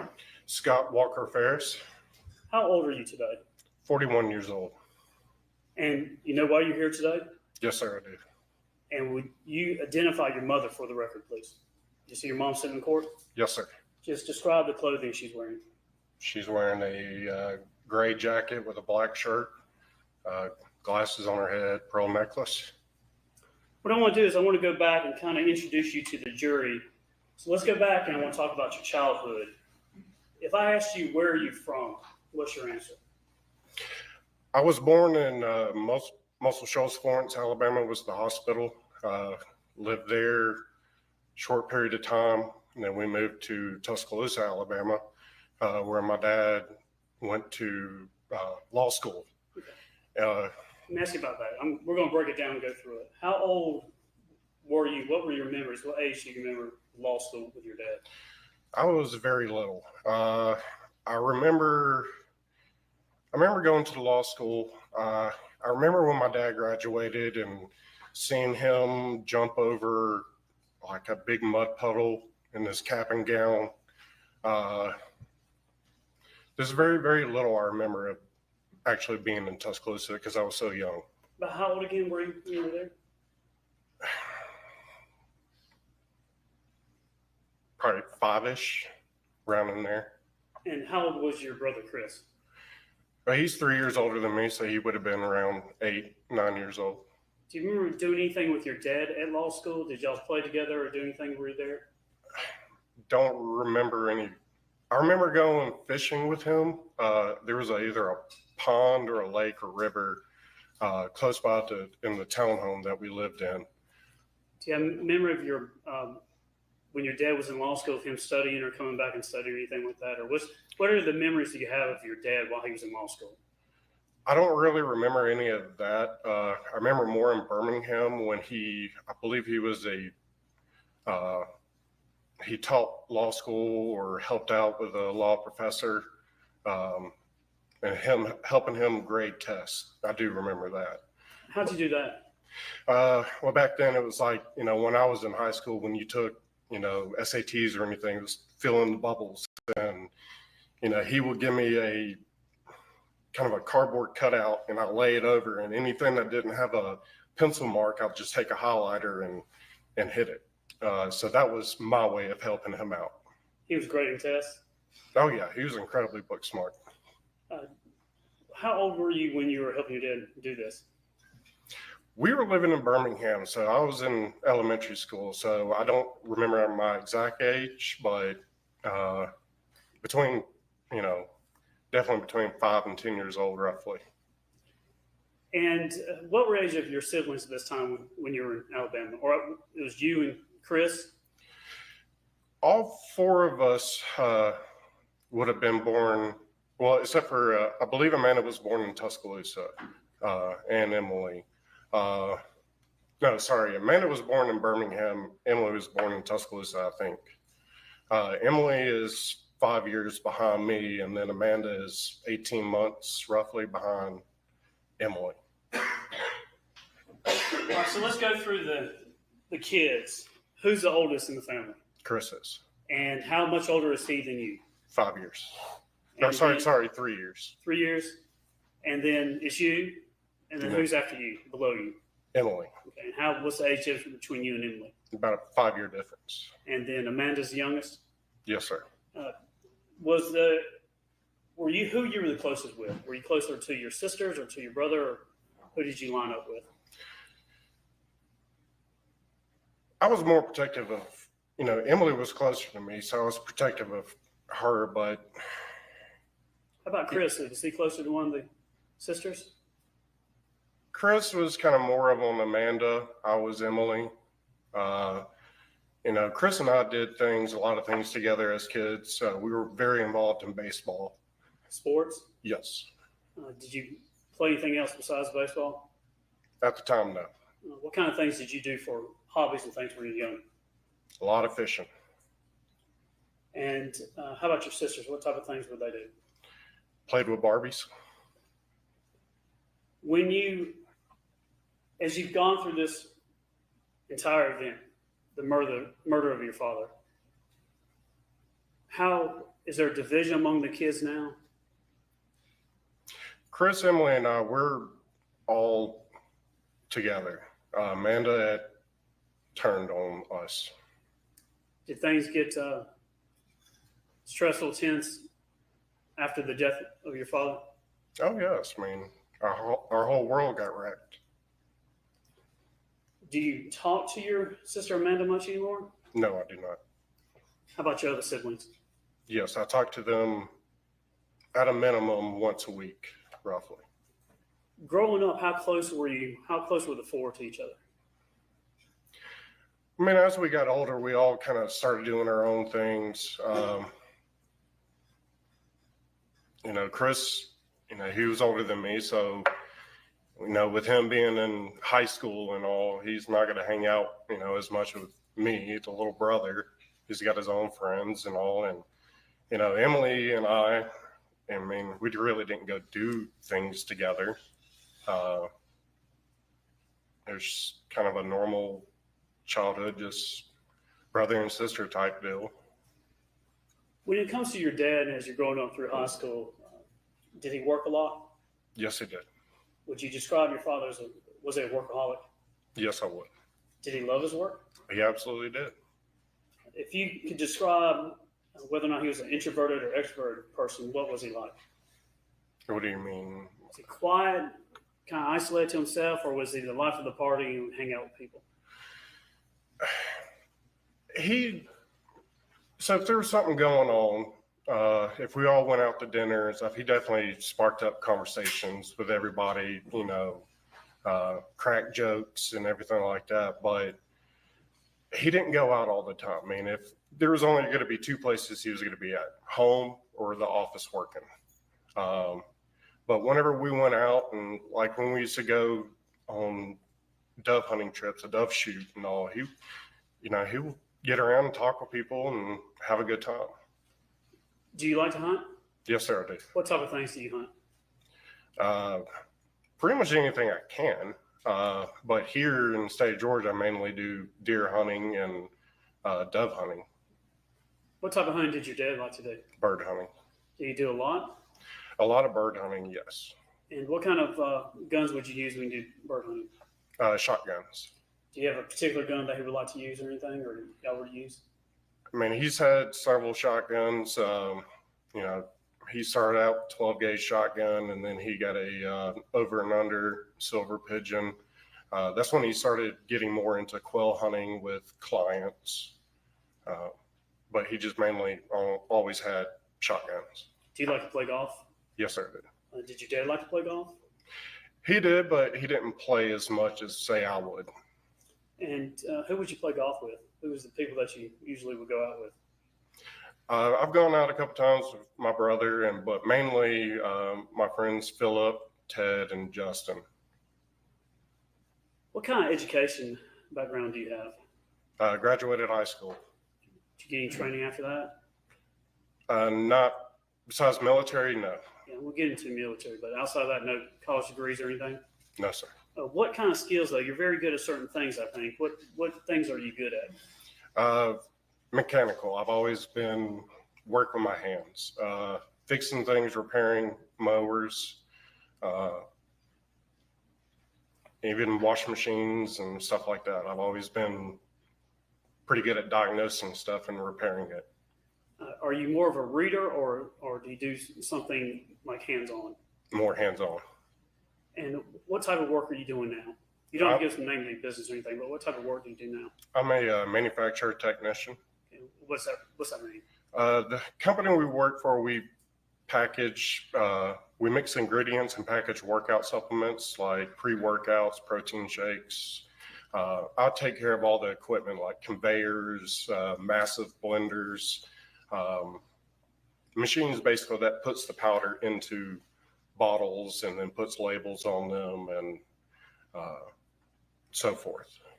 Who has the highest education among the kids? That would be Emily. And do you know what she has? She has a degree from Alabama, and I don't really remember what her specific degree is, but I know she's like in human resources now, I think. Smart. Yes. Now I don't want to pitch your father's love against anybody, but how did your dad feel about Emily? Oh, he loved her to death. Did he love all you kids? Yes, he did. Did y'all at times disagree? Between who? Your dad and the kids? Y'all ever have disagreements with your mom and dad? Oh yeah, everybody does. Would you consider the relationship that you and your kids had before all this, was it pretty normal to you? Yeah, I mean, it definitely, I felt like I had a pretty decent, happy child life. You know, we try to do as much things as possible. We went to the beach every year. I mean, we never got to go to Disney World or anything like that, but we had our family vacations, and you know, we always got together for birthdays and Christmas and holidays. Would your dad give you anything you wanted? No. Would he limit what you could get money wise or make you account for it? What kind of car did you have Which time? as a teenager? As a teenager, I had my first vehicle was an old 91 Silverado, regular cab, no extended cab, nothing. Would he give you whatever car you wanted? He bought my first vehicle and he gave me a price limit. And I believe it had to be $10,000 or less. How about with your brothers and sisters? Was he the same way? Chris was, yes. He was pretty much the same way. They gave a price limit. Emily, he kind of flexed more on. And then Amanda, she got a brand new one. So as it went down, it got more generous. Yeah. Now, when you were in Alabama, do you remember moving from there to Georgia? Yes, sir, I do. How old were you when that happened? Well, I just completed elementary school and I was going to be starting middle school here. So is that 7th grade or what grade is that? 8th grade? 6th grade, I would start here. How did you feel about coming to the Atlanta, Georgia area? I wasn't happy. I had friends. Do you remember the whole move as a family? Yes, I do. And where did y'all end up moving to? What was the first house in Alpharetta is what I refer to it as, but where was the first house? At Hampton Hall neighborhood. Describe this home. What was it like?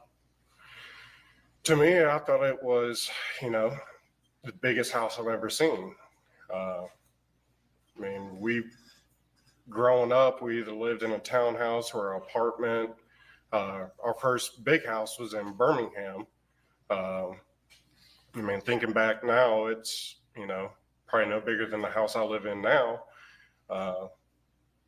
But when we moved there, I thought this was, you know, very nice house, very large. What stands out about the house for you? What do you remember? That I finally got my own bedroom. So I shared a bedroom with Chris up until we moved to Atlanta. Financially, your father, was he doing better as he came from Alabama to Georgia? Yes.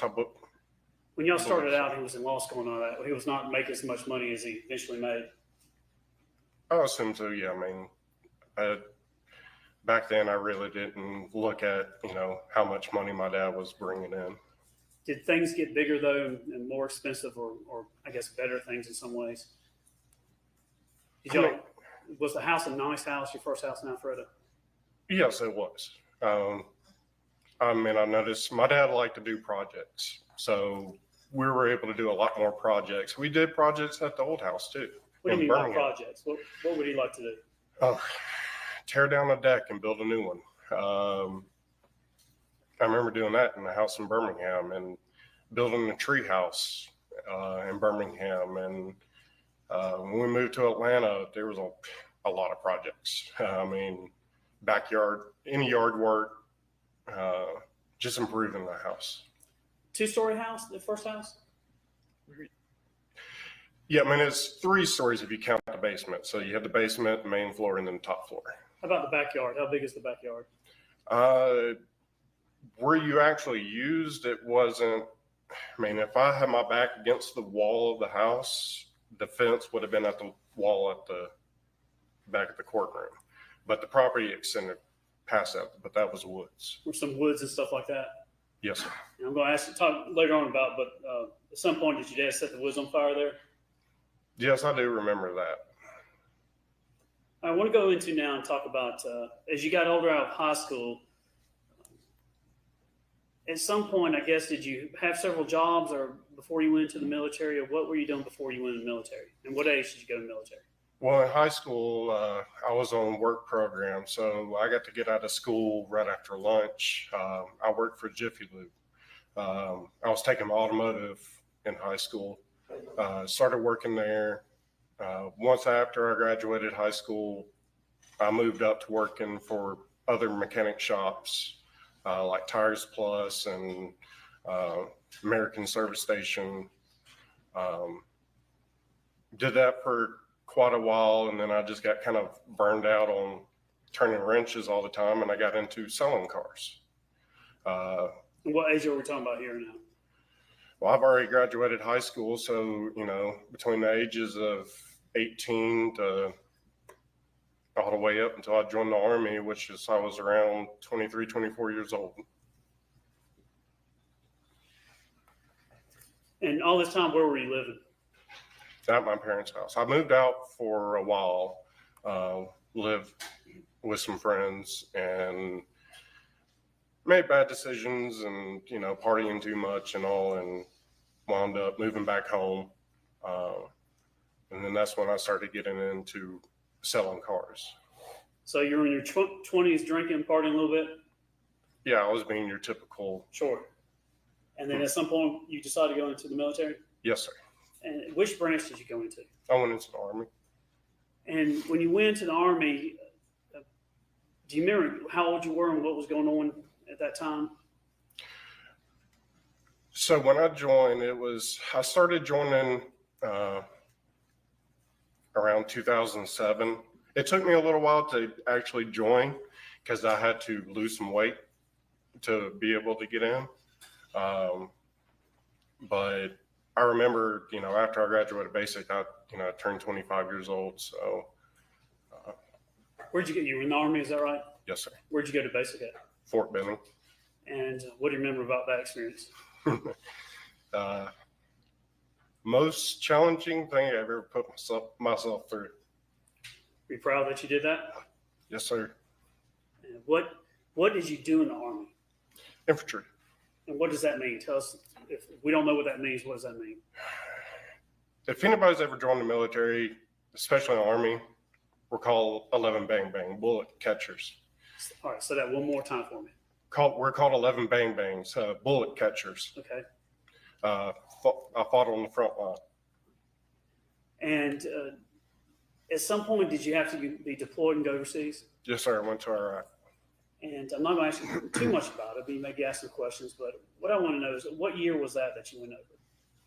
I went in 2009. I want to say it was April. How was your relationship with your mother, the defendant, at this time? Pretty much,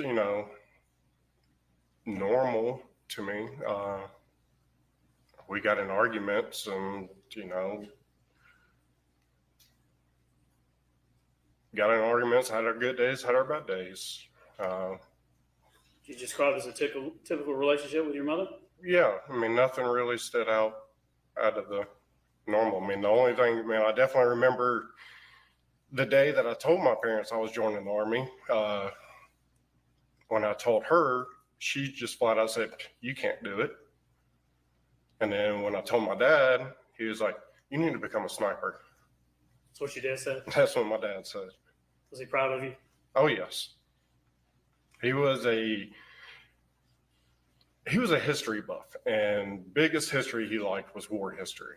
So I do remember him telling me that he planned on joining the Air Force prior to my brother becoming pregnant with my brother. What do you want to do in the Air Force? That I don't remember. But it was the Air Force. Yes, sir. My grandfather, his dad was in the Air Force. Now, when you had to fly, I guess, and go overseas, you probably went to an airport or something like that. Did your mom come see you off? Yes, she did. And did your dad? Yes, sir. Do you remember that moment? Yes, sir. And how was she with you at that time? Was she proud of you when she sent you off? Oh, yes. What were her emotions like then when you were going off? She was crying. I mean, she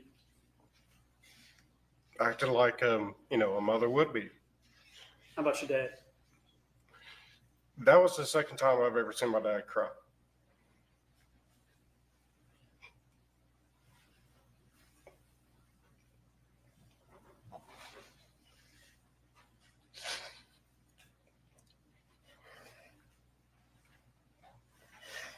There's some tissue back there, Scott, if you need it. Sorry about that. It's all right. There's some tissue right behind you there if you need some. All right. But yeah, I remember it very well. They both dropped me off at the Atlanta airport. I left the Atlanta airport and went back out to Fort Bliss, El Paso, Texas. What year was that you went over? 2009. And how long were you overseas? Just shy of the 1 year mark. I believe it was 10 and a half months I was over there. Did you see some hard things while you were there?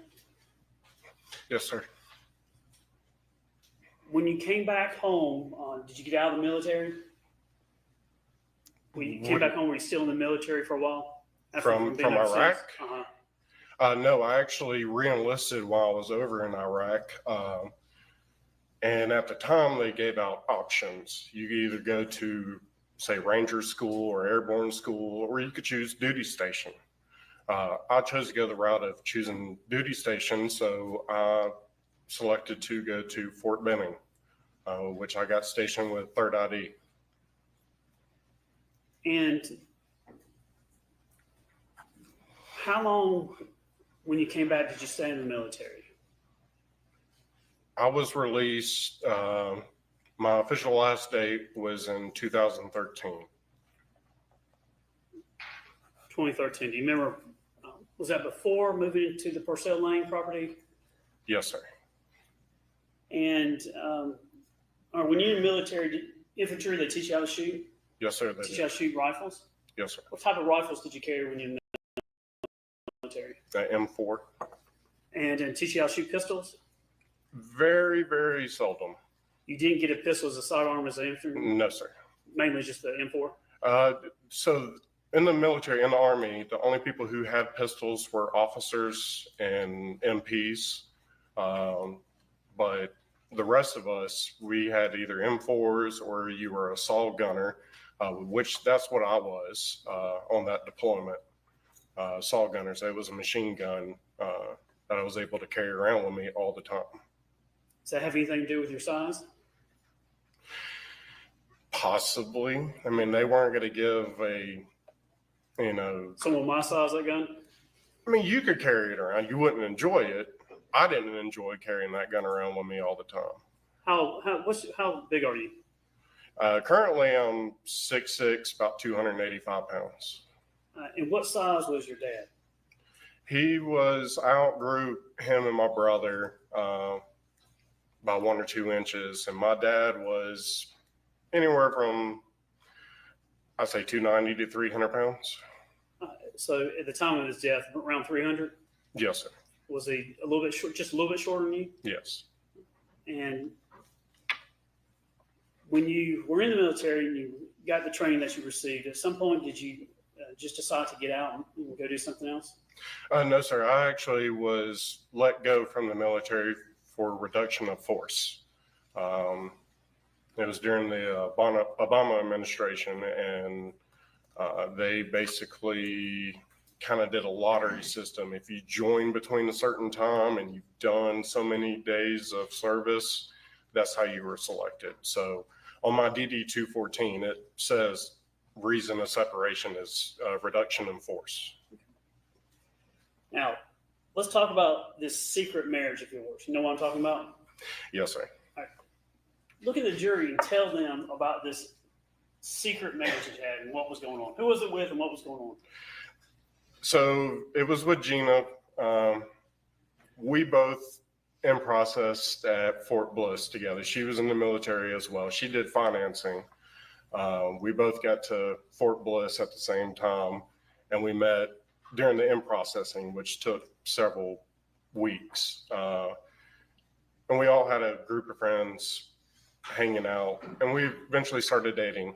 I deployed, she didn't, and she was my girlfriend, and I was, in love and scared and just had a lot of different emotions. Where'd y'all meet?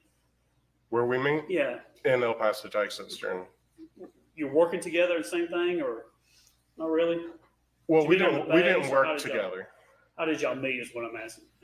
During the in processing, we wound up ending up sitting next to each other, and then pretty much all the group of people that we were sitting around, we all became friends and hung out all the time. How long did y'all date? We were together until after, till all the way until I moved to Fort Benning.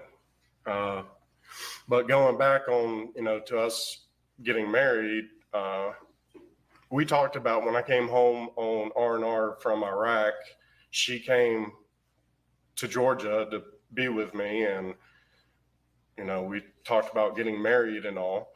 I never got down on one knee and proposed to her or anything, but at the time of the wars, 2 states did a proxy marriage. You had a single proxy, I believe, state of Texas, and then a double proxy in the state of Montana. So basically all you had to do was just fill out paperwork, get it notarized, pay the fees, mail it off, and you were legally married. So we went ahead and did that. But the plan was I was gonna come back and we were gonna move to Fort Benning together and actually do it the right way, have a wedding and, tell everybody. But things didn't work out once we were together for quite a period of time and decided to split ways. So how long were y'all actually together? How much time were y'all together, whether dating and married? Besides deployments, man, it was several years. Y'all live together? We did live together out in El Paso when I got back from Iraq. We lived in an apartment for about 4 or 5 months. Did you hide her from your family? No. Did you bring her around your family? As much as I could. I mean, we lived out in Texas, so. Did they ever lay eyes on her and see her? Oh, yes, sir. She actually wound up getting out of the Army before I did, and she moved back here to Georgia because she was originally from Rome, Georgia, where she lived with her family, and she used to go and have dinner with my dad while I was deployed. Did they like her? Oh, yes. I mean, here's a $1 million question. Why didn't you tell your family you were married?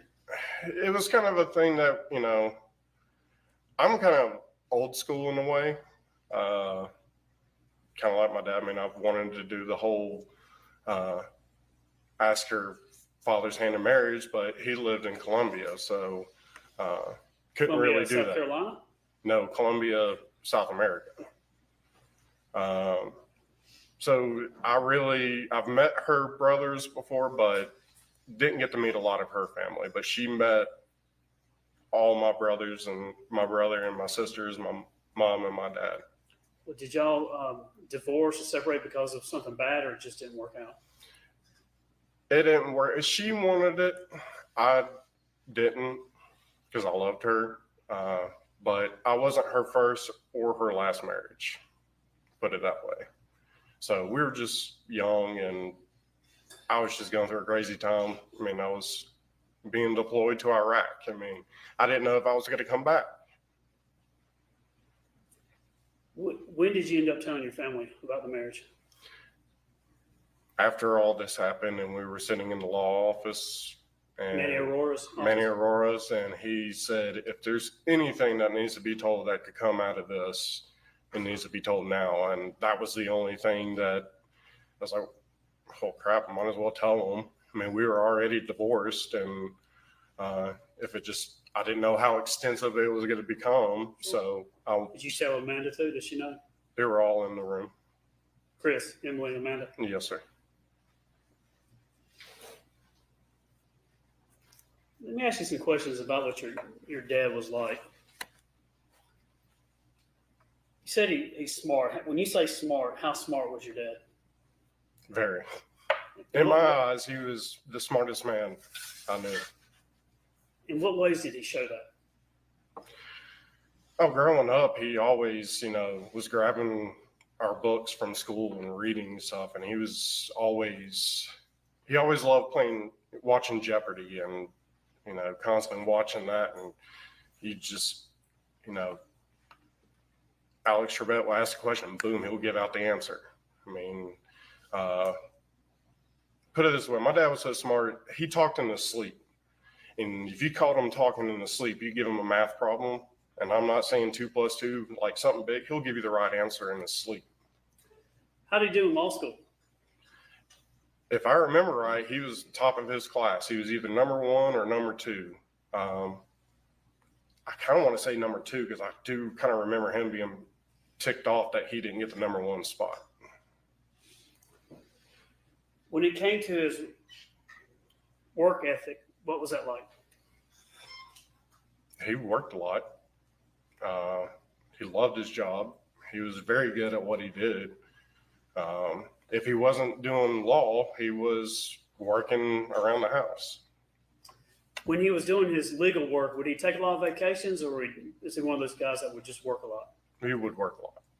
Would The only time that we took vacations is when he had to do law seminars down.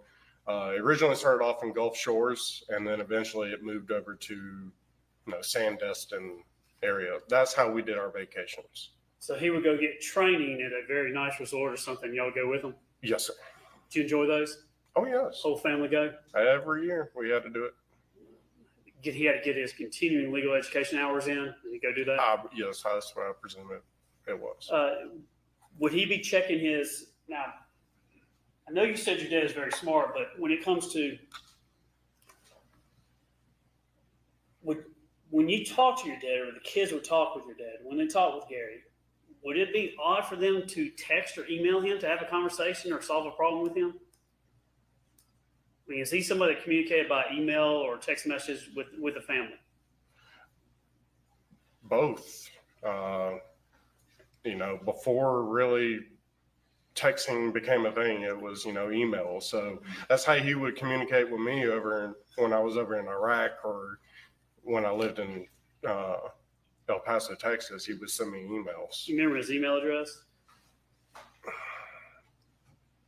I want to say it was gferris@bird.com. I think it was something along those lines. What about your dad's wit? Could he cut you with his wit? Was he quick-witted?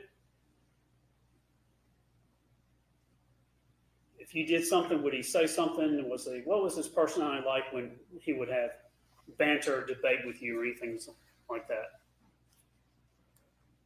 I mean, he would have responded fairly quickly and all, but not aggressively. Well, I'm not saying that. Was he sarcastic? Was he straightforward? What was his personality like? Was he a joke? He always cracked up jokes. I mean, to me, they were corny, but, he always cracked up jokes. When it came to the things that he really liked, how much did he like Mountain Dew and cigarettes? 2 things about my dad. He always had a cigarette in his hand, and he always had a Mountain Dew in his hand. How much do you think he would smoke a day? He was a pretty heavy smoker. Did you ever get on him, tell him to quit smoking? Oh, yes. What did he say? Oh, I'm going to, I'll quit one day. That was always his, response to it. About the Mountain Dew? Yeah, you didn't take those Mountain Dews away from him. It was like water to him. He didn't drink alcohol. He occasionally drank coffee, but no 99% of the time it was the Mountain Dew. And your mom, how did she feel about him smoking and drinking Mountain Dew? She didn't enjoy it. I know more of the smoking she didn't like. Mountain Dews, I know as he got older and the health got worse, she tried to start buying caffeine-free Mountain Dews, and he wasn't a fan of them. So where would he keep the Mountain Dew? In the garage refrigerator. Now, is it true that he wouldn't even go to ball games anymore because they wouldn't let you smoke and things like that? I guess didn't enjoy going out because of couldn't smoke at certain places, or? No, I wouldn't really say that. I mean, he still went. I mean, we went before he passed. We went to the SEC championship. I believe it was the year prior. And who went with you to that? It was my dad and I, Chad and Chris. Now, when you say Chad, I know who you're saying. Who is Chad? Chad is Amanda's now husband. Chad Bruce. Yes. And I think he started dating your sister Amanda. Is that how he came into the family? Yes, I mean, at that time that we went to the SEC championship, he was dating Amanda. At the time of your dad's death, would you say he had a lot of friends he would hang out with, or was he more close at home and homebody? My dad was a homebody.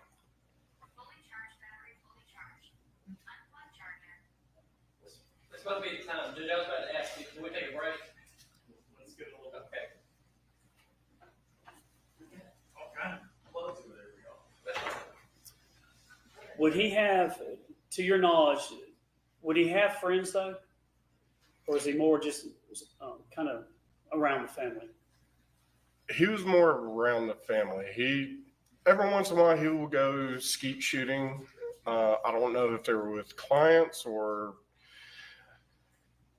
work friends, I would say. I mean, I really don't, he wasn't friends with like the neighbor down the road and go play golf with him. It was always either somebody from the law firm or somebody he's done work for. When he would get home at night, he'd get out of the car. Would he go look at the pasture, just walk out there, have a cigarette, or what was he like when he got back? So my dad was very routine. You can read him like a book. He always, depending on traffic, there was a certain time frame he would always come home, and he would immediately come in, pull into the garage, grab a Mountain Dew, and go change clothes. And once he changed clothes, it varied. He could have gone. He would have either gone up to the, sat in the driveway and looked around and had a cigarette and stuff, or he would go straight down to the office and start working.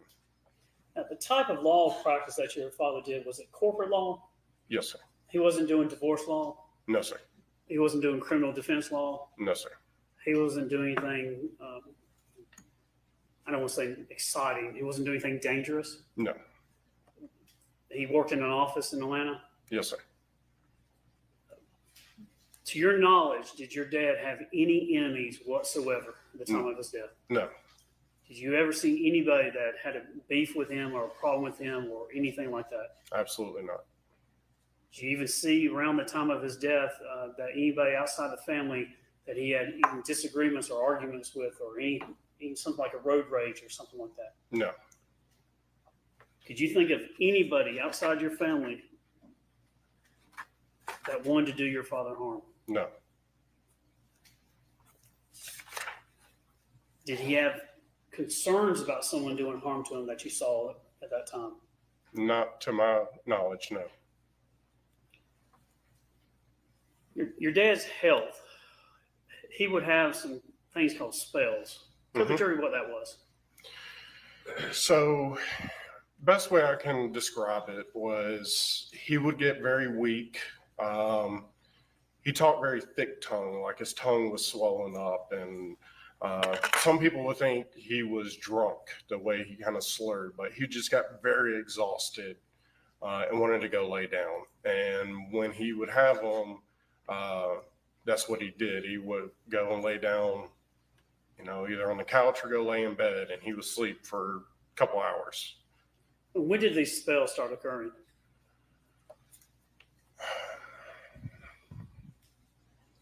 think they kind of started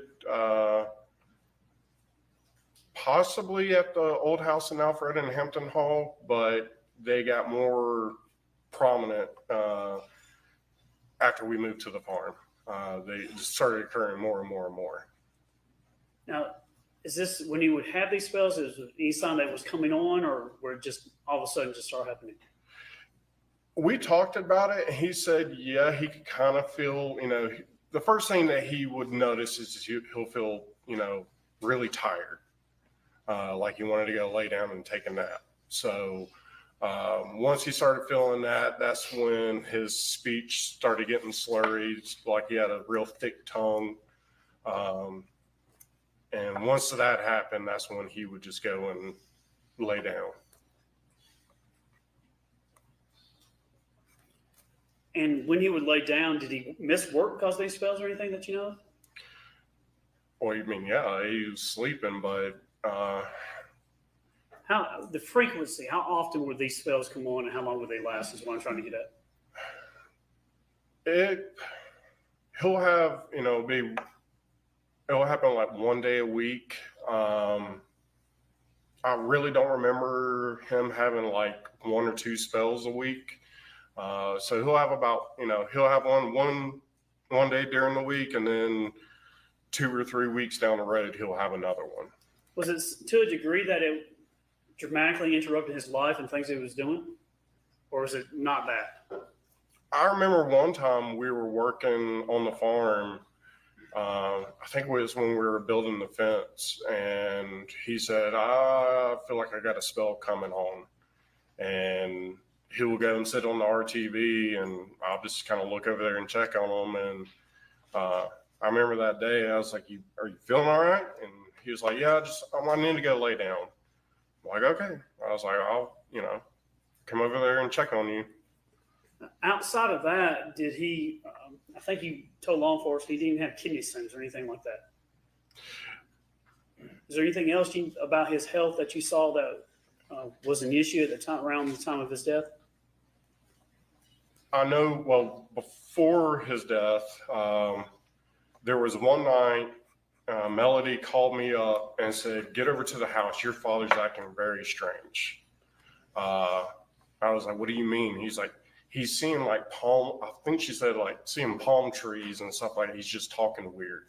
And so I immediately jumped off my couch and left the barn and went over to the house. And yeah, I've never seen my father like that. He was kind of talking like a child would. And we wound up taking his blood pressure, and she bought a blood sugar thing, whatever. She pricked his finger and tested that. I don't remember what it came back as the reading, but I called a friend that was a nurse and asked her, what should we do? And when I told her the reading, she was like, get him to emergency room now. And we took him to the emergency room. When was that? I don't remember the exact date, but it was definitely within a year prior to his death. So it was fairly, Was that the last time? Was that when he was in the hospital? Was that possibly April, or was that something else you're talking about?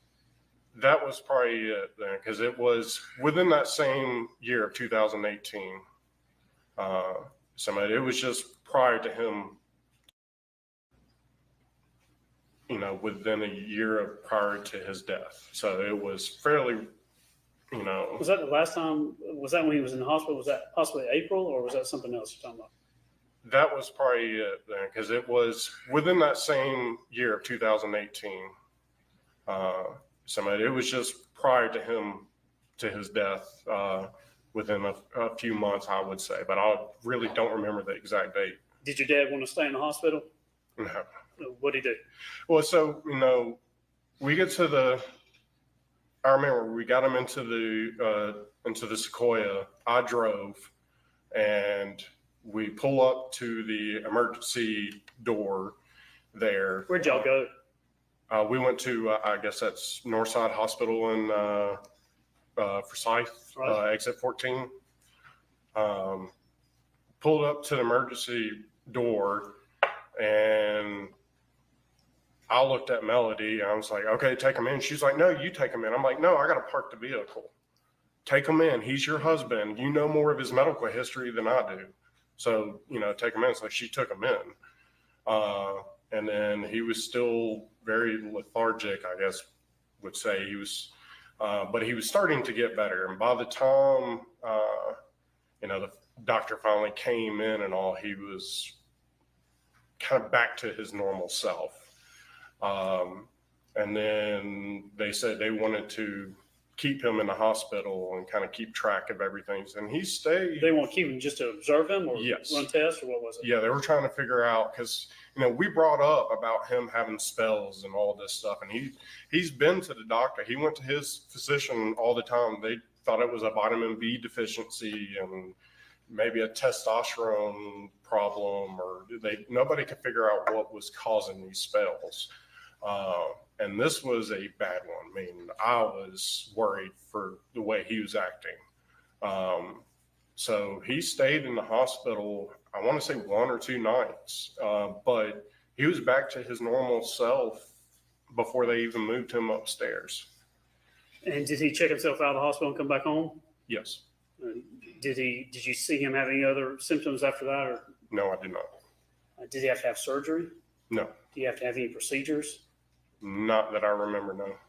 Outside of just going to the hospital, nothing really from that? No, not that I can remember. Did he bleed at all during this? No. Did you see any blood coming from his throat or his mouth? No. Did you ever see your dad around this time or any this time cough and spit blood up? No, sir. Did you ever find bloody rags or Kleenexes or the idea that there was some type of blood or your dad's had some type of throat cancer or problems, anything with his throat? No.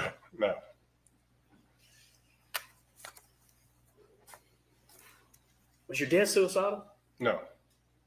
Did you see anything about your dad that makes you think, my dad's got thoughts about hurting himself or killing himself or anything like that? Never once in my entire life. Outside of the spells, is there anything else health-wise that you think the jury should know about? The man had high blood pressure. Pretty much everybody knows that. It runs in my family. But yeah, I was always worried he was going to have a heart attack one day.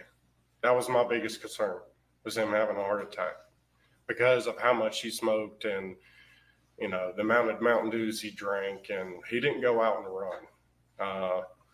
Last time I ever remember my dad jogging is when we lived in Birmingham. So, Did your dad like to walk a long distance? No.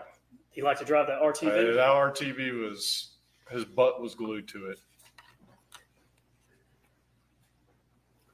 When you talk about your dad's, I think you could almost, I don't think he said set a clock by him, but write a book by him or something about his habits when he would come home. Would he do the same thing? His procedure, his routine was the same thing? Oh, yes. I mean, like I said, if you were around him enough, you would be able to pick up on his routine very quickly. He always did the same kind of thing every day. I hear you're a good cook. Is that true? Well, in the kitchen, or I guess grilling, barbecuing. I could do some barbecue.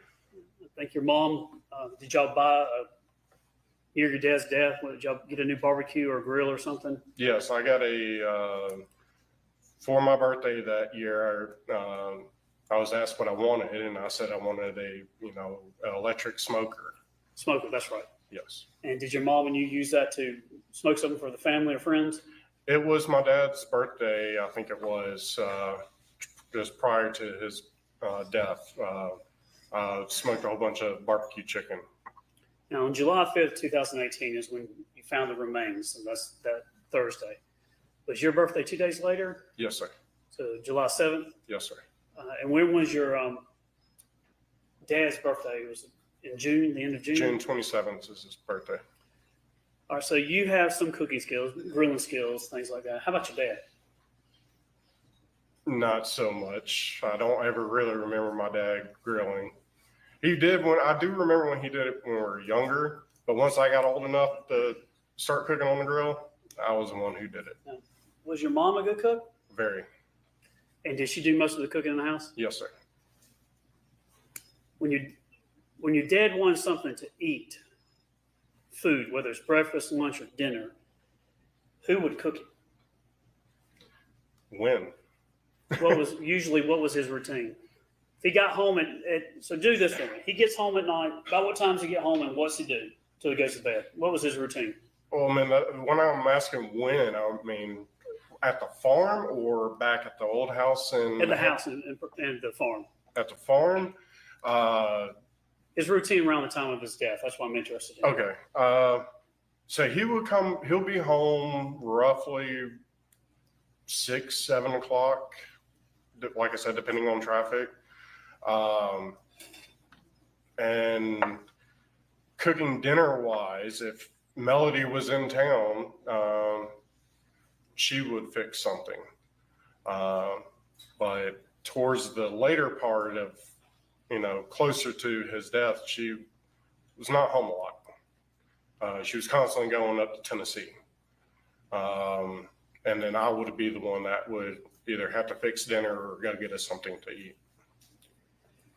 When your dad would come home in the house, you've got in Purcell, 2155 Purcell Lane. If I said what floor in the house would be his domain where he would hang out, which one would that be? No, it'd be the basement. And if he wanted to get something to eat, how would he get in the house? He didn't go anywhere, and the defendant your mother would cook him food. How would he do that? He'll come up to the kitchen and eat it at the kitchen island. Would he eat upstairs? Yes, sir. He wouldn't take it back downstairs and eat, or he'd eat? The only thing he would have taken downstairs to eat was dessert, key lime pie. He liked dessert? Oh, he loved his key lime pie. So he'd come upstairs, eat dinner? Yes. If you were sitting in the kitchen, where in the kitchen would he sit? I know there was a table kind of outside of it, but where in the kitchen would he sit and eat? So in the kitchen, we had a very large island. And there was 3 or 4 bar stools, and he would sit at one of those bar stools.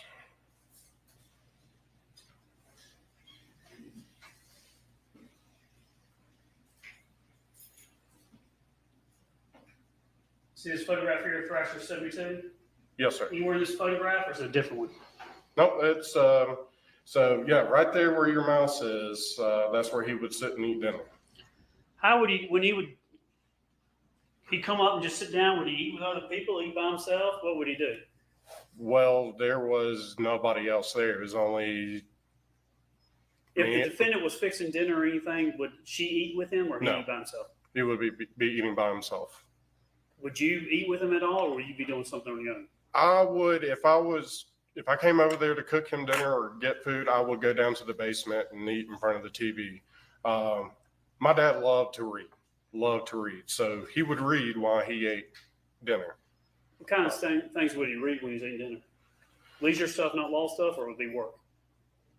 No, it would be, history books or, war books or whatever book he was reading at the time.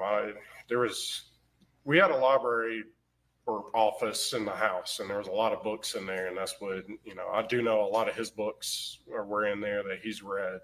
When he was done eating, would he go back downstairs or stay up on the first level? He would pretty much go back downstairs. What would he do when you go back downstairs? He would go into his office and probably check emails and stuff and have, cigarettes and just, kind of finish up the day for work. Judge, do you mind if we can take a break right this moment, if that's okay? All right, sounds good. All right, we'll take 15. And we'll stick to the 15 if I say that.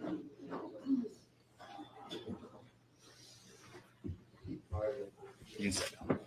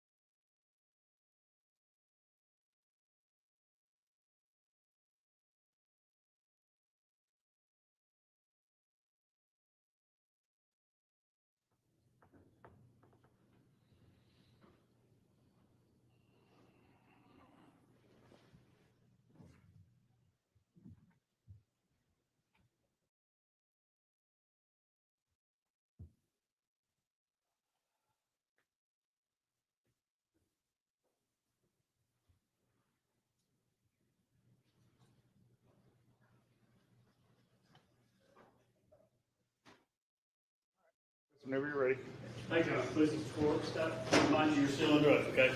Yes, sir. We were talking about your dad's habits, his routine. I think you were talking about your dad would check his emails. Is that something he would do constantly? Is they always checking work emails and things like that? Yes, sir. Vacations, it didn't matter with your dad working. Oh, yes. When he would go downstairs, so eat dinner, go upstairs, eat dinner, come back downstairs, work a little bit. Did he ever go into that movie theater room or the home theater room?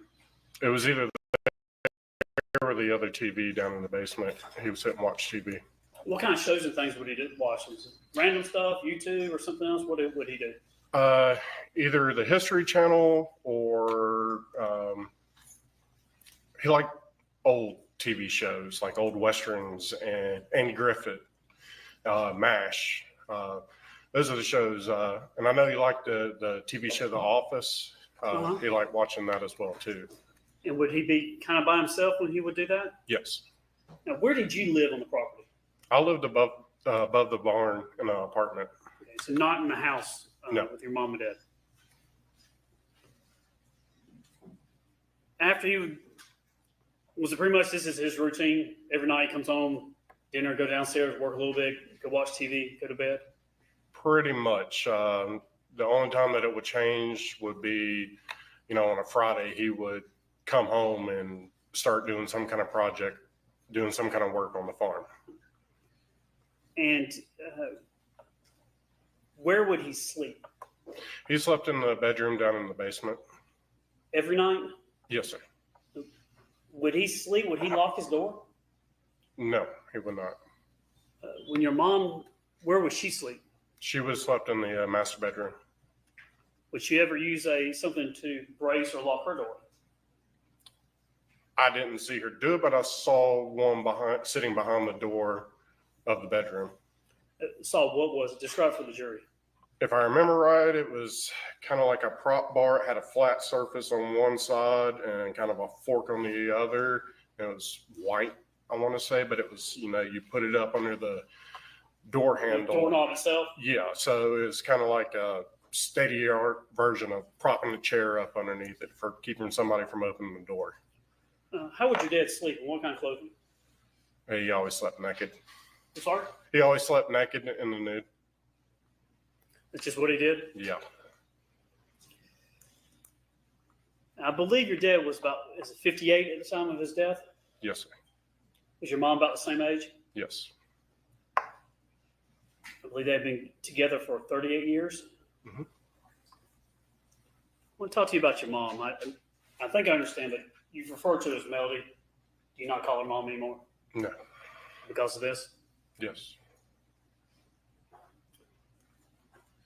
Now, up to this point, though, until this occurred, did you get along with your mom? We had our good days and bad days. We did a lot of stuff together because my dad was at the office, and whenever she was home, she liked to decorate the house, and I did a lot of the projects there at the farm. Like I did the backsplash on the bar down in the basement, and finished out the so-called wine cellar. And she would always be, decorating or wanting to paint something. And so we would do a lot of stuff like that together and go and get, go to Scottsdale Farms and buy plants to plant out around. Did your mom graduate from college? Do you know? As far as I'm aware, no, she did not. Was she smart? Is she smart? Not like my dad, but she's not dumb. Common sense? Oh, yes. She hardworking? She work outside? Oh, yes, man. All the time we worked in the yard. She hands-on? Yes. Would she get in there and do projects with y'all or with you? It depends on what project. She didn't help my dad and I do the stone wall between the house and the pond, but she got out there and planted plants and, Did she shoveled mulch around. Did she get her hands dirty? Yes. Could she get things done if she wanted to? Yes. Would you consider her strong-willed or weak-willed? Strong-willed. Does she have opinions? Oh, yes. Is she afraid or shy to share those opinions? No. Would she have opinions about you? Yeah, I'm sure. About her other children? Oh, definitely. Chris, she kind of favored Emily and definitely Amanda. How about your dad? My dad was harder on my brother and I. He was a sucker for my sisters. You know, there is baby girls.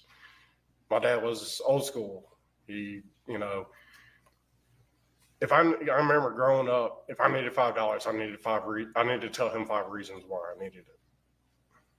So. Is that just how he was? Yeah. He tried to just, you know, instill discipline in us, make us, you know, a good person, a better person. Did your dad like things like extravagant things, or what was his taste in? What kind of things did he like? If you said my daddy really liked fill in the blank, what would it be?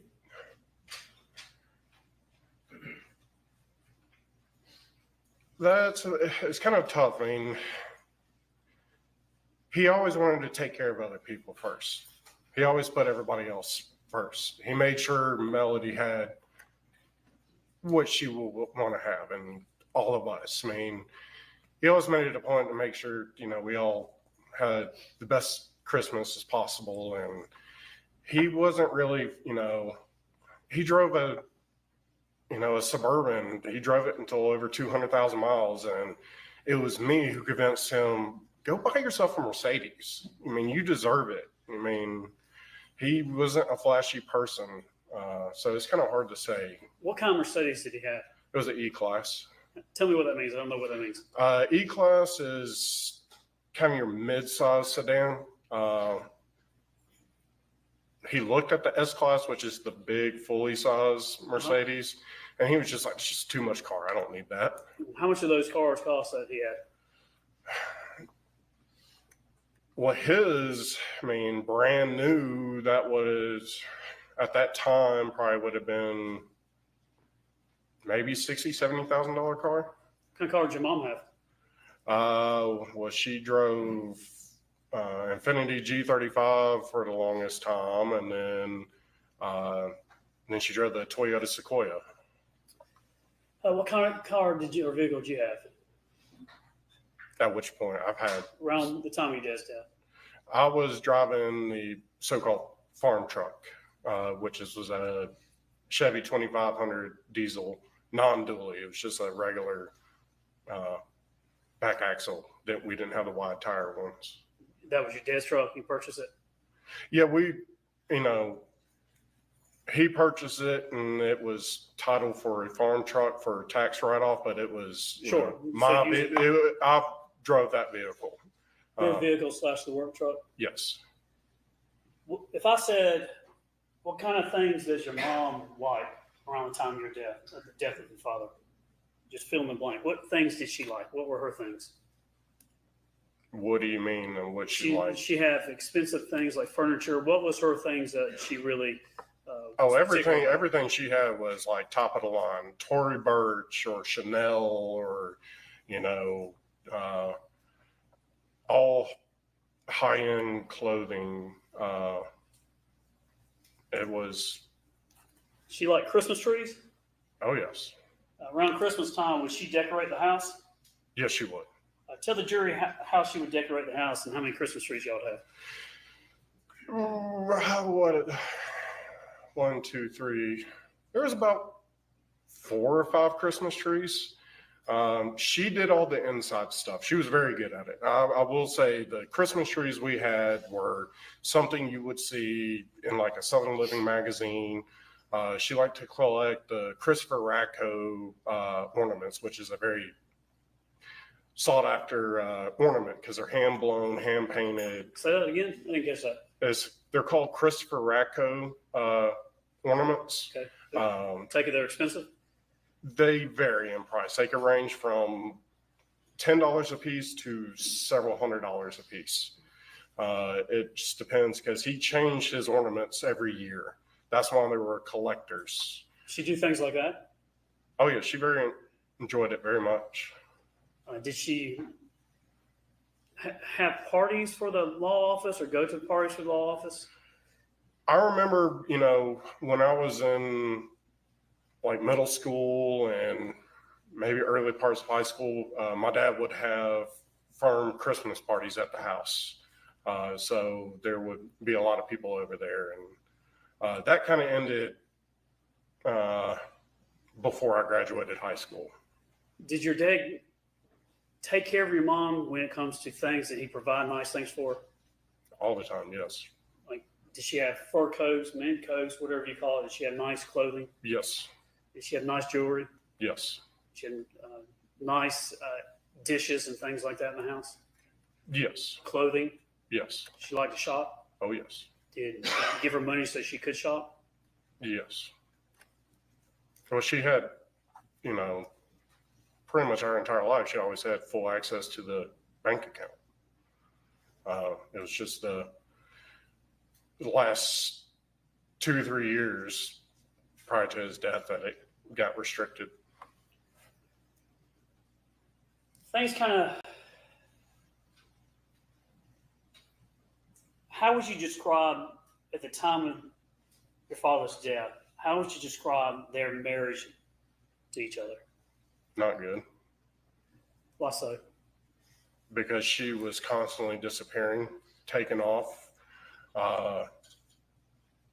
spending an abundance of money.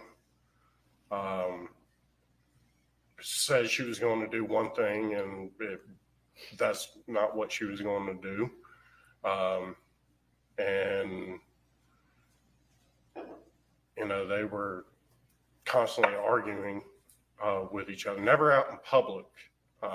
It was always at the house. But did your dad ever hit her? No. Lay a finger on her? No. Was he a screamer, yeller, cusser? What was your dad like when they would argue? I wouldn't really say it's screaming, but I mean, he raised his voice, but he never like was screaming so hard that someone would lose their voice. He was never like that. And what was she like? Oh, she screamed.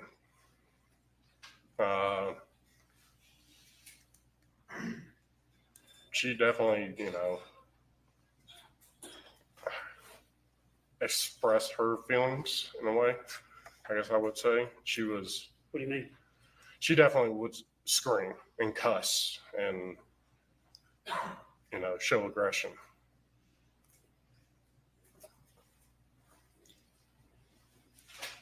Who is Ted Wiley? Ted used to date my Aunt Sherry, which was my dad's sister. Your dad has how many brothers and sisters? Or had, I'm sorry. My dad has an older sister, Patricia, then my dad, and then my Uncle John, and my Aunt Sherry. So what was Ted related? How was he related or involved with the family? So Sherry? Ted was dating Sherry. And what time was this, and about how old were you when this was going on? If I remember right, they started dating roughly maybe when Amanda was born.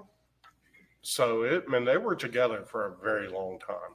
Pretty much all of ours. How many years do you think they were together? Are you talking about 5, 10, 15, 20? What oh, yeah, definitely north of 15, I would say. And did you see him often? Every Christmas and Thanksgiving. And at some point, did you notice something or did you learn of something going on between him and your mom? Yes. So when my grandmother, Melody's mother, Kay Walker, when she had a heart attack and had to have open heart surgery, I basically went with her and I helped stay with my grandmother in the hospital, especially when she was in the ICU.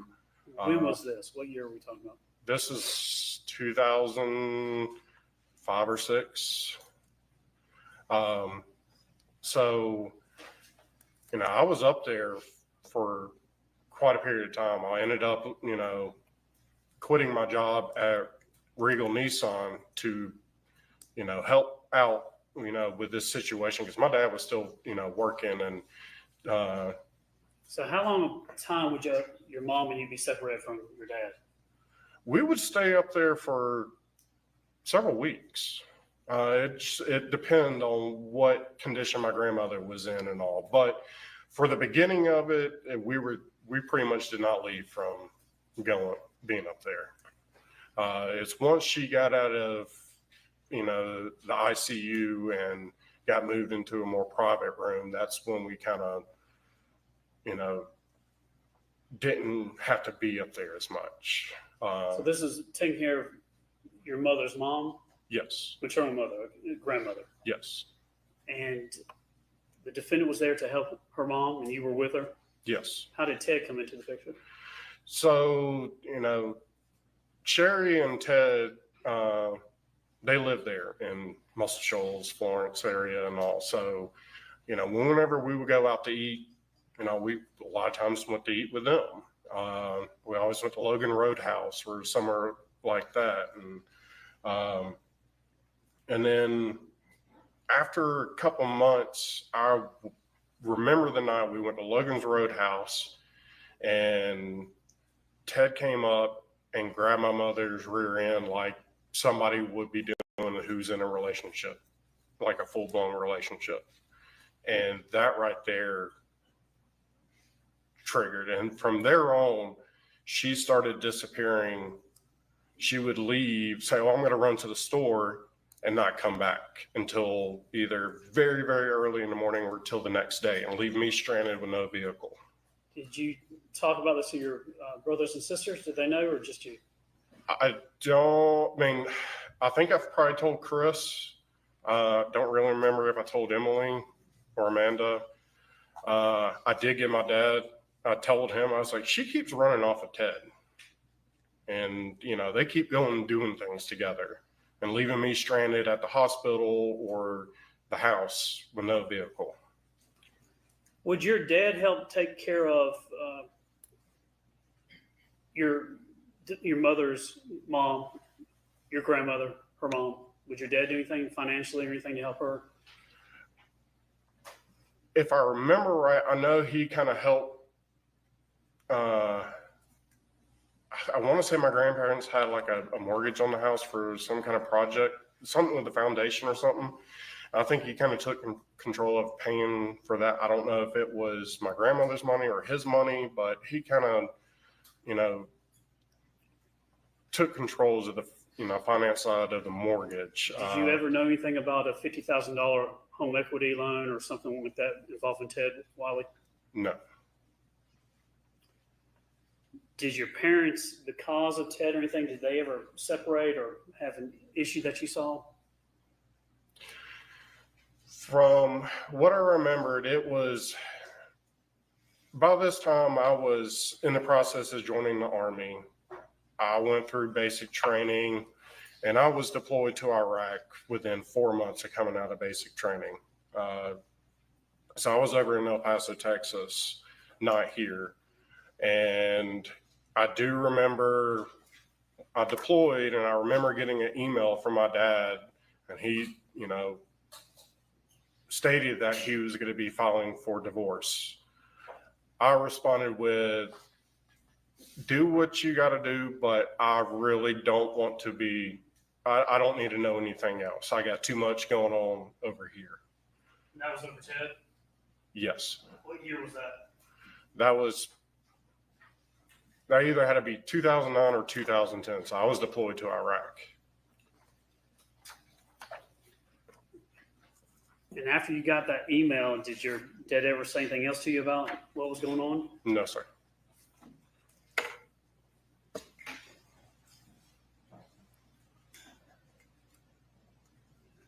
Did he follow through any more on the divorce, or was that the last you heard about that? That was the last I've ever heard about it.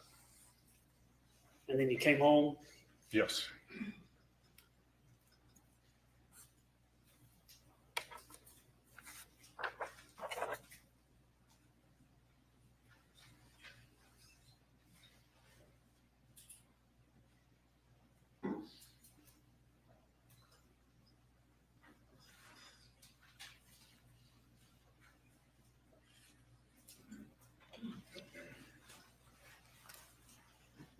at this time, I'm considering to evidence S. Ferris, number 10.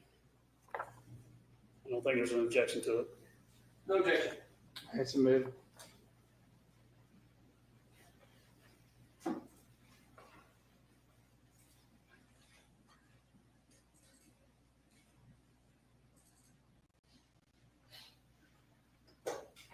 Scott, you should have in front of you a monitor. Is it working?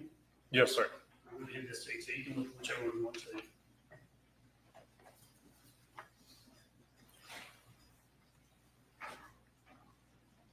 This is State's Exhibit S. Ferris 10. We're taking your name and using numbers with that. But can you tell us what, at the top, it has an email there. Can you read that email for us? Gary 4250 at gmail.com. And what is the company that sent this? That would be from Bank of America. And if you could just read out loud what it says. Hi, Gary. Credit transaction was made above your chosen alert limit. Amount $165.82. Credit card, Bank of America, Visa, Platinum Plus, ending in 1727. Where at Scottsdale Farms and Company, Alpharetta, Georgia. Type retail. Transaction date July 1st, 2018. Did your dad have several credit cards and things like that? Yes, he did. Did he have the ability that he would get notice if anything was, I think, over $20 or something like that? As far as I'm aware, any kind of transactions, he would get some kind of notification. And if he was notified, would he ever ask you about what you're doing with the money or what was going on? Yes. How quick would he be on that? Like if he got a notice, how quickly could you get a phone call or text message? It varied. It could be within 5 minutes, or it could have been later on that evening. Now, this one in particular, do you know what that card was or who had it?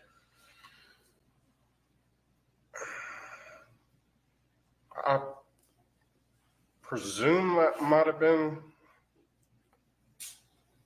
the one my dad had. I'm not 100% because there was several different credit cards. Now, your dad controlled the finances in the family, is that right? Yes. If you would just tell the jury when it came to your finances, what type of access to a debit card, a credit card, whether it's personal or for the farm work, tell the jury what you would have. So I would either have, beginning off, I would, get his debit card. I'll get it for him to go buy horse feed or, fertilizer or anything like that. And then he wound up giving me a credit card that I kept all the time. And that's, a lot of purchases were made doing that. I do know at one point he gave me a debit card, and that was, I don't know if it was his main account. I don't think it was, because he would constantly have to put money into it. So if I, needed to go get food or fertilizer or something like that, a lot of times there wasn't enough money in it, and I would have to send him a text saying, hey, put some money in it in the account so I could go and buy this and this and this. And would he do anything to, would he ever get on you about your spending? Every once in a while. So I worked for my dad, when I got released from the military, I got back into selling cars for a little while. And then I worked at a warehouse. And then by the time we lived on the farm, we realized it was kind of a full-time job, and also I kind of maintained it. And we had an agreement because I lost my job at the warehouse, and, we sat and talked, and he's like, well, look, this property is a lot of work and everything like that. So, I'll give you a credit card, and you're able to go and, have lunch and stuff like that and all. But, if any time I really want to go buy myself something, which I never really did, I'll let them know, or so-called, hey, is it okay if I go buy this? Let me ask you about let's go and talk about your work you did on the property. 2155 Purcell Lane, that's a hobby farm? Yeah, I would say. Were y'all looking at several places before your dad bought that? We looked at a couple of different properties. Some we just didn't like at all. It got down to this property and one other property. I do know. What was the difference between this one and the other one? This one had a lot more land. The other one sat on I wouldn't call it a lake, very large pond. And it was on the back side of it. And, you know, when we looked at it, the cove was pretty dried up. And so it wasn't much of a lake. So, you know. So who wanted in the family, including all your brothers and sisters, who won the one at the lake, if you would, and the farm that you moved into? Who was up for what? Let's start with Amanda. Which one did Amanda want? I don't think she ever saw it. How about Emily? I don't think she ever saw it either, too, and neither did Chris. Which one did you want? I went with my mom and dad to look at the properties. What did you have a favorite out of the last two? The one, yeah, I like the one that he ended up purchasing more. How about between your mom and dad? Did they like one over the other? I mean, realistically, I think it would say a coin toss in a way. I mean, I gave my points. I was like, look, you got a lot more stuff you can do, you know, on this property versus the other one. So when you end up, your dad going after and buying the farm, what year was that? Around 2013. And how old were you at that time? Oh, you're gonna make me do math. I am. I'm not very good at myself, so we'll figure out together. Had it been around 30, maybe. Well, let's see. Was it 35 when your father? Yes. You're about to turn 36? I just turned that July 7th. I would have been 35. Okay, so that was 2018 for 5 years, so around 30. Mm-hmm. And so did you live so you were working and living on the property about 5 years? Yes. From the time they purchased it to the time of his death, I lived there. And Scott, I'm not trying to be insulting. I don't know any other way to really ask it, but what I want you to tell the jury and what I'm interested in is what kind of contract, I imagine it's just word, just a spoken agreement, but did you get an allowance? Did you get a stipend? Did you get a salary? How did you make a living and buy stuff? And what was the arrangement between you and your father while you worked the property? There was no contract or anything like that. It was basically,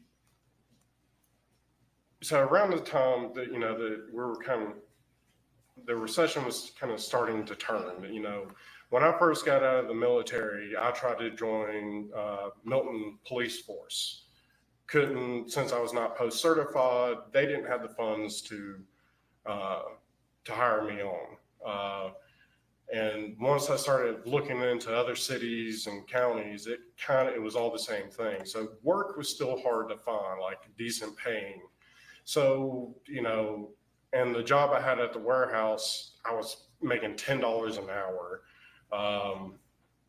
And once I got, you know, I was let go from that job, we sat down and talked, and I was like, look, I want to still pursue, you know, law enforcement, but there's nothing I can get into right now. And that's when we came on the agreement that, you know, I would manage the farm, because since he was working Monday through Friday in Atlanta, that, you know, basically he would give me a credit card, debit card, and, you know, I was able to go eat lunch and stuff like that and pay my cell phone bill. I didn't have much bills at all. So he never really gave me an allowance, except for the time that, you know, he decided to open up the other bank account, and, you know, he didn't keep a lot of money in it, because around that time, Melody kept asking for the card I had and going off and buying stuff. Did your dad want her to have that card? No. especially the credit card. When he gave me the credit card, I remember he sent me a text saying, hold on to this like your life depended on it or something. But to keep it away from the defendant? Yes. He basically said, don't give this card to anybody. Which credit card would that be? I believe that was the Ducks Unlimited Visa card. When you work the land, there were horses and animals and things, pigs, goats, chickens. Y'all had all kinds of stuff on there, didn't you? Yeah, we had everything pretty much except for cattle. All right, now, your first house, now your mom's background, her father and mother had it's Ace Hardware or some type of hardware store. Ace Hardware, yes, sir. So more of kind of a country background or a rural background? No, Muscle Shoals it wasn't a huge town, but it was. From the country or from the city is usually how I ask people. Would you say your mom was from the country or from the city? Man, honestly, I want to kind of say in between, but it was. Fair no, enough. there was no, How about your dad? Not country. Did they grow up having horses and things like that and animals? No, none of us ever had that. So when they got this hobby farm, did any of y'all know anything about horses and how to take care of them and ride them? No, we did not. Was it a learning experience? Yes. How many horses did y'all have on the property and where'd you get them from? We had 4 horses. The first horse we got was Rebel. Some people down the road, they were moving. He was an older horse. They gave him to us along with a pony, but the pony was already promised to somebody else. So we just kind of took care of it for a little while until that person was able to come and get it. And then we got Bluebell, Chester, and Blackjack, the other 3 horses. And that was, we purchased them through a friend of the neighbors, Jackie. She lived down the hill from the farm. Jackie has some type of place for donkeys or something like that, or rescue, or? At the time, she had a buttload of chickens, all kinds of fancy little hen ones and pigeons and big chickens. She had a whole bunch of chickens. Was her house stand out in the neighborhood? Yeah, I mean, you had to pass it every single time you came to the farm. And was Jackie close to your mom? She hung out with her quite a bit. Now, these horses, who would ride the horses? I would, my mom would, my nieces, my dad once in a blue moon. Did he get thrown from a horse or anything? He did get thrown one time. He got on Chester. Chester was a more high-spirited horse. And what I mean by high-spirited, that, if a squirrel jumped from branch to branch, he would jump. He would get startled. So it took a more experienced rider to ride him. But my dad wanted to ride him. And I was nervous about it. And sure enough, when he got on him, he started bucking and bucked my dad off. Did he get hurt? He did. He hit his head when he came down, and we ended up taking him to the hospital to get a CT scan because my medical training from the Army, I noticed that he wasn't answering all the questions right that I was asking him, and got his bell rung. Yeah, he definitely. How about your mom? Did your mom ride the horses? She did. She ever get hurt by the horse? There was one day, it was first day of college football, and my Aunt Sherry was on her way into town, and I was up in my apartment about to start watching football. I think the Alabama game was about to start, and she called me and said, "Get down here. I just got kicked by a horse." And I go down there, she got kicked in the leg, and her kneecap was on the side of her leg. What year was that? I want to say 2016. Did she ride the horses after that? When she was finally able to, yes, I think I remember her getting on. I don't really remember, but I know my dad didn't get back on the horse after he got bucked off.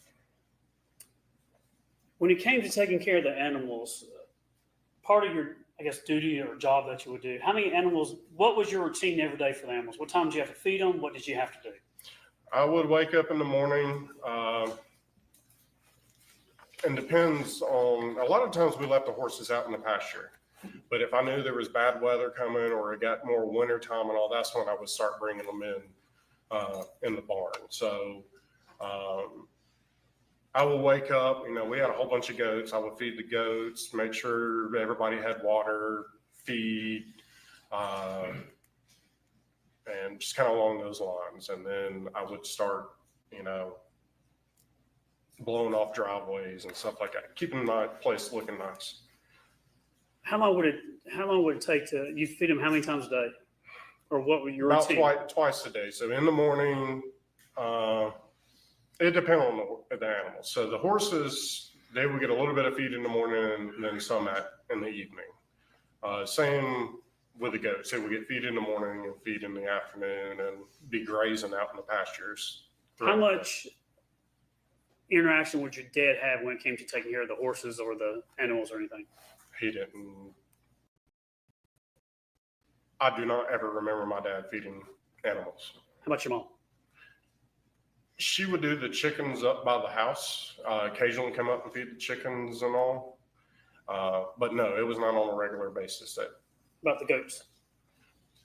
I don't ever remember her feeding goats. Did y'all have to bottle feed the goats at all or anything at times? Oh yeah, we did. I mean, we had a lot of baby goats that were born. Not all goats are going to accept their babies. Some of them reject them. And, lo and behold, I mean, a lot of times, when a goat gives birth, they can pass away from it. It's just like humans. There's a lot of life and death on a farm. You're always having something born and you're always having something die. And did you ever have to dispose of any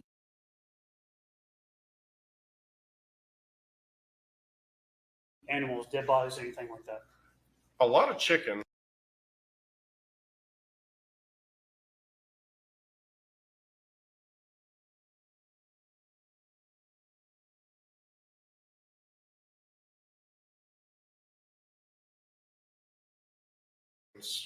I mean, they get sick very easily, or a fox will come and kill them.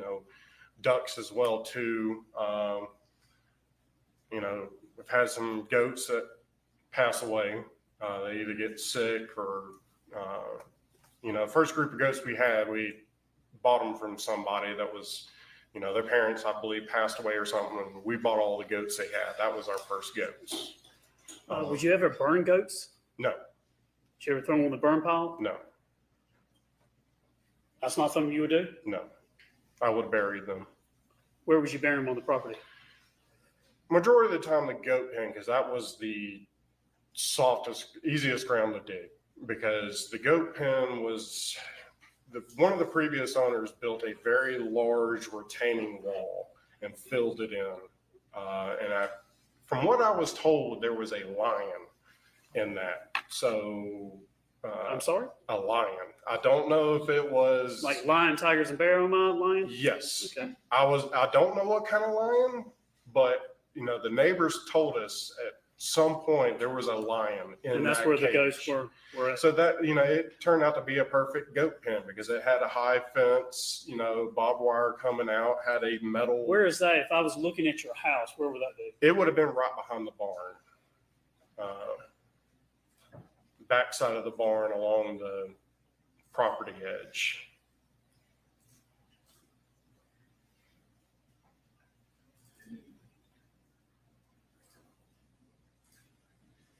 This is aerial 3. This is the house here. Where, I'll take the cursor of the hand. You need to go up to the barn.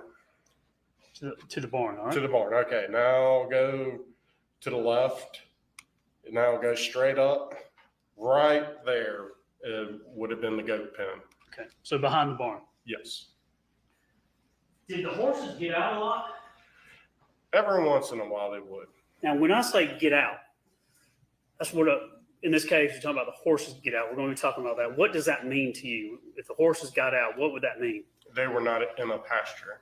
I think it's soft pasture. Were they running on Purcell Lane up the road and things like that? Sometimes, yes, they would get actually off the property and be at a neighbor's house. I mean, I've had to go all the way to the very back end of Purcell to get a couple horses. And when they would get out, what would you have to do to get them back in? I would just grab a feed bucket, put some feed in it, and walk down and start shaking it, and they'd follow me like little puppy dogs. How often would that happen? It was rare, Do you know but what? it did happen. Do you know how or why they would get out? 99% of the time, it was because somebody left the gate open. And when it came to all the horses and things on the property, was there a certain pattern, like they would be put up at night, or were they just left out in the fields? The horses, like I said earlier, it depend on weather, temperature, and everything like that. Goats were put up every single night. Chickens always went back into their chicken coop at night. So the door had to be closed on that. So the main animals I always had to be put up were the goats, the chickens, and obviously Luke and Leroy, the labs. Would you do anything different around 4th of July when fireworks were coming out, or anything for the horses, or like on the 3rd? Did y'all do anything different on July 3rd for the horses? We always left them out because, yeah, they will get scared from fireworks, but it's always safer to leave a horse out in a pasture than in a stall, because they would jump around and everything like that, and you don't want a horse getting hurt.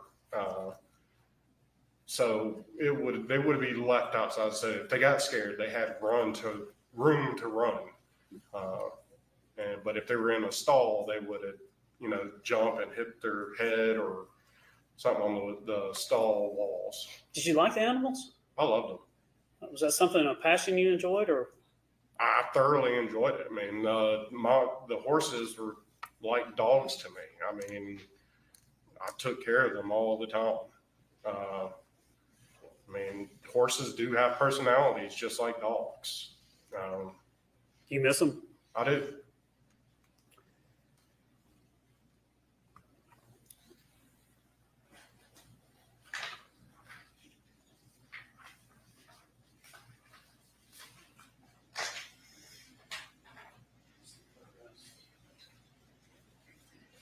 So this time I'm tuning into evidence, states exhibits S. Farris 1 through 4.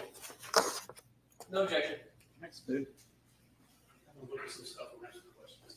Okay. Yeah, that others.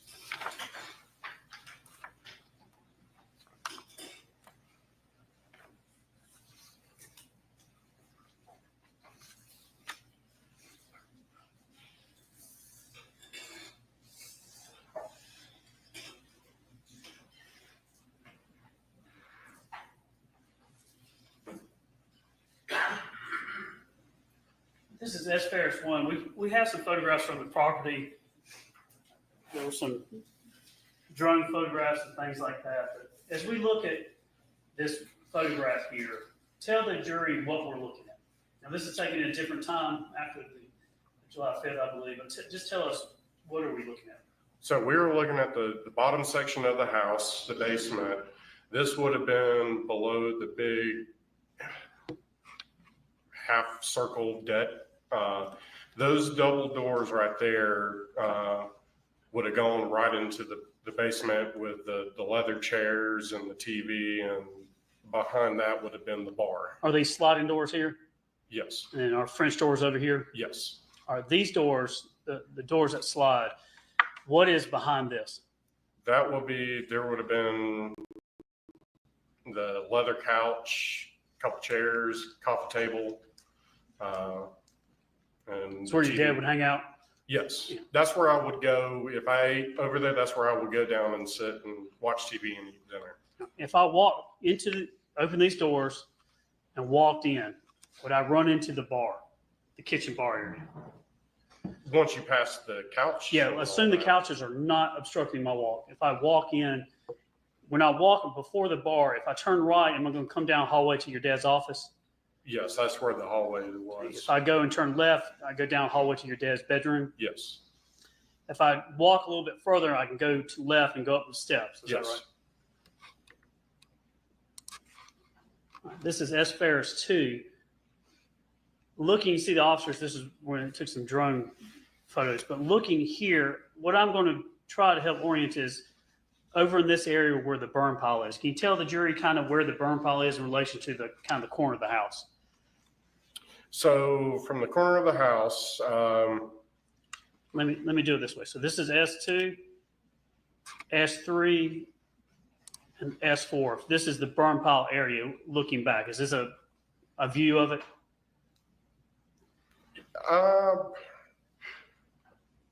I would kind of say the burn pile's more over on this side. Indicating So to if the I was right. the cameraman, I feel like it would have been a little bit more to the right. But in this area? Yes. Describe for the jury, if you would, if you're walking from the house going out towards the burn pile, are you going uphill or downhill? You're going to be going downhill. And is your property, is the house on the crown of the top of the hill for the most part? Pretty much, yes. Now, behind this, going back to 3, this tree line back here, Mhm. did you have any trail cameras or anything on? Yes, it was actually further south, further down the hill from the burn pile. Going towards the pond that way? No, this was on the backside. There's the fence where your mouse is. That's about roughly where the fence line is, the property line. Okay. And there was a little trail that goes all the way down to the bottom corner. So back in the woods. So it was down that way. I had it set up on a tree pointing towards my neighbor's property. Look at the jury and tell them what you would do with that trail camera and what you did back there. So my neighbor, Ray, he allowed me to deer hunt on his property right there on the hillside, because all the deer would come either running from our property to his, or they will come from that way. So I just had a better angle of, hunting deer. How many deer did you harvest from that hunting spot? Somewhere between, I want to say 6 or 7 deer. And what would you hunt with? I would use the first deer I took was with a 20 gauge slug, using a shotgun. And then the second deer I took, I borrowed a friend's AR-15 and took that deer. And then the rest were with a 12 gauge shotgun slug. Which direction did the trail camera point? It pointed towards my neighbor's property. All right. In relation to the burn pit, where's the trail camera in relation to it? So if I'm leaned up against the tree that I have the trail camera on, the house would have been to that direction. So the trail cam would have been pointing to you. The house would have been to my left up the hill. Let's see if I can figure out which one.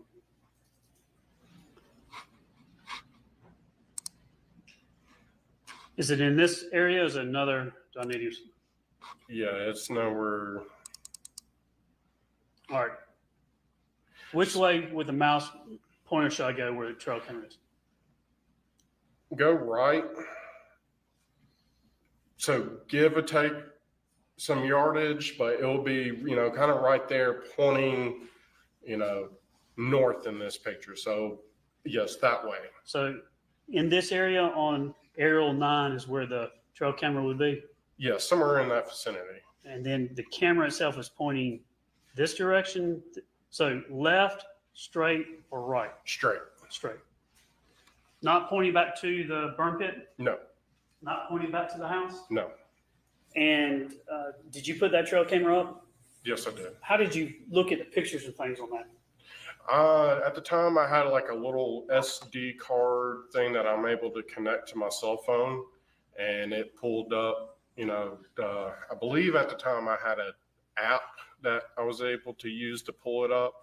Over the years, I was just able to, click on a you know. Do you remember what brand it was or what truck it was? No, I do not remember. Is it one of those where you could just sit in the house at night and you get a ding on your phone and tells you ding? At that time, no. You have that now? I do have one like that now that sends it to my cell phone, but I haven't used it in years. I want to ask you something about fires. Does your dad and your family like to like fires, burning fires? Does your grandfather or something burn fires? Well, always growing up, my grandfather burned leaves, and you know, I remember every Christmas after we all opened presents and all, my grandfather would collect up all the wrapping paper and go take it out on his burn pile and light it. And was there a fire? Tell us about the fire, the first fire at the first house in Alpharetta back in, I think around 2008. maybe, yeah, I really don't remember the date on it. What happened? Just tell us what happened there.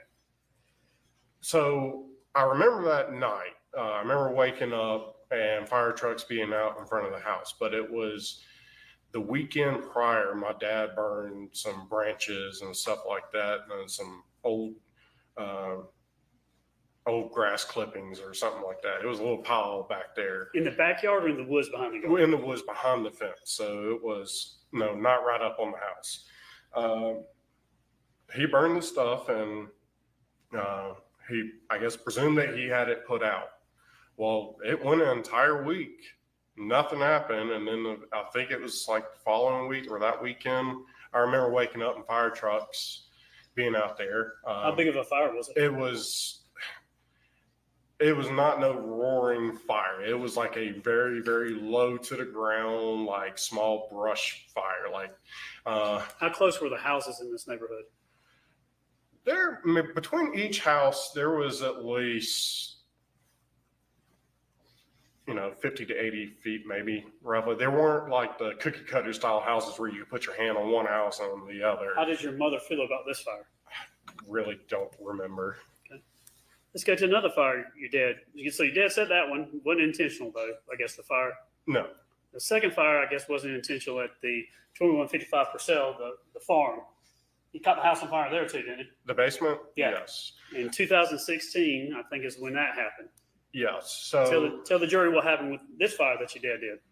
So it comes to find out. So my dad put a cigarette out in the ashtray, and I guess he dumped the ashtray a little too soon into the trash can. But I was up at the barn doing work. He left to go somewhere. I don't know where he went to. But I was up at the barn, and Melody calls me, and she goes, "Do you smell smoke?" I'm like, "No." She goes, "Well, do you see smoke out there?" I'm like, "No." She's like, "Well, I'm smelling smoke." Well, I'll look over to the house. I see smoke pouring out of the basement, my dad's office door. I go, "Holy crap, there's something on fire over there." So I run over there, I open the door, and all I see is the trash can burning. So I grab it, throw it outside, grab the water hose. This is in his office, or? Yes, it was in the office. So, I put it out. I go and I check the walls. I didn't see anything burning. I put my hand on the wall, didn't feel hot. I looked at the closet that was in the office that had all the controls for the home audio throughout the house. I opened that up, didn't see anything. So I went upstairs and made me a sandwich, and I came back down and was sitting in that room with leather chairs and all, watching TV, eating lunch, and all of a sudden the fire alarm started going off again. I go back to the office and I open the closet door, and it's just a wall of fire.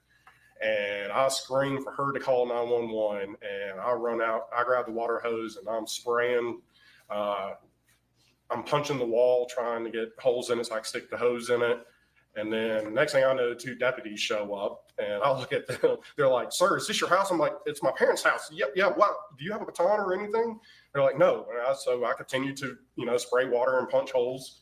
And then the fire department showed up, and, if the firefighter told me, he's like, "If it wasn't for you, their house would have burned down." How bad of a damage was done to the house? There was more smoke damage than actual fire damage. So the fire was mainly contained to that closet. So all the electronics burned up. It was an unfinished closet, so there was a lot of, Was your house like a smart house, had technology? A good amount. it wasn't like what today's standards would be, but If that was destroyed or damaged, all the components, the audio components, yes. How did we had you- exposed rafters, so the fire could have spread down to the home theater if I did not put it out in time. how did your mom react to that fire? She was pissed. Did she get on your dad?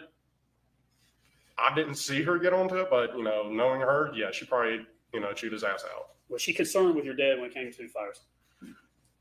Yeah, we both were, because he would start a he would start a fire to burn branches and stuff like that. He would stay around it for a little while, but then walk off to go check emails or do something. So no common sense when it came to fires. No, yeah, man. There's a lot of times that I'm like, why are you burning right now with the winds blowing like this? He wouldn't think about, the Did y'all aspect. leave him alone with fires? I mean,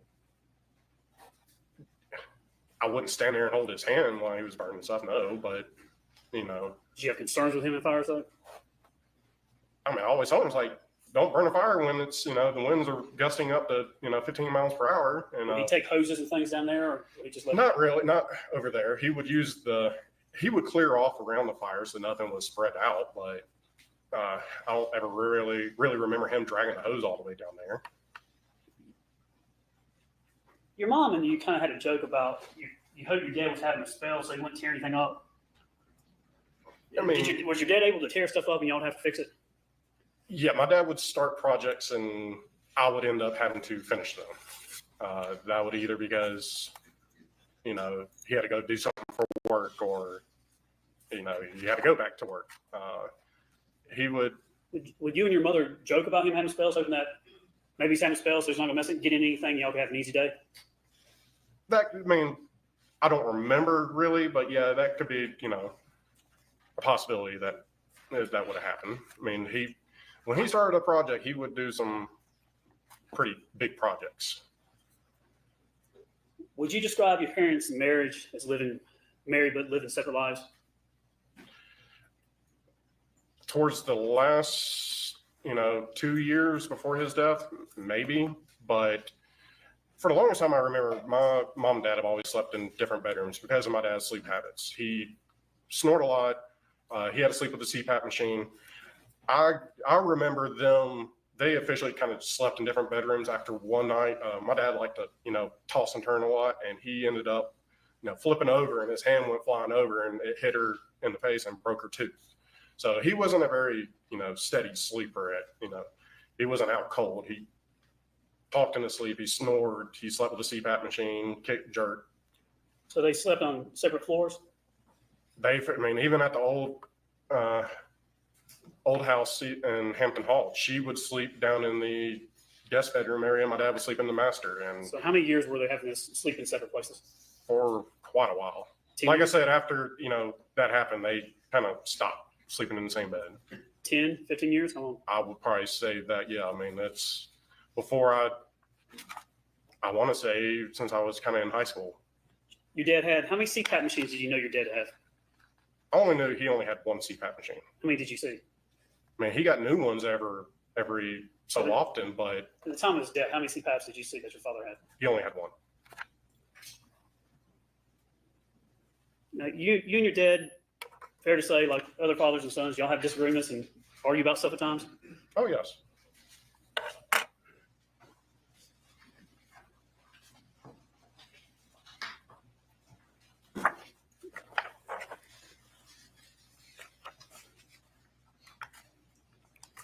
And did your dad have disagreements with your mom about finances, especially after Ted Wiley and things like that?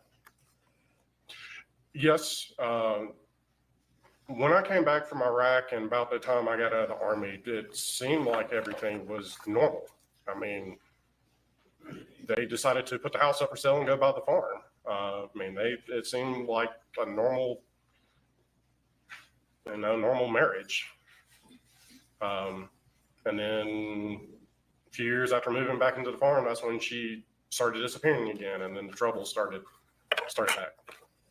Just the time I'm moving to evidence, S. Ferris number 6, it's a cell dry extraction between Scott and his dad. No objection. I submit.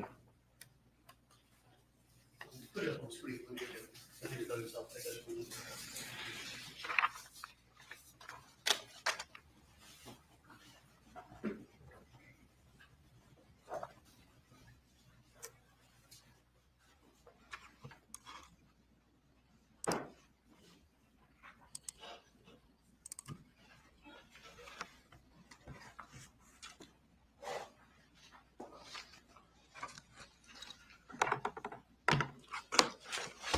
I want to turn your attention now to page 6.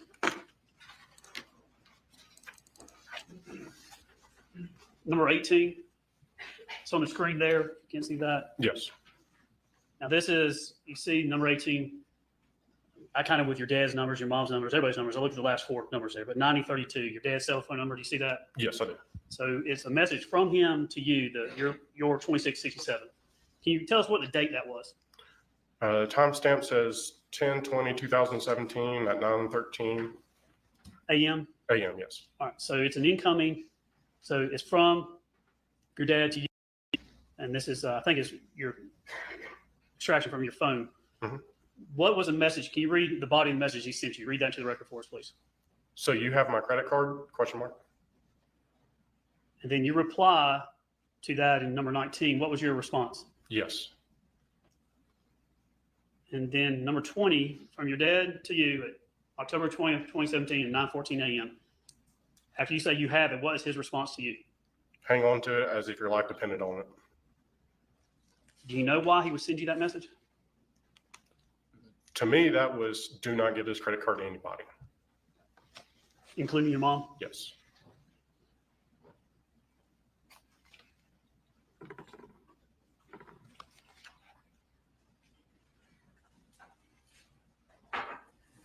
Was there, up to a point in your parents' marriage, did things, you said you thought everything was going all right at the time, but was there ever a time that did you ever see your mother get upset with your dad? Quite a few times. Would she outwardly manifest her anger or upsetness with her husband? I mean, yeah, she would talk trash about my dad to me, to my sisters, my brother. I mean, yeah. I want to talk to you about an incident. So July 5th, 2019 is when you found your dad remains. So 2019? 2018. Okay. Go back, I think a couple, you tell us, was there an incident with seeing your mom break a plate? Yes. I've tried my best to remember the exact date. I know it was prior to his death. It wasn't really, I don't want to say it was several months, but it was within a few weeks or so. We were working on the project between the house and the pond, the big stone walls and everything. And I remember I was either planting some plants or doing mulch or something. My dad was on the other side of the property, and she came out of my dad's office doors and screaming and cussing, and she threw a plate up against the wall of the house, and she screamed, "I can't wait to the day he fucking dies. I can't wait to the day I don't have to live with him anymore." How close were you to this when she did it? I was within 10 yards. How far was your dad away? He was over 100 yards away. Do you know if he heard it or saw it? I know he didn't. He never said anything to me that he noticed it. And I don't remember him seeing him. So I knew he was up on the other side of the property. So she walks out, and where does she throw the plate? So if you walked out of those French doors, there was a wall right there, and right next to it would have been the hot tub. It was up against that wall, right? How bad was what kind of plate was it, and how bad was it broken? Well, I mean, if only plate like that would have been, used was the, just white kitchen plates. We had like 2 different sizes. We had a bigger set and then a smaller set, but they looked the same. Did you confront her or say anything to her about that? No, I don't remember saying anything to her about that. Do you know what she was upset about, or? If I remember right, him leaving the plate in the home theater room. And it was probably a plate that he probably had some kind of dessert, key lime pie on. So he would occasionally leave a Mountain Dew can or a plate in the home theater. And her being, she cleaned a lot. She liked to keep a clean house. So stuff like that. So how mad was she when she did this? Like I said, she came out yelling and cussing and threw it as hard as she could up against the wall, and it shattered into several pieces. And you're certain she was talking about your dad? Oh, yes. She ever say anything like that any other time? that you witnessed? That I witnessed? No, I don't really remember. No. I mean, she always, talked bad about my dad. It's like she always tried to brainwash us, like he was, such a horrible person. But no, other than that, I never heard her really ever saying, "I can't wait for the day he's dead." I'm gonna ask you some questions. We're gonna get into the third, fourth, and fifth. This is just to refresh me. This is Riley One's calendar, July 2018. So third, fourth, and fifth, Tuesday, Wednesday, and Thursday. Mhm. Coming up to those dates, do you know whether or not your mom, the defendant, was upset about a trip that Chris would use some money, your dad's money, to rent a condo or something for a beach trip? I do remember. So they all planned to go down to the beach. I remember her making comments to me that, she wasn't happy about it. Did she ever complain to you about Chris's spending or using money? I took everything with a grain of salt from that she said about money. Did she talk about money often? What do you mean to talk about, People using money or spending money or things like that. She always tried to say, Chris is stealing money, or, your father's paying for this and that and this. Did she tell you to get a job or anything like that? Whenever she would get pissed off about something. But then, an hour later, she'd be like, "Oh, let's go and do this." Did she ever say anything or do anything because around July 3rd, July 4th, with Chris and the money he was spending to go on the beach trip? Did you ever see her say or take any actions because of that, or confront your father or anybody else because of it? I didn't see anything. I know she wasn't happy about it because, I don't really remember exactly why she was not happy about it. I remember her asking if I was going, and I remember my dad asking me if I wanted to go, and I said no, because, somebody's got to stay here and take care of the animals. Was your dad going to go? Yes, he was planning on going. How about your mom? No, she was not. And the reason why I said I didn't want to go is I said to him, I was like, well, somebody's got to take care of the animals because I'm sure she's going to run off and go to Tennessee. Up to this point, you said your mom would kind of just disappear or during the week. How often would that occur? If you took it week by week, how often was that happening? For quite a period of time, it was at least once a week she would disappear. It always seemed like a Tuesday or Wednesday or somewhere, in the middle of the week, it seemed like. And then a lot of times she'd just send me a text saying, "Hey, I got to go up to Martha James. I got to take her to the doctor." And she wouldn't be back until the following week. Or how consistent was this where she would go week per week? For a while, for the last year and a half. Up to the week of July 3rd, 4th, and 5th. When was the last time you remember her just leaving? I mean, that probably would have been the week before, maybe. So it was up to the week before? Oh, yeah. I mean, she was always had an excuse to go. Martha Jane had to go to this doctor. And she would be gone. Would she just take day trips? Or the other? Sometimes it will be a day or two. Sometimes she would be gone, 4 or 5 days. Around this time, did you ever see your mom with more than one cell phone? Oh, yes. Tell the jury about that, please. I noticed that she had 2 cell phones when she'll be on the phone talking, and I walk into the house and her cell phone is laying on the counter. And then a lot of times I kept, I'll walk around the corner and she would grab her phone and tuck it into her waistband. So I knew she had 2 cell phones. And I told my dad she had 2 cell phones. Did she use the phones out in open, or where was she using No, them? she tried to hide it from me. I do know that. Did you ever see her on it? Well, like I said, that one time I saw her on the phone, but yet I walk in and her phone's laying on the kitchen island. Did she ever, where would she keep that other phone? I have no clue. Did you ever see her on her person or anywhere on her body? Like I said, there was many occasions where I walk, into a room or around the corner, and she would move swiftly and tuck it into her pocket or waistband, depending on what she was wearing. On July 3rd, 4th, and 5th, I want to go through that on July. I think July 2nd, which is was that Monday. Did you go play golf that day? On the 2nd, no. Do you remember if you went and played golf and then with your friend and went into the restaurant afterwards? Well, you played golf that week. I mean, I played a lot of golf during that time because Hampton Hall, it was fairly cheap to play. There was only 20 something bucks, I believe it was, to play Twilight golf. So we played a lot of golf. Let's go to July 3rd, that Tuesday. Did you work at the house that day with your mom? Yes. So the morning of the July 3rd, it was either the day before or 2 days before. We went to Scottsdale Farms and bought some bushes to plant on the back side of the house, so the opposite side of the pond, some holly bushes. So this is the day before July 4th. Did y'all go to Cherokee Ranch restaurant for lunch? We always went there. All right, who did you go with? It would depend. If my dad was home, him and I would go. If he was at the office, On Melody. July 3rd, did you go with your mom? So on the morning of July 3rd, yeah, I went over there with, we drove separate because I was leaving from there to go up to the lake house with all my friends. And did you see your dad at Cherokee Ranch? Yes, I did. But y'all weren't together?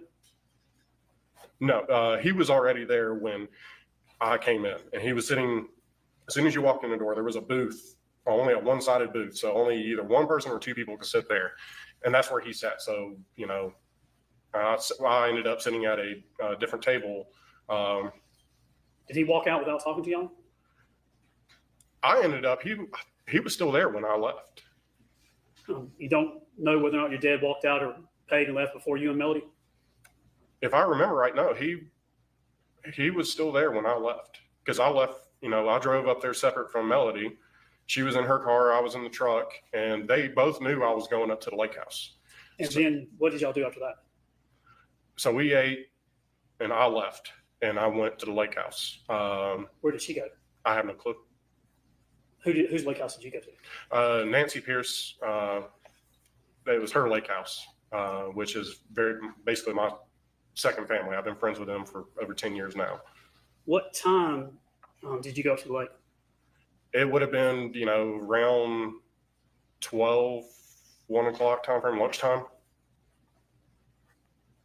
And how long were you there at the lake on talking about July 3rd now? I left there, and I was there until she called me and asked when I was coming home. And I said, well, I haven't really decided yet, but Mom, what's going on? And she said, well, the horses are out. I go, what do you mean the horses are out? She's like, your daddy left the gate open and they're out.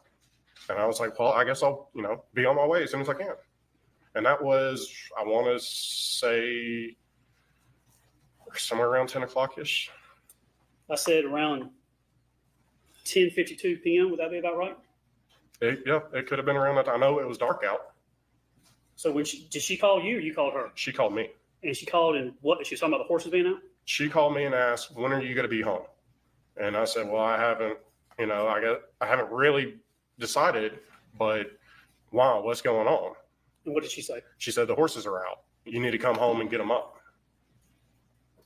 On July 3rd, you're at the house with your mom working, go to lunch, your dad's at the restaurant, but you don't remember whether or not he left or anything like that. I'm like 99% sure my dad was still sitting there.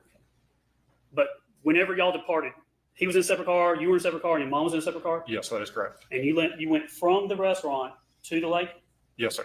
And you were there all night until you came home? Until she called me and said, Go anywhere else? No, sir. And we went out on the lake on the boat and did that, but I went to the lake house. About 10:52, you said you got a call from your mom about the horses. Did she ask you to come home or anything? She asked, when are you coming home? Yes, when you're coming home. Yes. All right, that call's around 10:52 p.m. And you talked to law enforcement after all this happened, told them your timeline, things like that, right? Yes. And I think they were able to take photographs of your phone. Did you show your time calls and things to the law enforcement? Do you remember? I remember I gave them my phone. And then about 11:34 p.m. or so, did you get back to your house? Yeah, it was from the lake house, which is up in Dawsonville, to the farm. That was about, anywhere from 35-minute to 45-minute drive. And we got back at, say, around 11:34 p.m. Did you talk to your mom? So I came in and, I turned up towards the barn. And once I came onto the property, I see the horses in the pasture. And I pull in and I pull up and I see the fire burning up behind the house where the burn pile always was. So I go, I pull up there to the barn. I try calling her, Melody, and she did not answer. So I went around and checked on all the other animals, make sure the chicken coop was, the door shut and, the goats were good and everything. And I went upstairs to my apartment, and then she finally called me back. And when she called me back, I said, what the hell? I think she said the horses were out. And she's like, well, I'll put them up. I was able to get them and put them up. Do you remember saying anything to her about her dad and deciding to burn the fire or anything like that? Yeah. So, after, she told me she put them up, I said to her, so I guess Daddy decided to burn that pile of wood, the burn pile. And she was like, yeah. I go, well, somebody needs to pay attention to it throughout the night so it doesn't spread. And then I said, I'm waking up very early in the morning to go play golf. And I'm going to come over and get the debit card to get some cash out. And so she's like, if you talked to your mom around 11:34 p.m. on the phone, what time did you go to bed? It was pretty shortly after that because I was pretty exhausted from being out in the sun all day. All right, the next morning, July 4th. What time did you go and get the ATM card from your mom? Very early in the morning. Because I want to say we either had a 7:30 or 8:30 tea time. So, the sun just rose by the time I got over there. Did you go up to the house? Yes, I drove over to the house. Did you call your mom to come to the door? How'd you get her to the door? So, the night before, I told her I was going to play golf, and in the morning I was going to come over and get the debit card. And she said, well, just call me and let me know when you come over. And I was like, okay. Did you ask her to leave the doors open, unlocked or anything? No, because the house wasn't ever really locked up.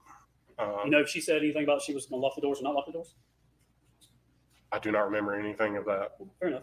When you it was about 6:15 or so when you went to go get the ATM? Yes, it was very early in the morning. So it had been around that time. And I sent, I called her as I'm getting in the truck and said, hey, I'm coming over. And she met me at the front door and handed me the debit card. And did you go inside? No, I never went inside. Did you go get something out of the refrigerator, a drink or anything? No, I literally walked. Did you go get a power drink or energy drink or anything like that? No, I did not. Did she let you in? I never went into the house. She literally met me at the front door and handed me the debit card. Did you run down the road, get some cash and come back? Yeah, I ran down to, right there, Free Home, Publix. There's a Wells Fargo bank right there. So I grabbed. If your tea time was around 7 or 7:30, would that be fair to say? Yes. So like I said earlier, it was either 7:30 or 8:30 tea time. And who were you playing golf with? I was playing with my friends Ted and Philip. Did y'all do this on the 4th of July? Is this something y'all would do? We try to make it a tradition, but yes, this would have been our second 4th of July round of golf. And after you played golf, did you go somewhere? We left from the golf course and went back to the lake house. And how long were you at the lake? So we finished golf and then we went there and we only went out on the boat for a few hours. I know we were back. Did you go to a pool party? So we got back and Ted and I went to our friend's apartment complex. She lived in Cumming, and we went to the pool party that she was having there. And I stayed there not long. I'd probably say like a couple hours. And about what time did you go home that night? I was home before it got dark. So it was. Did you go home to feed the animals? Yes. All right. So on July 4th, start off, get ATM money, go play golf, go to the lake, pool, and then you go home around whatever time before dark. You remember what time that would have been? That, like I said, it probably would have been 6, 7 o'clock roughly. It was still daylight outside. And that time of the year, the sun would have gone down about 9-ish. When you got home, did you have a conversation with your mom about the goats being out or anything? So when I get home, I see all the goats out in the front pasture, or the pond pasture is what we called it. I get them, I grab their feed and I call them and they all come running. I take care of everybody. Then I ride over to the house. By this time, it's already dark out. I ride over to the house and, I walk in and I go back to the master bedroom and Melody is laying in bed with the dogs. And I talk to her and I'm like, what the hell was it? Why are the goats out? And she's like, well, your daddy let them out. I was like, okay, well, why didn't. That's what she said? Yeah. She said, your daddy let them out. I was like, okay, well, why didn't y'all put them back up? I was like, you're going to have to start doing this because I'm going to, start my new career at some point. So you're going to have to learn how to take care of these animals. And then I proceeded I turned around and we talked about something else. I can't remember, but I do remember her telling her that. And I turned right around and went right back out and got in my truck and went back up to my apartment. All right. On July 3rd, did you see the fire burning? Yes, I did. When I came home that night, when I pulled up to the barn, I could see off behind the house that the fire was burning. On July 4th, did you see the fire burning? I do not remember it burning. Just maybe approach real quickly.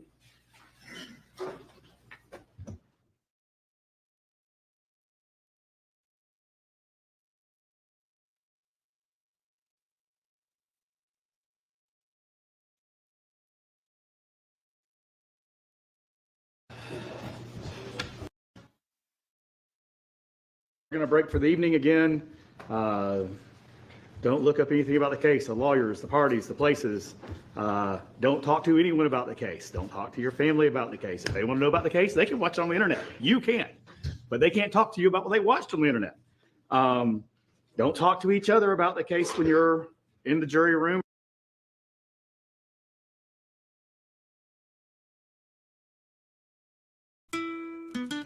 Justice served in an honest fight. True crime tales till the verdict's right. Solving more than just trivial quests, where sentences rule at the defense rests.